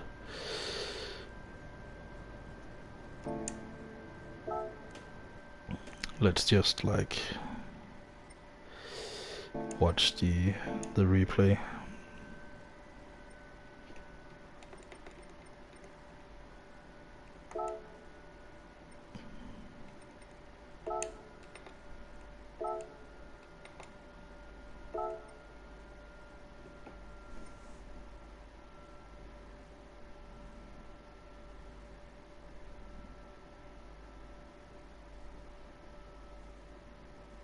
But yeah, I'm fairly tired. I mean, I might do some Red Dead with someone a little later, because it's not that late and it's Saturday, so.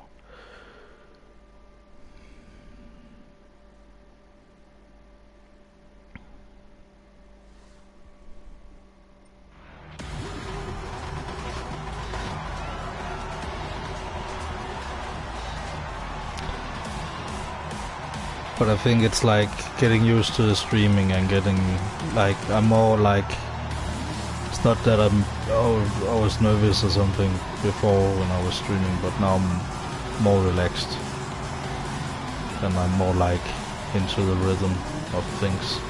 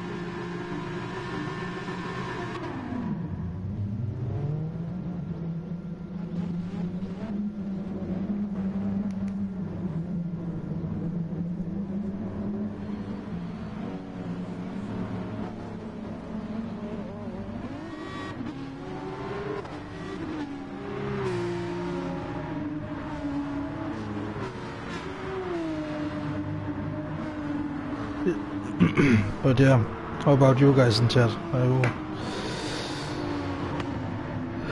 Have you enjoyed the stream and all that?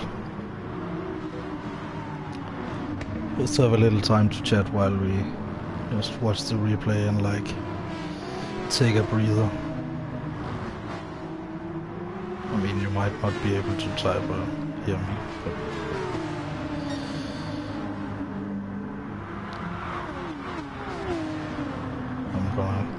I'm gonna ramble anyways when I think about something.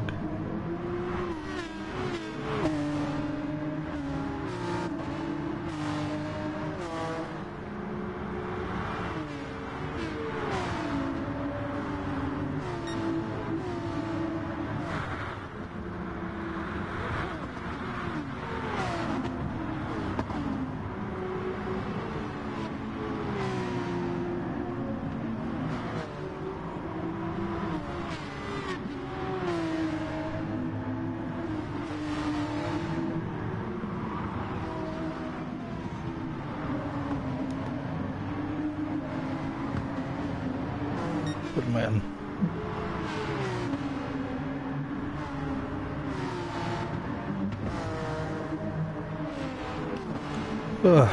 take care too. So, I mean, we have a little time to chill, so it's like. But I mean, I did quite a lot of fighting in this race. So, I mean, I have immediately forgotten about my fight with, like, Speedy Gonzalez and stuff. It's all just flown past. Even that guy who tried to, like, do me dirty. It's all just gone in the moment, you know. You either deal with it or you fly off the track, you know. It's that simple.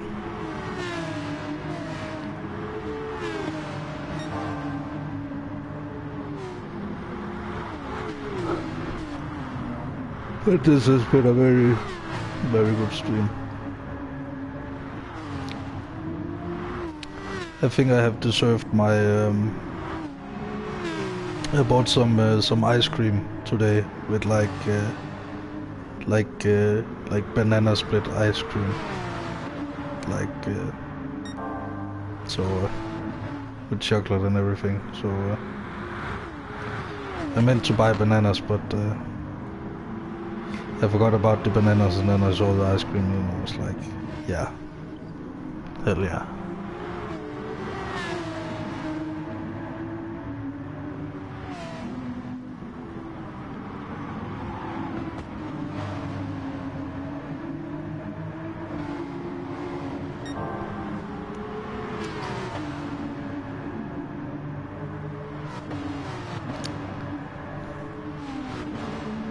You find my voice relaxing?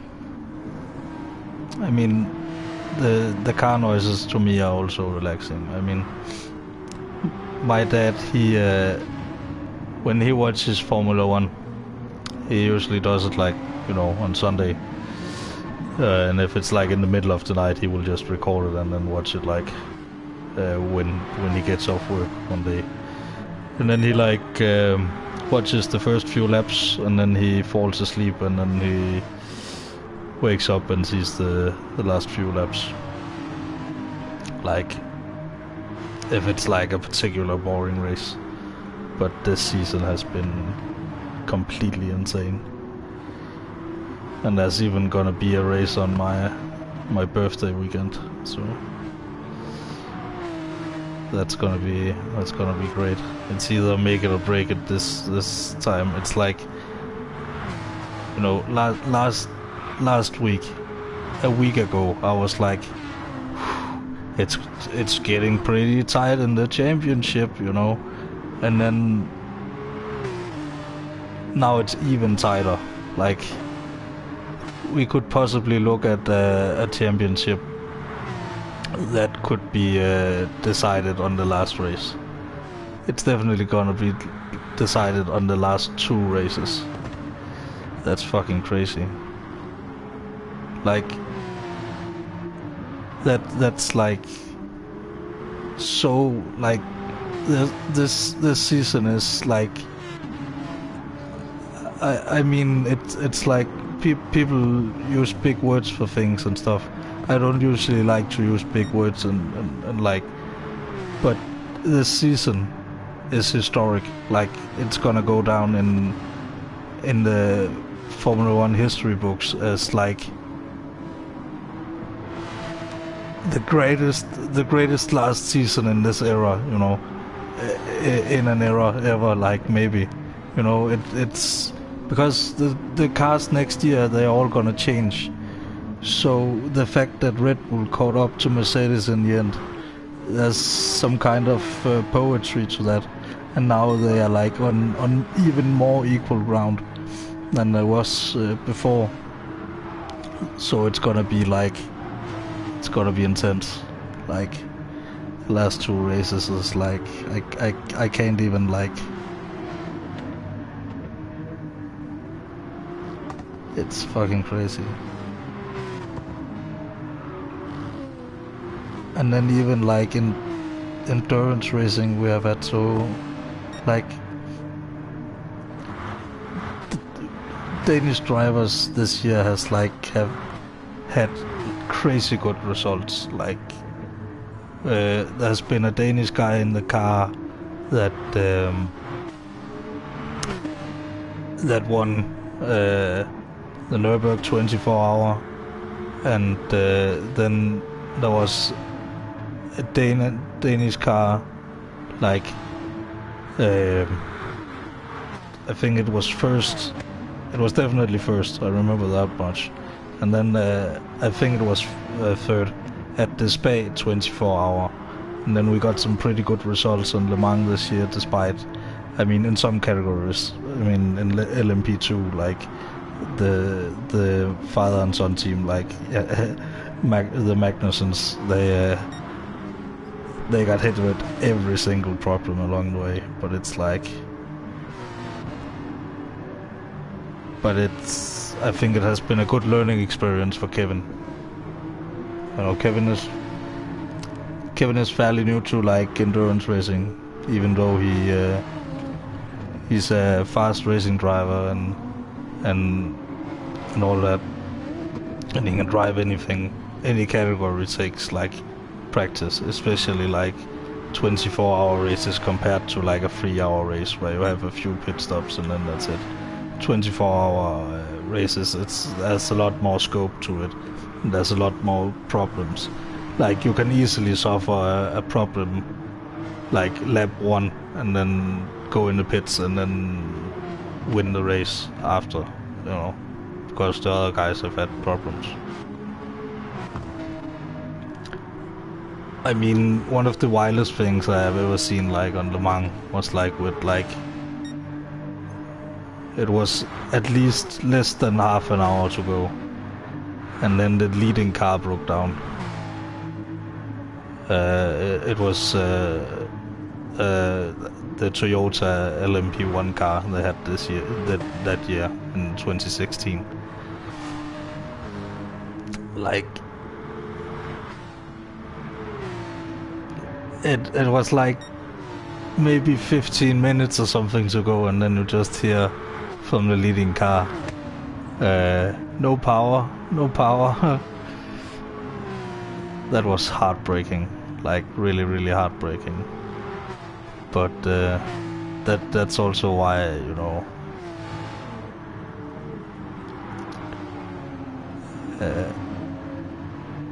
I think like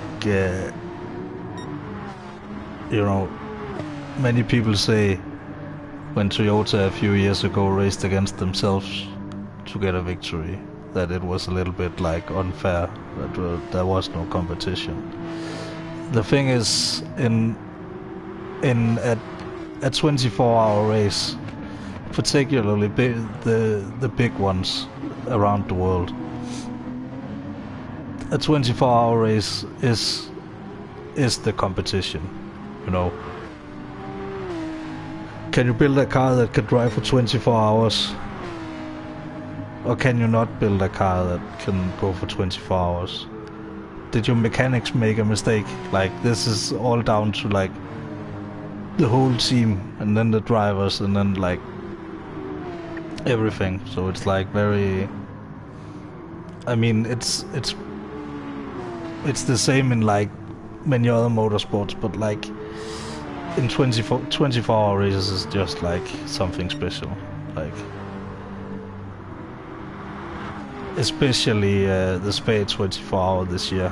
Like, the last 6 hours was like incredible. Like, if you don't like racing that much, you don't like to watch two cars chase each other for like 6 hours, you can just watch like the last half an hour where it got really crazy. They suddenly got some rain and stuff.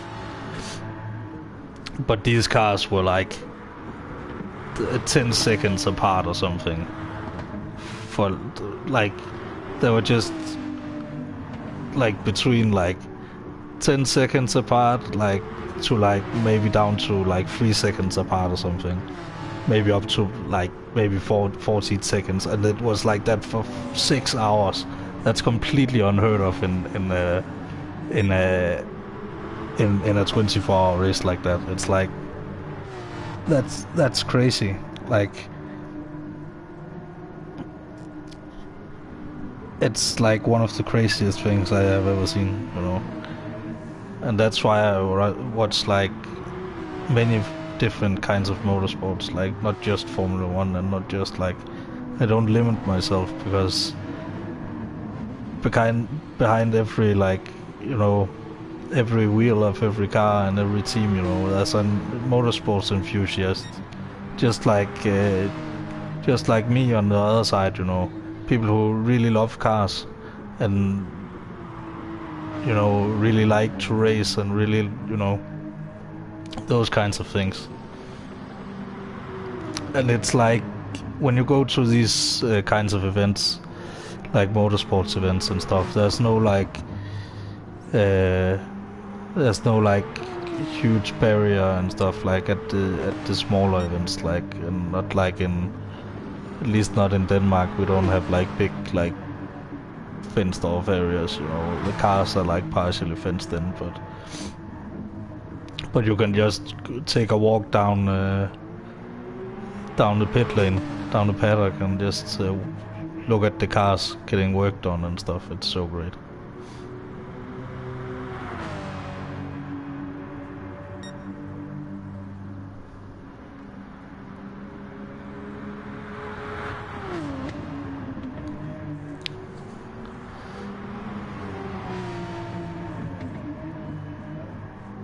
We're about halfway through the replay. 1 second.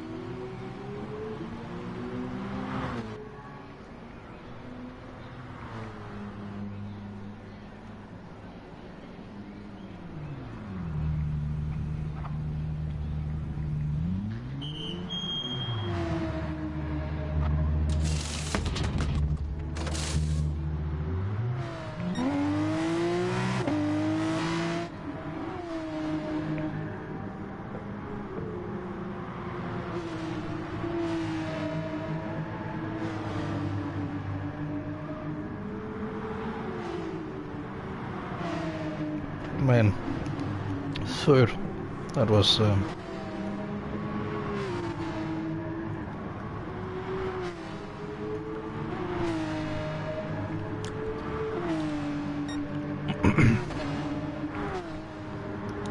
was some crazy stuff.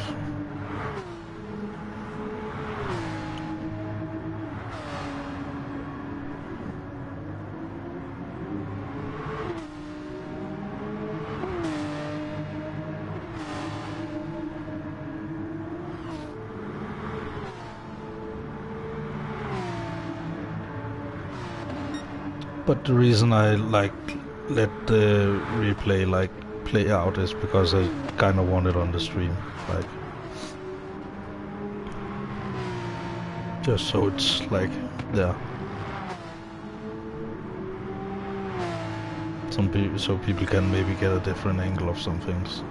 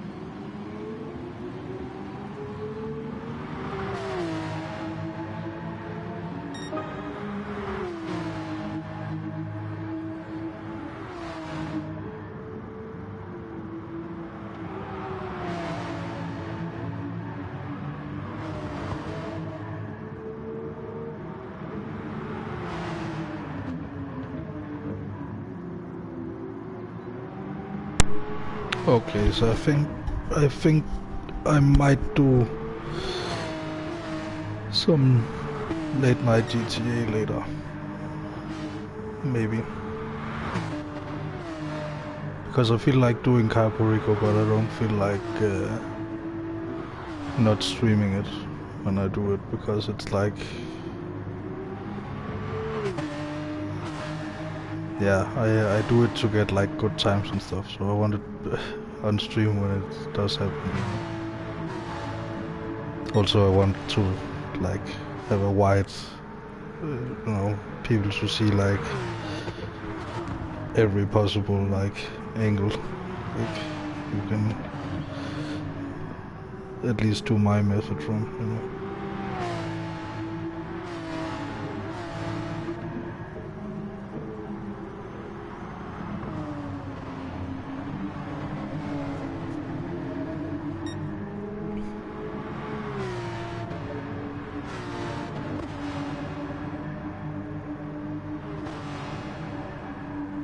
But that's a definitely maybe.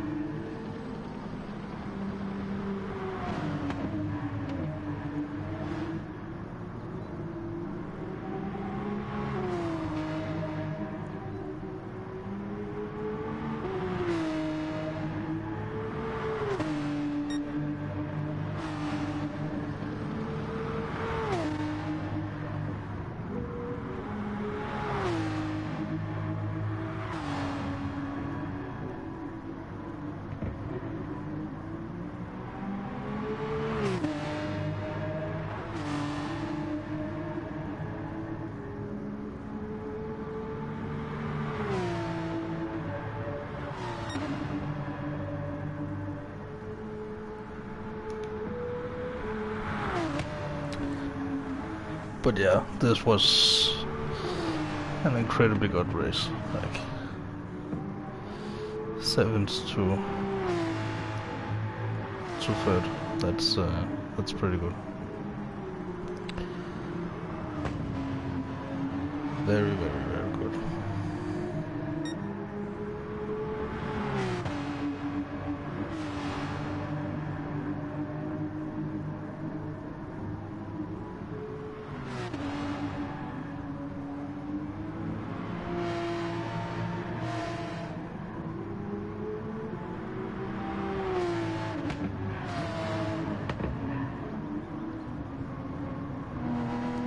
But maybe next time on Cirque de la Sarthe, som det hedder, in France, the Le Mans Circle.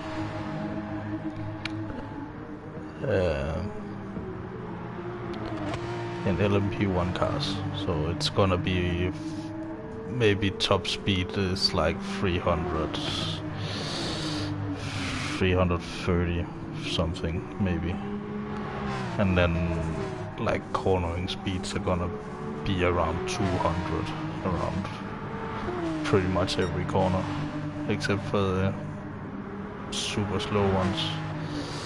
But you have the effect when you go into a slow corner also does not going as fast, so you don't have like as much downforce, so you lose like double when you go into a slow corner. It's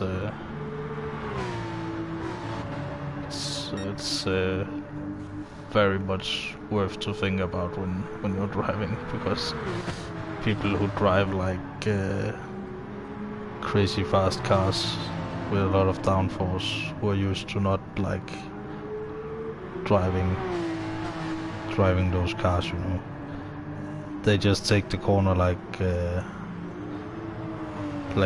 they have as much downforce as in the other corners.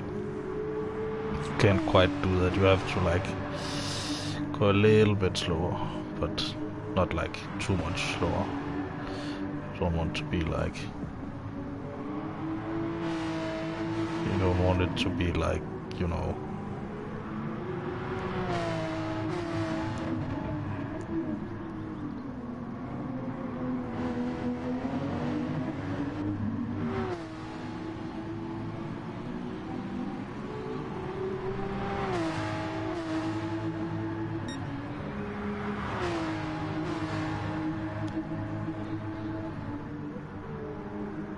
and then the final lap.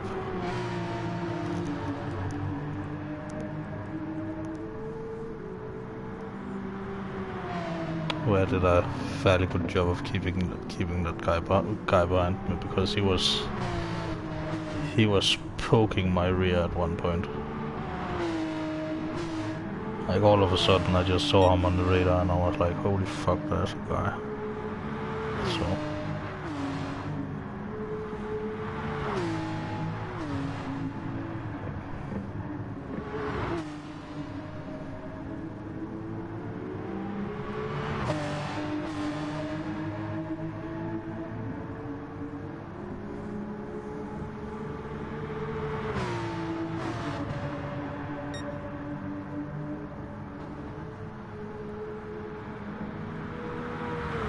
but I feel like I'm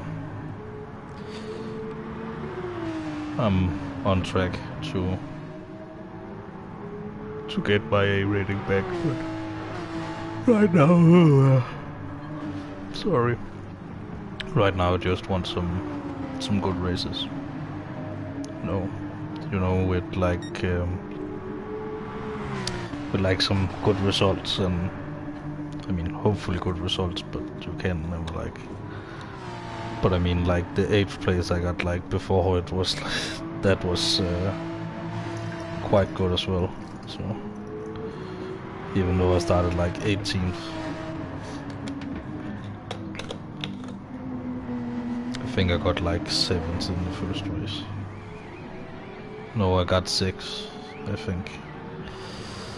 No, I can't remember. It's on the live stream somewhere.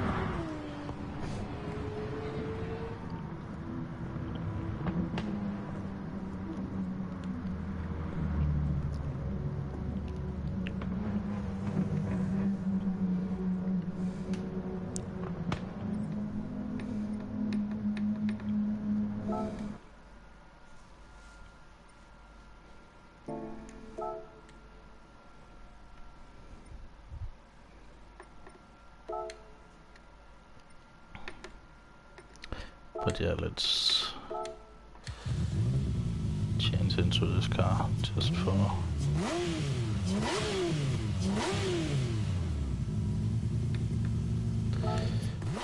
One second. It's just so... I don't want like the final frame of the stream to be like the result of the race. That's not like... I mean, I have that on one other stream, I think. So that's when I thought, okay, it's gonna be something of the last thing.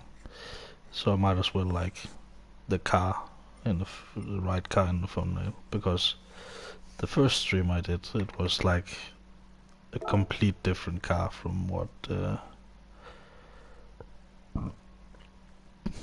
we actually raced.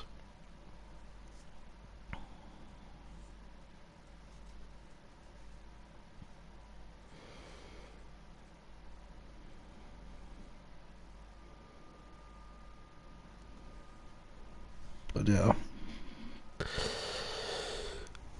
I'm gonna end the live stream in like 2 minutes. I'm just gonna smoke one last one with you guys.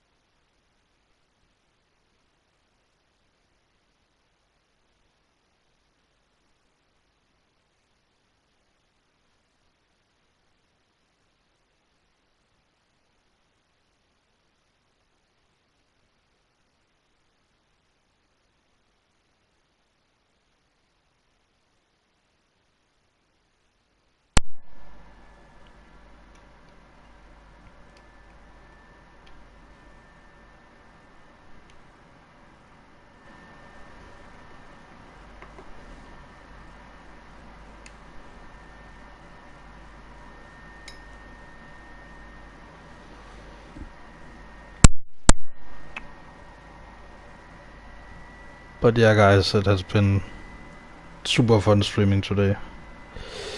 I've had a very good day, so I'm just gonna eat some dinner and then GTA later, a little later, because I want to relax a little bit, and I actually feel like I relax better when I stream somehow. So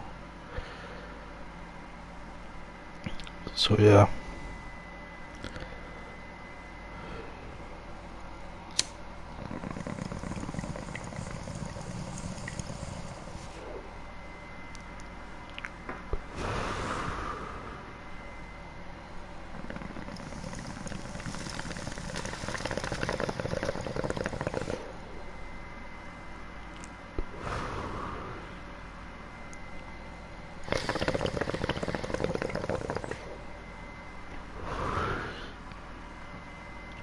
Alright, thanks for the stream.